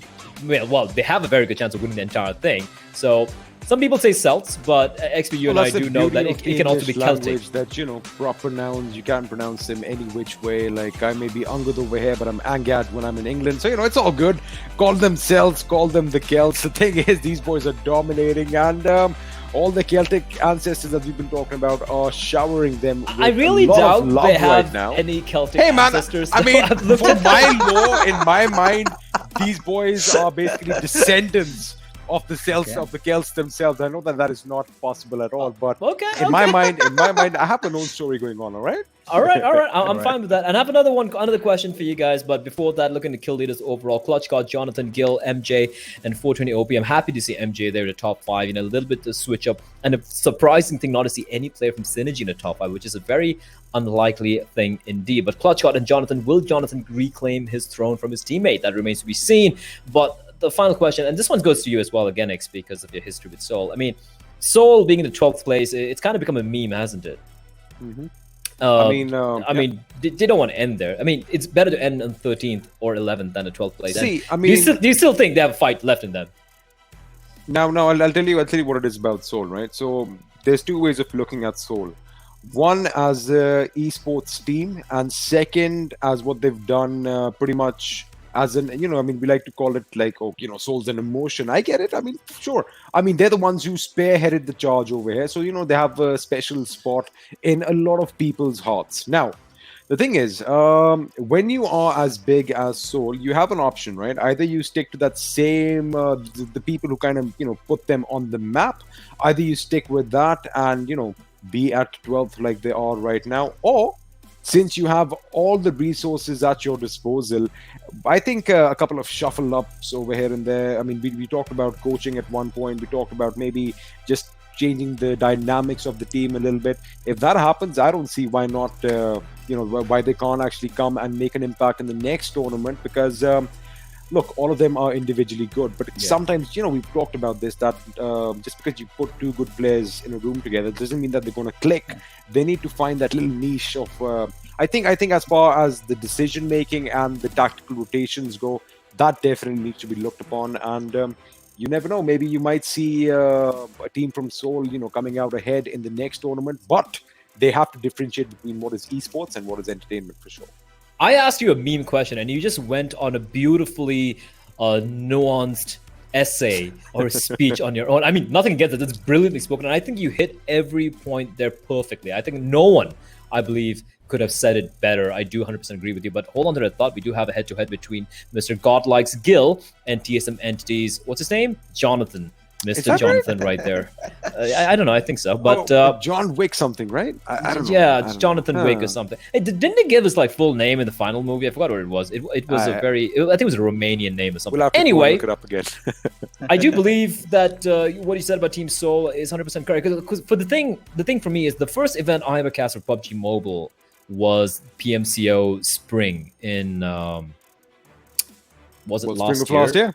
Yeah, it was spring of last year. That is correct. It's been more than a year right now, and I do believe I was blown away with the crowd. I'm like, wow, I never knew this game was this massive in my country, because I've been in the Indian esports scene for a very, very, very long time, and I've seen different games come and go, but it never really caught the masses' attention.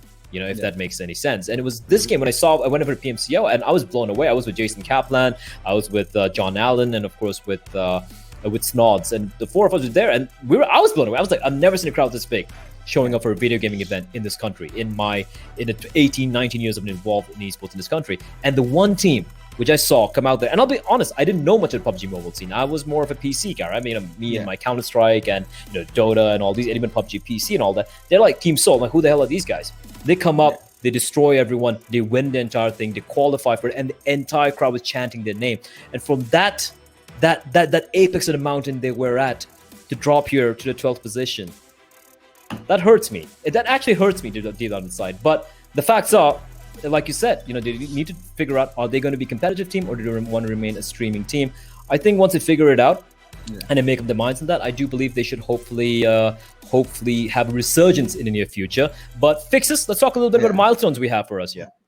The milestones. I'm disappointed, Blay, because I thought we would have hit 500k for what we saw in the last game.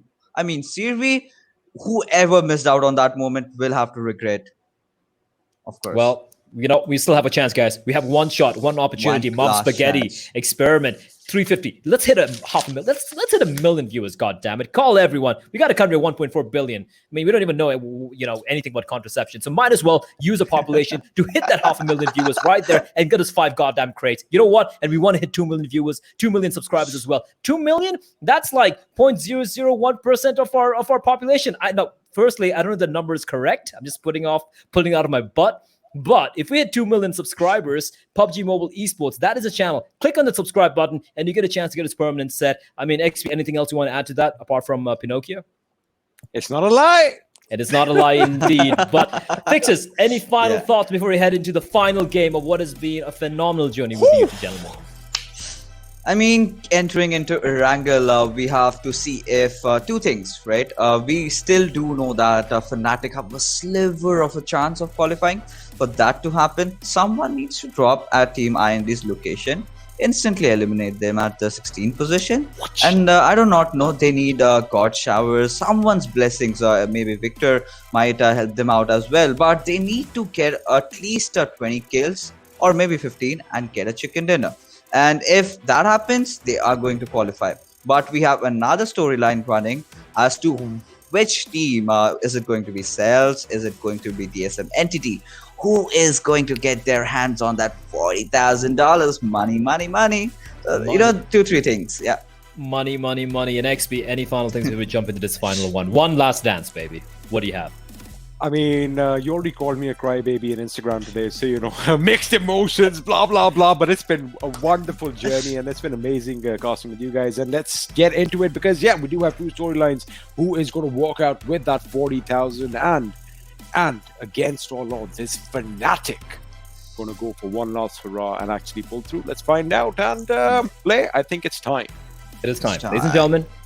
Thank you for being with us for 15 days. It hasn't been straight 15 days. It's been spread over 2 months because of the COVID-19 situation and all of that. But producer tells me that it's ready. We are ready. We're about to jump in right now on the final map, the final game of what has been an incredible journey. And it is going to be fittingly on Erangel. We're going to be starting all the way west from Gatka, ending towards the east. It's going to be the reverse direction of where the sun goes. But the path is, of course, reversed over here. XP, we're going to take this one away. And it is going to be the final one. I hope this one's going to be one hell of a banger.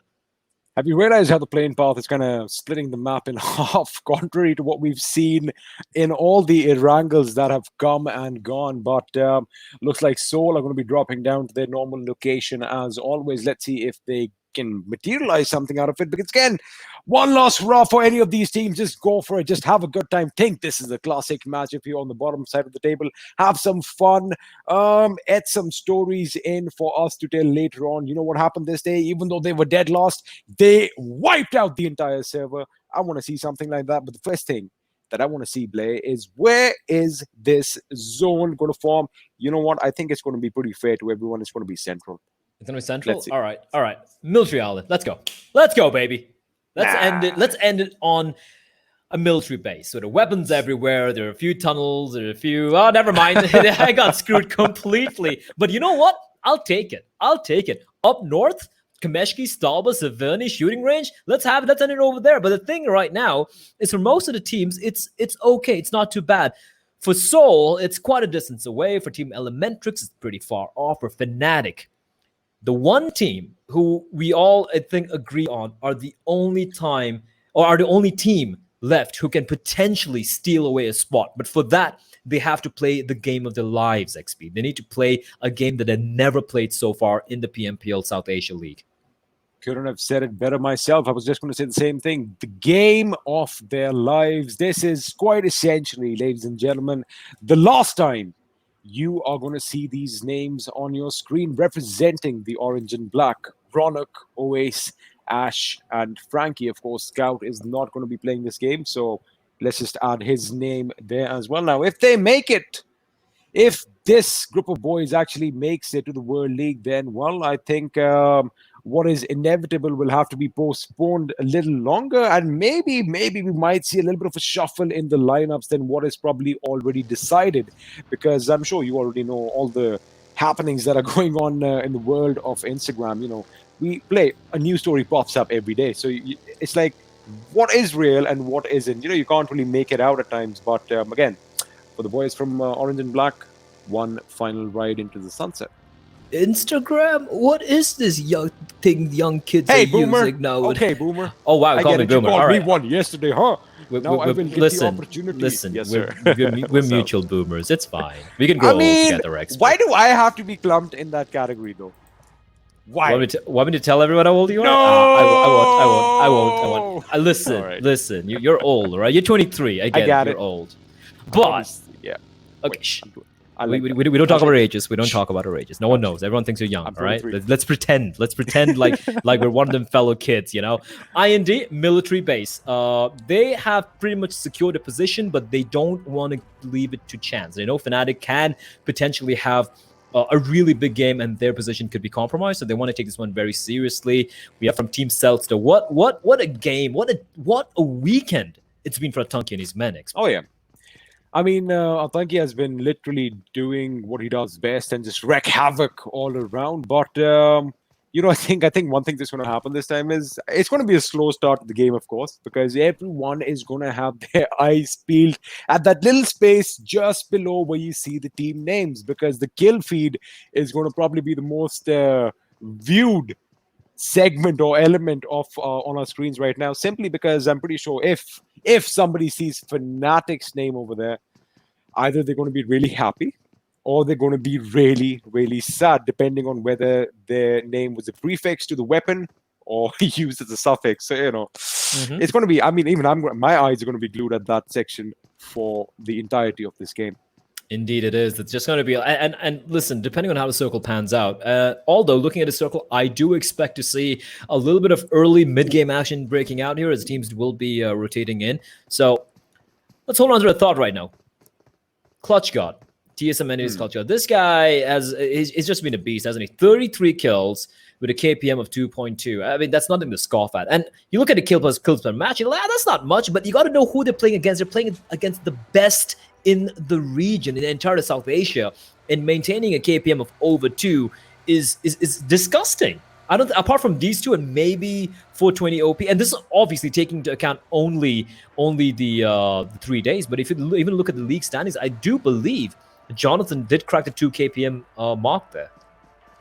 Absolutely, he did, and well, I mean, nothing new from them. They are going to be driving off, well, in the opposite direction of the sunset. They don't want to go in the sunset right now without a few kills. And of course, whether they want to cement their position over the Celtz, we are going to have to wait and watch. But making sure they have a good 360 all around them. They want to, capitalize on any more. I think on loot they are fairly even out, but they definitely would want some more. And good call on them for picking up an extra vehicle. And let's see, Blay. Let's see. Maybe they might just go guns ablaze. Maybe they might go and break that 21 kill barrier that they themselves have placed right at the tippity top over there. But I just want to see some action. That is what I want. And I did think that we're going to see something by way of Fnatic, as I saw them inch a little bit too close to Elementrix, but that has fizzled out. Nothing over there.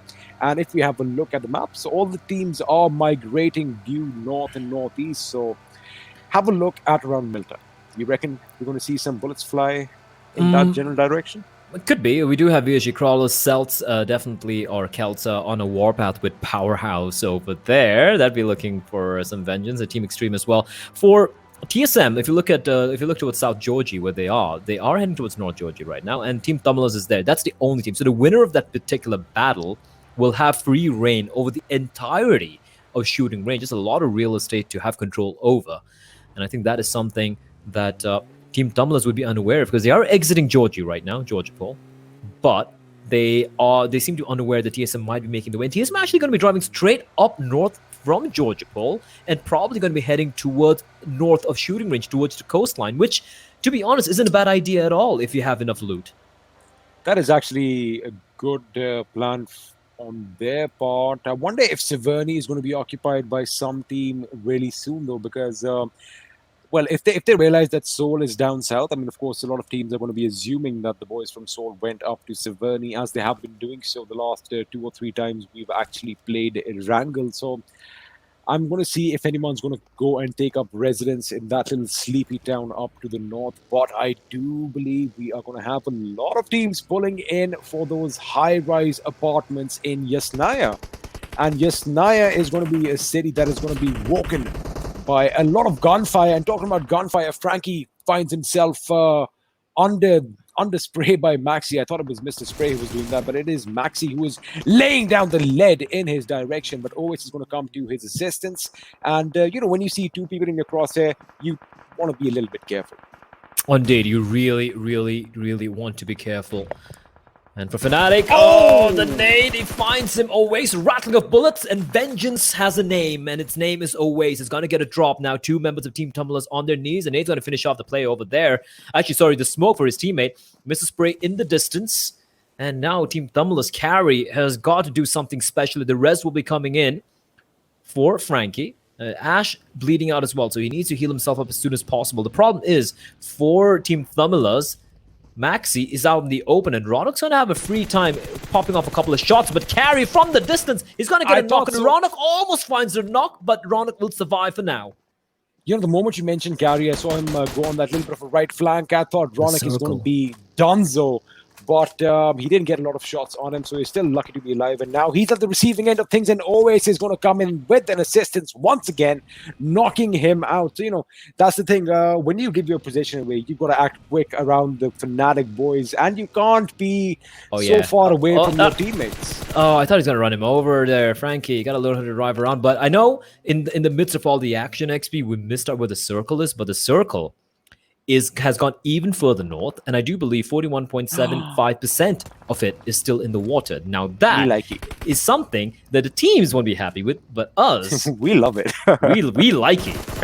Clump them even further close to one another. Make sure that their personal space is being infringed upon right now, because we want to see bullets fly and bodies drop and blood being splashed everywhere. Because, well, Blair, you've kind of made me into a dark man now. Now I dig it. I dig what you say about listen, man, just put some Megadeth on, watch you to talk about blood and gore. That's exactly what we were all about, being metal as hell. TSM Entity, though, they want money. They don't want blood, they don't want metal, they want money. And that's $40,000 on the line. And for a moment, for a while there yesterday, we're like, these guys have it in the bag. And Celtz are like, nah, that's not happening. Look at that circle. Isn't that lovely? That is the most beautiful circle I have seen in a long time. And it is so fitting that it is the final game of the day, the final game of the tournament. The fact that it's actually, making sure that we get all the action. But talking about SynerGE, it has become a hotbed right now because, well, even if Seoul wasn't there to begin with, they are there now. But TSM are trying to buy some real estate in that area as well.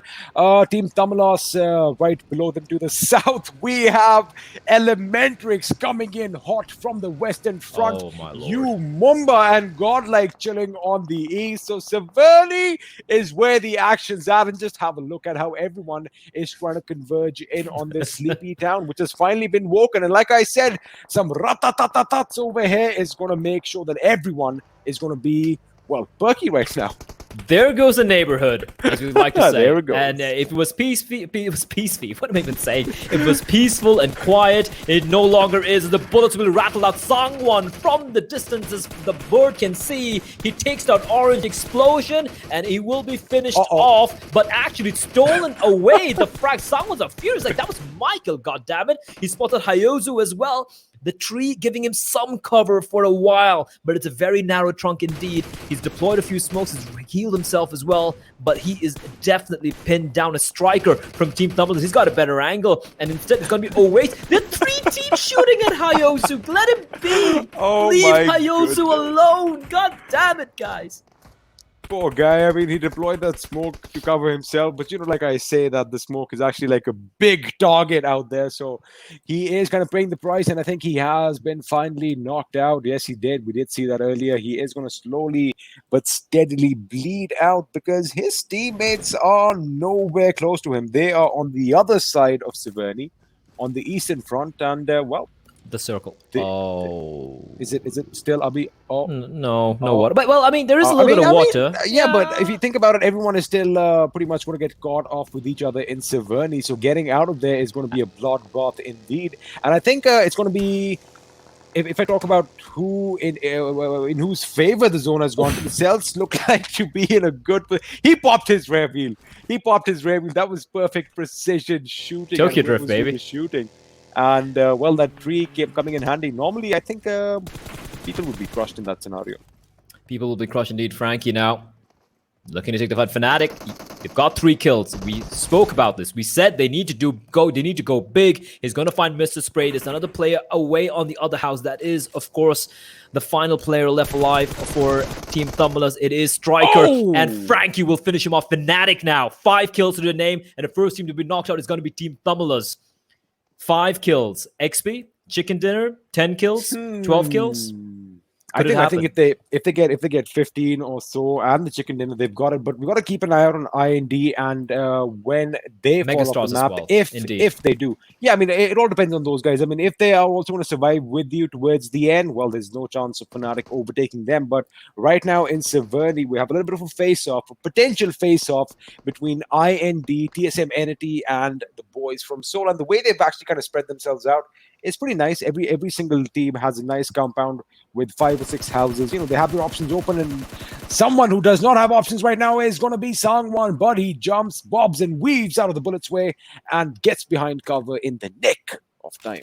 In the nick of time, bullets flying thick and fast right next to the house of God. There is only one God there. It's a God of war indeed. Soul and TSM in the distance as VSG are getting hammered by different teams. SynerGE now off that fresh chicken dinner in their belly. They'd be looking for more. Pansing is going to find CG, and that is going to be CG knocked out of the game for now. Doc, he is bleeding out. The vehicle exploding and making him kind of bleed out in the open, and none of his teammates are nearby. And Doc, a player who time and time again has tried to clutch it for his team, will unfortunately be left out in the open to bleed on out. But that is the nature of the game. It's too much of a risk right now for them to go for the res. As you do see, who was that who got knocked out? The vehicle who fell off the car. I think it was Marcus Gaming's Ronak. He kind of had a little bit of a slippery fall. That is going to be a blow for them. Whether another team is going to capitalize on the situation, we are going to have to wait and find out. Meanwhile, see, the boys from TSM, they're like, you know what? We definitely want that 40,000. Let's not run around like idiots. I mean, let's actually get the job done. And Jonathan actually saying no. I mean, I think he heard me over there. He's like, no. We're actually playing tactical right now. I'm like, all right, sorry, boys. I'm going to back off. I don't want to offend the two greatest killers in PUBG Mobile history right now. Clutch God and Jonathan, of course, still joined by Neo and Z-God. IND and Soul and TSM, for that matter, are going to have to move out of their hovels now because the zone has done what it does best. It's thrown a curveball. We are now going out Celtz. in the open, and look at that. I was just going to say that. Look at Celtz. Celtz smack in the center. They're leading by 3 points, mind you. And where is that other team? TSM Entity, they're the furthest from the safe zone. Oh, this is not looking good for TSM Entity, baby. This is not looking good at all. That's Fnatic now. They're going to nade VSG-Crawlers. They're going for the push. They're going to push in XP, and they want this. Like wolves, desperate to survive. They are facing extinction, but they will not go down without a fight. They're going to defy everything, and Nade's going to be sailing in. As meantime, Soul getting demolished by Godlike. The player is still inside. It's Avi. He's trying to get the res. He gets the res, but the Flames are going to push them out. They come running out, and Oasis is there to hold the line, and it will be the end of VSG-Crawlers. You almost see a mistake that was made, though. Please Always tell was me. cooking that grenade. That car came and bumped him from behind. His grenade kind of fell in the car. That would have been devastating had one of them been caught out. But meanwhile, Mortal Under Fire being obliterated by Celtz MJ. They were obviously, this is what I think, Soul was trying to go for that central compound, but they just got ripped to shreds. And I do believe they are still going to traverse around. Sangwon and Viper, I believe, are still standing for Soul. Meanwhile, Clutch God trying to get away from that fire on his rear. And is he going to make it? Neo is going to come in and help. I like the way they have this teamwork, right? If they're getting shot, they come in. What's up? No, I just want to point out, there's no entry in a circle for them. Look at it. There's a team just camping the edge of the circle everywhere they go. They go here, there's Godlike right there. There is a little bit of a gap between Godlike and I think it's Fnatic, but will they find it in time is the question. Yeah, I think they're going to find it, absolutely, because, well, Fnatic were in a little bit of an issue right now. Elementrix was actually kind of opening up on them, so they've got to keep those guys busy while... See, I like the fact that, they got off the vehicles and now they're going to just scout out ahead and make sure that the coast is clear. But the Lebowski has gone down to 420 OP, who is still trying his best to reclaim his top spot as the kill leader. He might just pull off an upset if he gets a lot of kills in this game. But Clutch God is going to go down to Gil, and looks like SynerGE has found out Viper. So Viper is going to be finished from this game as well. Pansing backing up a card that is dangerously close to bursting. I mean... Talk about cojones, Blay. I think these boys come, well, they come filled to the brim. Yeah, I mean, and meanwhile, 420 OP with a Mega Nade is going to take down a lot of members of Marcos Gaming. They're falling like flies as Nova King and Iconic are going to strike onto Orange Rockfall. The team's SynerGE does reply back onto Nova King, but fights now breaking out all over the map. Bullets rattled up by Smokey. He needs to go for the reload of the M4A1 of his, but he's done the damage as Ted joins the fray and Marcos Gaming getting pinned down. Bullets peppering them from all directions as Oasis will find himself on his knees as On Top will get a shot onto him. I mean, if Fnatic have to be really careful right now, but Austin Bonix gets that headshot on Ronak with the Car 98 and a 4x scope to go along with it. So kudos to the accuracy of this young lad on our screens right now. Now, if you quickly have a look at the zone, where is it going to take us? It's still around the Celtz, still around them. I do believe that is SynerGE, who are pretty much dead smack center. The Megastars have one, and the east end of the zone is going to be in their control. So, well, TSM Entity, I think they are heading straight for Fnatic, or will they kind of bifurcate them and go further down south, where they might meet Team IND, who haven't made a splash in this game so far? They haven't. They've been very quiet. I think they're just playing for the placement points. And can you really blame them, right? They have a lead of over 32, 33 points. And Fnatic need to have a game and a half to make it work. Now, TSM, they have 0 kills. They have 0 kills to their name, and they're down to 2 final players. They're driving around in circles. They're like, guys, 40k, we can't let it go. Bullets rattle off towards Fnatic, though. But that vehicle, if it explodes, they're both going to be goners. How shiny it is. It is a shiny car, but when the bullets come flying in, it's going to the paint job's going to go for a toss indeed, XP. I thought all those crystals are going to protect them. Oh, he fell down. That is going to be devastating. And his other members are getting blown to bits as well.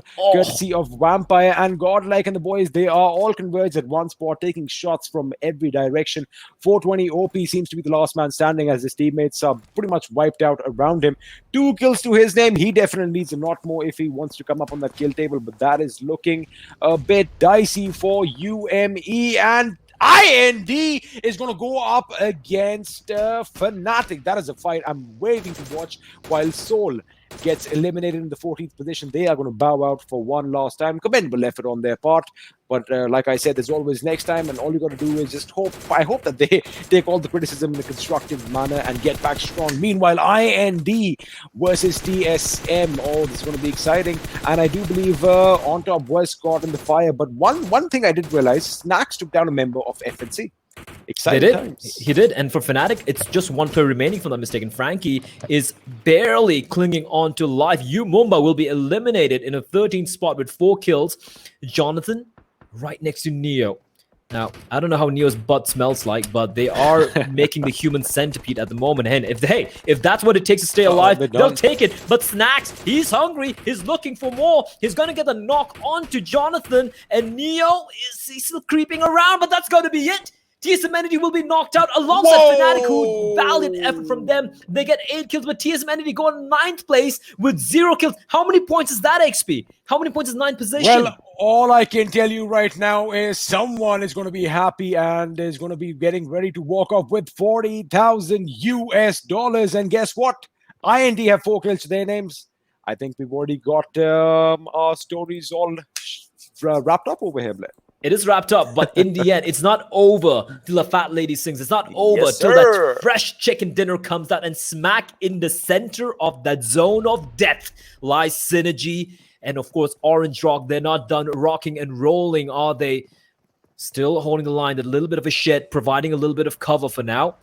And eventually, they will have to make a move because they are definitely not in the safe zone. They got a couple of vehicles to make it through, but the moment they go for it, they're going to get peppered by bullets. Now, Celtz, they can already taste it. They can already taste the money, but it's not done yet, as a Tonki is going to get the damage onto the players from Godlike, who was still in the running, and Celtz have all 4 still alive, XP. What a tournament by these guys. Not just Celtz, I mean, barring Orange Rock, every single team that is still in contention has all their members alive, something that we haven't seen. Again, they are playing a bit safe, and for a couple of these teams, they need to have a good game, but I think the major part is already over. Hastar with that rapid-fire M4, Mini 14, just getting a headshot, and that was beautiful. That was beautiful. That was pretty quick for a DMR. Let me just add that. But Orange Rock under fire, and all these boys are not going to be making their way to the zone, facing off against each other one last time in this South Asian final.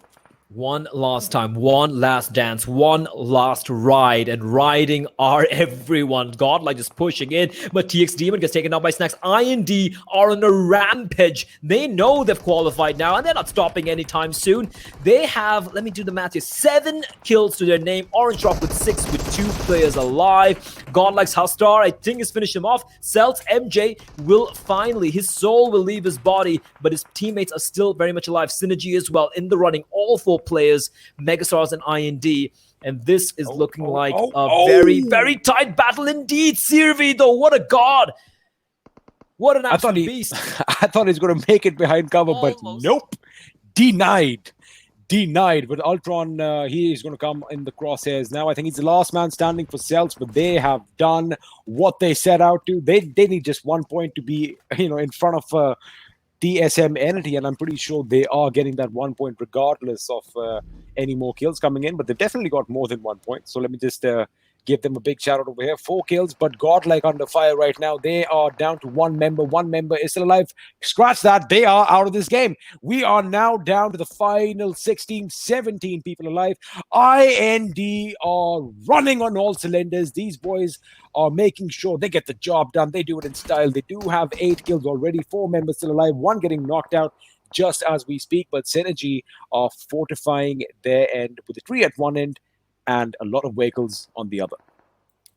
Indeed it is, but you can't count out the fact that SynerGE are still there. All 4 players roaming around. Like Orange Rock's Vampire, he's in the sunlight, but this guy, as we know, he's immune to garlic and sunlight and stakes. What he's not immune to are explosions and bullets, but he's hiding behind the vehicle, the burnt-out vehicle. SynerGE's like, he's weird. He's like, wait, you know what? That car wasn't there a while back. Someone could be nearby. He's paranoid, but IND, they're getting pincered, and Team Xtreme's going to get a drop onto him. Orange Rock, this strike. Vampire, all alone, but he finally will meet his grave. 10 kills for Orange Rock. They bow out in 5th place with 17 points. IND, vehicle exploding. Team Xtreme out of nowhere, laying down the pain on Team IND. And SynerGE is still not letting up as well. He is racking in a couple of those knocks for himself. We are down to the last 4 teams. Megastars, who've been really quiet. They haven't had a single kill to their names, and they just want to be chilling on the sidelines. They're like, you know what? You guys do all the work. I think we just want to celebrate a little bit over here. But Slayer getting found out and finished by Megastars. Just as I say that, IND bowing out in the 4th position of the final game. 8 kills to their names and a total of 16 points. Well, if you can do the maths, we already know they've done it. But who is going to walk off with a chicken dinner right over here? SynerGE really close neck to neck as far as Megastars are concerned, and Team Xtreme. Are they going to pull off another upset over here, or is SynerGE and Megastars, are they going to be the ones who walk away with the chicken dinner? All 3 teams have 3 members still alive.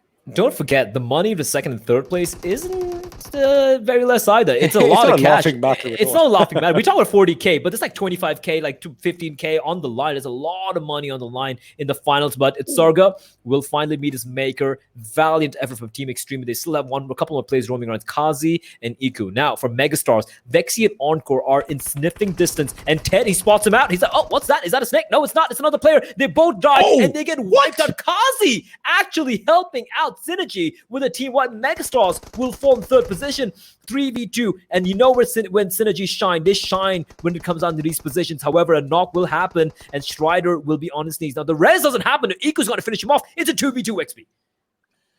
Well, SynerGE and Ted versus Niku and Kazi. Who is going to come out on top? I'm pretty sure if you are placing any bets, you are going to have your money on SynerGE, but we can't count out Team Xtreme as well. They get a knock on SynerGE. Kazi gets that first knock, and I think he's going to go for the finish. They are not going to let them have any breathing space. They want that chicken dinner. They want to go out with a bang, but Ted is the last man standing and is Mr. Serious himself. Can he actually put a smile on his face and get this chicken dinner for his team again, which is going to be, again, one of those outings. I mean, SynerGE, man, boy, oh boy, have they been just impressing us every single day. And SynerGE is finally going to succumb to his injuries. He is out for one last time. Dead versus Niku and Kazi.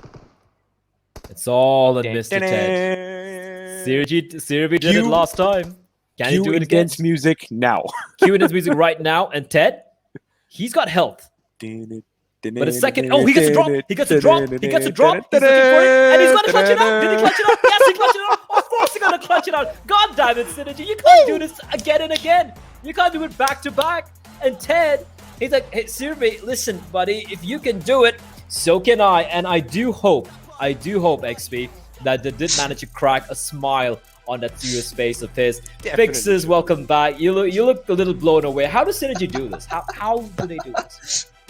I don't know. I don't know what they did have for lunch, but I can pretty much assure you one thing, that they are going to walk up with a lot of money with those two chicken dinners back to back. I think they are looking for some good points, but some storylines over there. Guys, do you want to spill the beans? I mean, well, congratulations to Team Celtz. They are the winners. However, now this is what I'm thinking, XP Fixes. SynerGE got 2 back-to-back chicken dinners. Where does that put them right now? Is the third position safe? Is the second position safe? Did TSM come second? Did SynerGE probably take over them? I don't know, because SynerGE were 131. Oh, never mind. They were too far down. Yeah, I think fair enough. Too far but down. Team Celtz are the champions. They take $40,000. They win it in style. TSM Entity, they had perhaps the greatest day of PUBG Mobile action I've ever seen from one single team yesterday, but unfortunately, a little bit of overextensions, maybe getting a little bit ahead of themselves, and they lose out in the big purse, but they qualify as well. Megastars qualify, Orange Rock qualify, IND qualifies, Godlike qualifies, and SynerGE as well. These are the 7 teams, and the MVP back-to-back chicken dinners, back-to-back MVP, SynerGE with a serene smile, Fixes. Again, the MVP, 5 kills, 637 damage, you got it. First 2 days, bad display by them, but now they did come up and they did hit hard as they took those last 2 chicken dinners in style. They did indeed. And XP, I mean, in the end, well, it did come down to the final map to decide, but it wasn't the nail biter that we expected. But that means that Celtz, they didn't win by fluke. They didn't win by just 2 or 3 points. They won by a pretty comfortable margin in the end over there. And not only did they qualify, they got the first place. That is so commendable, so impressive. We have the top 5 players, though, just very quickly. Vampire, SynerGE, Always, Ted, and, of course, Ultron. And also, little shout out to Fnatic. They tried. I'll give them that.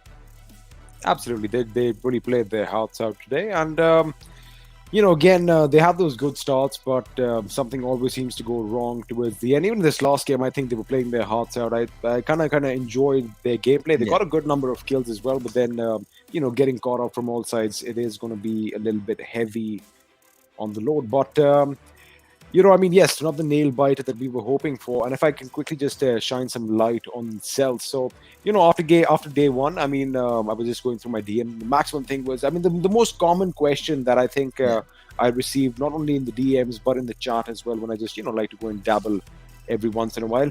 What are your thoughts on an underdog team leading right now? I'm like, this is my response. Underdogs, they've already played 2 weeks of the PUBG Mobile Pro League. That PL stands for Pro League. So roll it more, baby. The Pro League. Okay, they've been playing at the Pro League for so long, and they've done the scrims. They've been playing at the highest level against the best teams India and South Asia have to offer. And the audacity, I say, dear sir, to still call them underdogs is quite is a little bit, it's not right. It's not right, guys. Come on. You can't call them underdogs. If the 4 of us, with our producer in mind, if we form a team and we hit PMPL and we're like, what? That is when you see an underdog. So, these boys, of course, the thing is, they are not known. That's it. Indeed. SynerGE, 30 points. And you know what the crazy thing is? How did week 3 end? Week 3 ended with Megastars. I'm sorry. It did end with Megastars, TSM Entity, and Orange Rock qualifying. SynerGE came fourth. They didn't qualify initially. Then they qualified later on when they expanded the number of slots, right? Correct? Imagine if that had never happened. They would have still qualified because they would have still come third over here below Celtz and TSM Entity because of the 30 points they gathered. So doesn't matter if they got that, they qualified earlier on. They still managed to fight in the end. I'm pretty sure they are going to be relieved that they qualified earlier on, because that's why I think they could take it easy in these games. I mean, if you call this taking it easy, I don't want to see them when they're really serious, though. Second half, Powerhouse, Umumba, Marcus Gaming, TSM Entity, Tamilas, Elementrix, Soul, and VSG-Crawlers. I'm just going to take through the quote very quickly. VSG-Crawlers disappointed Soul. They need to do a little bit of soul searching. Elementrix, they showed promise, I believe, for a moment. Eventually, they fell short. Team Tamilas, unfortunately, at this level, I feel like they're not there yet. Hopefully, with a few changes here and there, they could step it up. TSM Entity, probably the best team in the entire tournament, but a little bit of overconfidence, a little bit of overextension, and that cost him a $40,000 purse prize. That's a lot of money, and that's going to sting, man. That's definitely going to sting. Marcus Gaming, they have the potential. We all know it. But when it matters the most, when it comes to the tail end of the event or tail end of a tournament, they kind of seem to internally combust. And that could be said for Umumba as well. They start off strong. My word, do they start off strong. They'll be at top of the table the first couple of days, and then a slow decay, a slow gradual decay, which eventually ends XP in a free fall. And we see this from them on the league stage. We saw it from them in the finals as well. A little heartbreaking for all these teams. I mean, well, you know, the thing is, us casters, we're watching the games, and of course, you know, we don't have any favorites, but then you kind of tend to latch onto a particular player or a team, and it's just you know, for even us as a spectator, because we are casting, yes, but we are also spectating the game along with all of you watching at home. You know, we are invested in the teams as well, and when someone who you don't know a lot about does something amazing, we lose our minds, and you know, when someone who you do know about doesn't, we lose our mind again, because it's like, you know, we call it as we see it, but I think that word that I just said right now, we also are invested in these teams, and yes, it does hurt, and again, the best thing that we can do is wish them luck for all their future endeavors, and hope that we still get to cast these lovely games for you guys. And also, speaking of future endeavors, ladies and gentlemen, you witnessed the final game of this iteration of Team Fnatic. That was the last hurrah, and they did give a fight. But here we have it, the overall standings. But for a change, we start from the bottom. Oh, the suspense! I like it. I like the suspense. Powerhouse Gaming, bottom last. I mean, they fought in the final two games. I got to give them kudos, but this is very far from VSG-Crawlers that I remember in the past. VSG-Crawlers as well, a lot of work to do. Team Tamilas, they're not on the bottom, but you know, they would be looking for more, and especially losing Manti halfway through the league. I think they put up a commendable performance. For Team Soul, they don't even end in the 12th position. They go down even further to down south. And like you said, XP, a lot of soul searching for them, and hopefully when they come back later on, we'll see a different Team Soul facing on Marcus Gaming. We already spoke about them. Team Xtreme, I love the fight they put up in the end. They were like, you know, we're not going to be a bottom team. They are kind of middle of the pack team, but I feel like a couple of changes, a couple of tweaks here and there, they could definitely be in contention. Hey, if Celtz could do it, so can these guys. Elementrix as well. They were so very close, but in the end, when the pressure got to them, and that's the thing, when the pressure started mounting, some of these teams crumbled, and some of them rose up to the occasion. Umumba, Elementrix, Team Xtreme, and Marcus Gaming. I feel like these four teams in particular, they do struggle when it comes under pressure. But here you have it, your champions on top over there, ladies and gentlemen. Celtz, they take 40,000 United States dollars. That's a lot of money for those of you who don't know the exchange rate for an Indian team. TSM Entity coming in second over there. And of course, we have the camera feed as well. I love this. Orange Rock have just left the lobby, but TSM Entity, oh, they look deflated. They look very deflated, and Celtz are looking, well, they're all sitting from their homes, as you can clearly see from their bedrooms, but they look pretty calm. They look pretty composed. Megastars are all smiles though, Fixes. Look at them. Everyone's happy, except for TSM Entity. That's the thing. They qualified, but the $40,000 slipping away from fingers, that's gotta sting, man.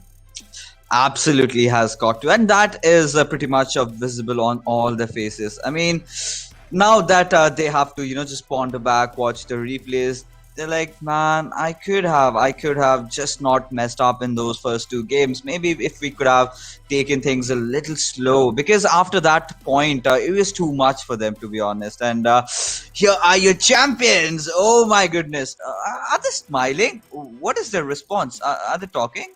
I don't know if it's live or.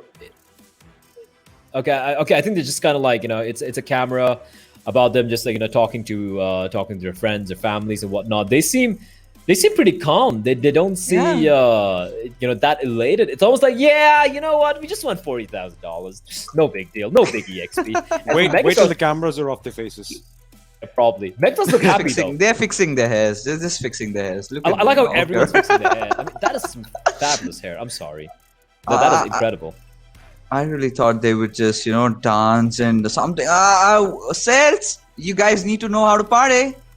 XP. Do you know how to party? Do you know how to party? You need to mentor them, man. I'll teach you. Yeah, Don't worry. you Don't need worry. to. Next time I see these boys, Celtz, I'm going to take you under my wing. But Celtz, they make it work. A team that not many people have heard of, a team who were kind of quiet. And I'll be honest, during the league stage, I'm like, yeah, they're a middle of the pack team, probably the bottom end of the line, but not just winning, not just qualifying, but winning it in such a convincing fashion. Hats off. Take a bow, gentlemen.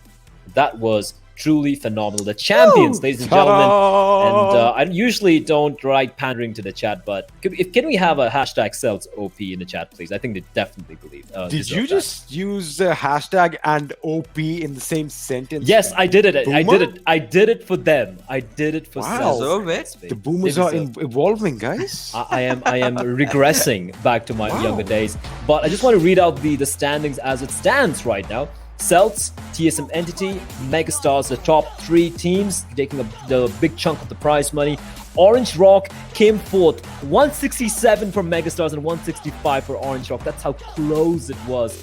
SynerGE end up in the 5th place. They were in 161. IND in 6th position. Of course, they qualify as well. So we have Celtz, we have Megastars, and we have Team IND. Congratulations to them. They joined SynerGE, Orange Rock, TSM Entity, and Megastars in the World League Finals. And of course, in the 8th position, heartbreak indeed. Heartbreak City, Heartbreak Hotel. It was Fnatic, not able to, make the last hurrah count when it mattered at the very end. But the one thing which stands out for me, Fixes, is the fact that Entity, TSM Entity, Megastars, SynerGE, and Godlike, despite having already qualified, they still wind up in the top 7 in the final days. What does that show?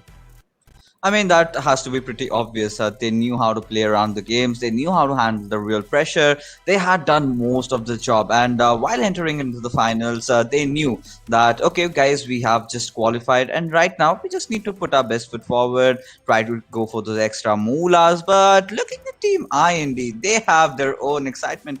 All of them under one blanket. They're a happy bunch. Social distancing. Guys, come on. Social distancing. Come on, guys. A little bit of social distancing. But jokes aside, they are very, very they're happy. A happy bunch. They seem elated. The guys who want a 40K are like, yeah, whatever, we don't care. But IND, I think they're just very, very happy to qualify XP. I haven't said a word since the last couple of minutes. I'm just smiling, looking at all of them. And, with the Celtz, I was just thinking that I get it, that the camera's shy right now. But just wait, boys. Just wait. I mean, this is just the beginning. You are off to the World League and in style. So you better get used to those flashing lights and all these cameras pointing at you. Because you are going to be on our screens a lot more. And yeah, the Band of Brothers fine. You see, that's why I kept calling them a Band of Brothers. I mean, you can just see them. That is so evident. The way they played, and have a look at SynerGE. We get to see them as well. I mean, that is a toy setup these boys have. Yeah, that's fancy. SynerGE, of course, the combination of Global Esports and SynerGE Gaming. I think what were they called earlier before they joined with Global Esports? I forget. I don't know. Too many mashups, org mashups. Like of course, good old Mugzet Gaming, Marcus Gaming. Mugzet. I do apologize for all the jokes, guys, but they put up a showing as well. Unfortunately, it was not to be. I mean, we can say that for a lot of these teams, but right now, I do believe the moment belongs to these guys, the ones who have qualified. And this is just the beginning, though. XP. This is where the real fight starts. This is when they face off against the heavyweights of the Asian region, and that. Oh boy. That is going to be a fight for the lives.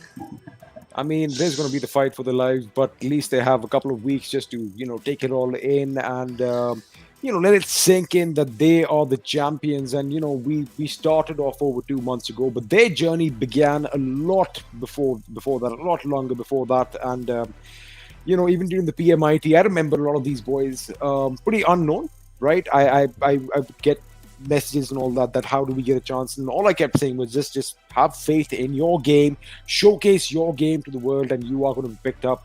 I, of course, disappeared for 6 months after that, but when I came back and when I saw a few of these names as some of the biggest crowd pullers in the PUBG Mobile India scene right now, trust me, I mean, I was happy. And I kind of felt proud because, they've been grinding for such a long time. And now that they have reached this stage, I mean, just my heartiest congratulations and applause for them because they did it. And now they are on another journey. Indeed, they have. I mean, I completely agree with you. I don't know what else to add to that. The fact that they have managed to defy all the expectations. I don't think they don't even have gaming chairs. They have one bed with 4 guys. I'm just saying. And now, I think they can afford themselves a nice little house, if you ask me, a nice little apartment for their own place, and it's a true underdog story. It makes your heart weep in joy, right? Because it's such a heartwarming tale of how the sheer conviction. They don't have the star power names. They don't have the big names of the big games, but they forget it. They make it work. $40,000 and they qualify. However, money or not, one thing's for sure: TSM Entity, Clutch God and Jonathan will not be letting go of their throne. They will end up on top, the kill leaders of the finals. Godlike's guild over there. Umumba's 420 OP. Got a feel for the man when he comes in 4th. He had a great start. But did you notice, XP, how he kind of tapered off alongside his team? And despite being the 4th place, a killer amongst all the players, among the 64 players who played in the past 3 days, unfortunately, Umumba don't make it. MJ from Celtz making an appearance in the 5th position. Fixes, anything you want to add here? I mean, pretty much we are all done. But yes, talking about TSM Entity, I mean, I can imagine the heartbreak that they're going through right now. But yes, I'm pretty sure they're good.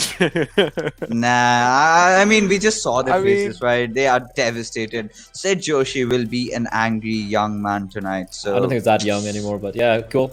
But still, but obviously they have qualified. I wonder if you get what I'm trying to say from this. I wonder if the players are going to be that disappointed, or will the organization? I think the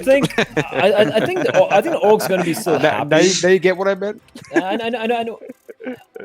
I know what you mean, but at the same time, I feel like as a player, as a team, considering how they played yesterday was the most dominant performance from one single team on a given day. I mean, I don't think we can take that away from TSM Entity. And today, starting things off, we're like, yeah, they have the freedom to have a little bit of fun. They have, but it was a classic case of the hare and the tortoise, right?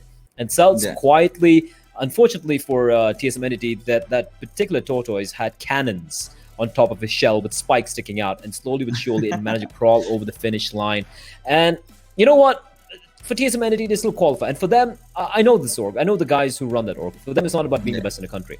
For them, it's not just about being the best in the region. For them, it's about being the best in the world, being the best in the big scene that it is. And hopefully, with a little bit of time they have, you can't take it away from them. They are going to be a legit force to be reckoned with. Us being a superstitious bunch. Are we? I don't know. Yesterday, maybe us Indians being a superstitious bunch. Maybe yesterday all the planets were aligned just right and the chakras came in. I'm just spitballing over here, but yeah, yesterday it was like they were playing at Wembley Stadium and all the other guys are having a pickup game in the street outside. That's what it was like yesterday. Okay, I mean, they were a world apart. They were indeed. But I'm saying they were really good. That's what I'm saying. Full stop. We get it, XP. We get it. But fixes like it's been a blast, man. Like, let's talk a little bit about ourselves. Screw the teams. I don't want to talk about them. We've spoken too much about them. I mean, we get paid to talk about it, and we love talking about it right now. Quick shout out to you guys before you guys tune out of this. If you guys do enjoy these two gentlemen beneath me, do follow them. Fixes at Paint. Fixes right there. The experiment and the Expert One meant. Ty, yes, and that Ty got him his first preference. So that Ty better get him his are you putting it up for bidding? How much do you want for it? I'm not putting up 15,000 UC. You've got the looks, XP. I just have the Ty. Okay, I see where you're going there. All right. That's XP's mating ritual, putting on a tie and coming on stream. Hey, if it works, it looks like it works, right? So ladies, or boys, whoever if you like Fixes, just drop him a like on his Insta page and follow him and drop him a DM. He might reply back to you with some pictures of his tie. If you get my drift. XB, you can follow him at the Experiment, a 1. It's not an I. And if you like the bullshit that I spew from my mouth, you can follow me at officialplay on Instagram or Twitter. It's the same handle. I'm more active on Twitter, but it doesn't really matter. But there you have it.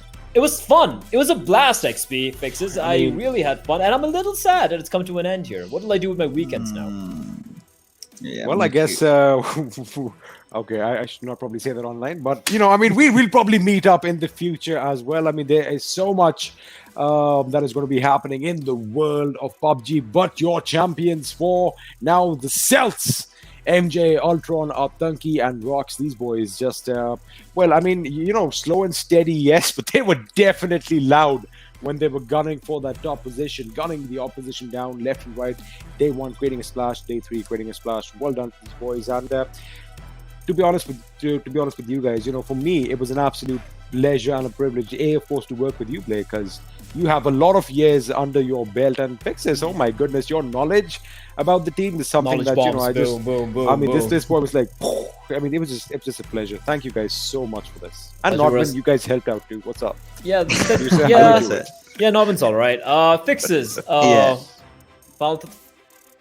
Final thoughts. Okay, shout out to our producer. Shout out to Manoj Gola, aka Super, our producer in a year, who made all this possible. I'm not even kidding. The guys here before we come in the last minute, like a minute. He's like, guys, we're about to go live. Can you come online? And then I come running in my underpants, putting on my t-shirt. All right, let's go live. He's there from the beginning till the end. Shout out to our producer, to Manoj Gola, and of course, Fixes. Final shout out from your side before we potentially call it a night.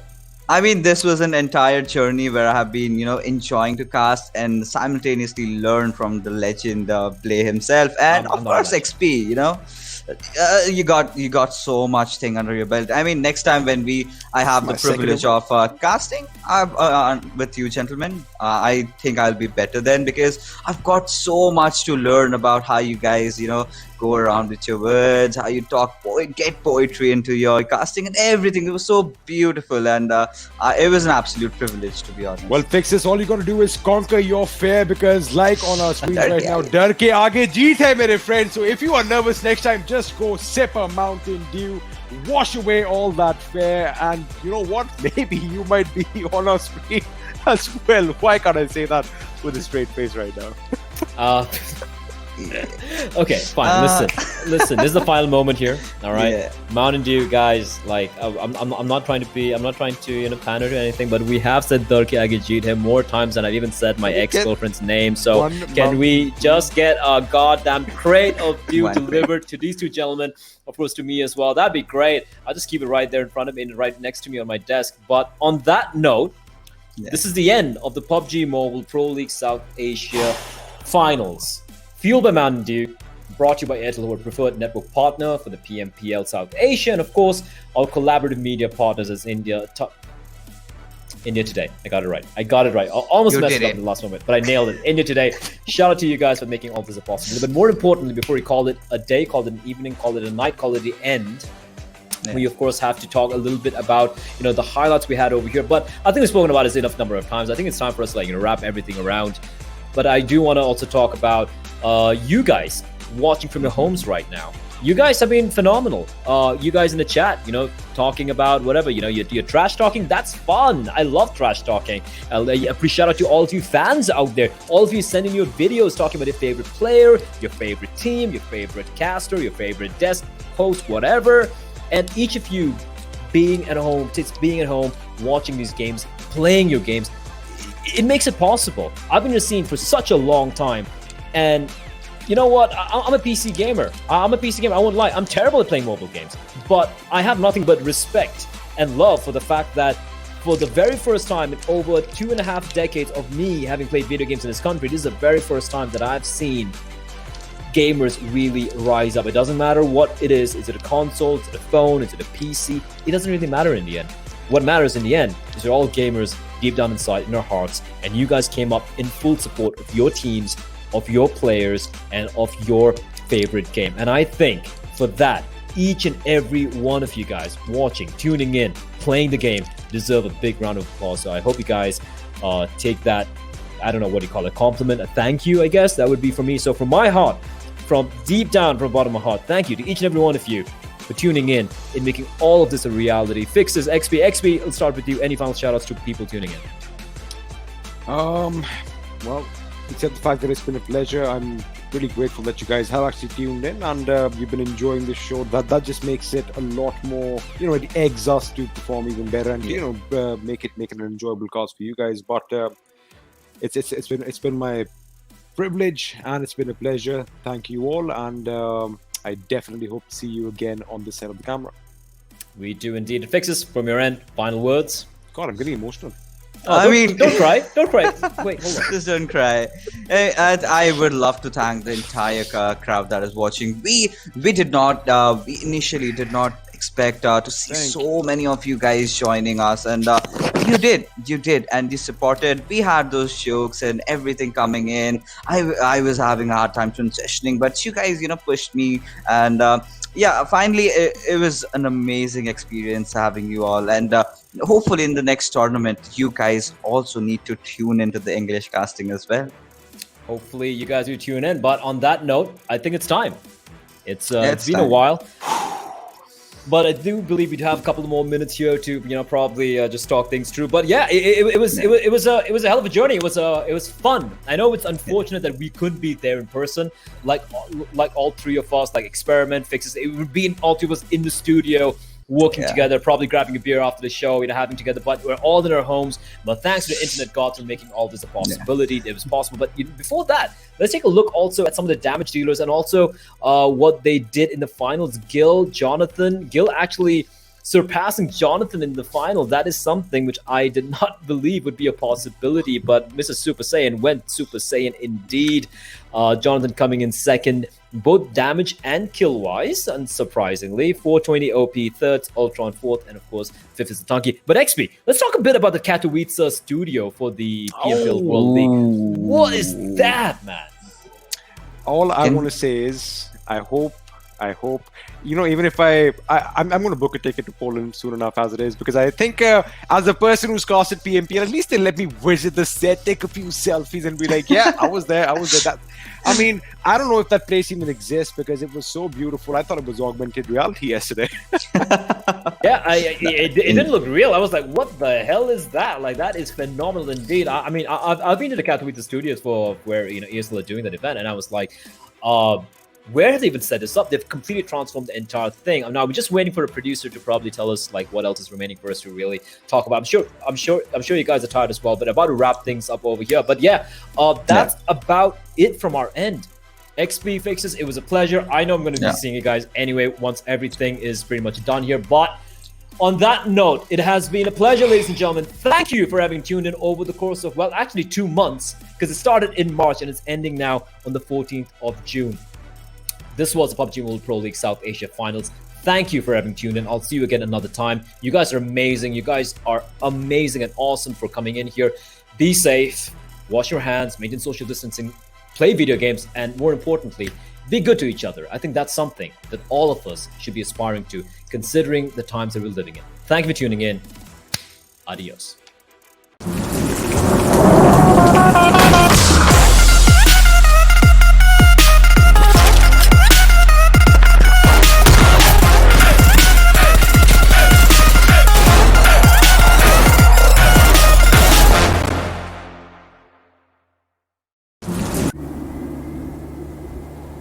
ये तो बहुत खतरनाक stunt है। पता नहीं आपको डर कैसे नहीं लगता?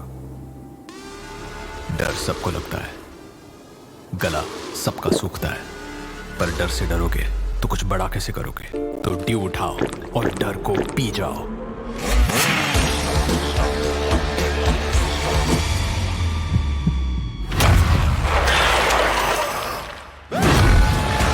माउंटेन ड्यू, डर के आगे जीत है। अरे वीडियो फिर से फ्रीज हो गया। मैंने बोला था इसका नेटवर्क जाएगा। मैंने भी सुना था, उसने बोला किसकी सुनूं? अरे इसने कहा उसने सुना, सब भूल जाओ और अपनी आंखों पे भरोसा करो। मतलब वीडियो सही है तो नेटवर्क सही है, और इंडिया का ना बेस्ट वीडियो एक्सपीरियंस एयरटेल पे है। देखा तो आंखें खोलो और सही चुनो।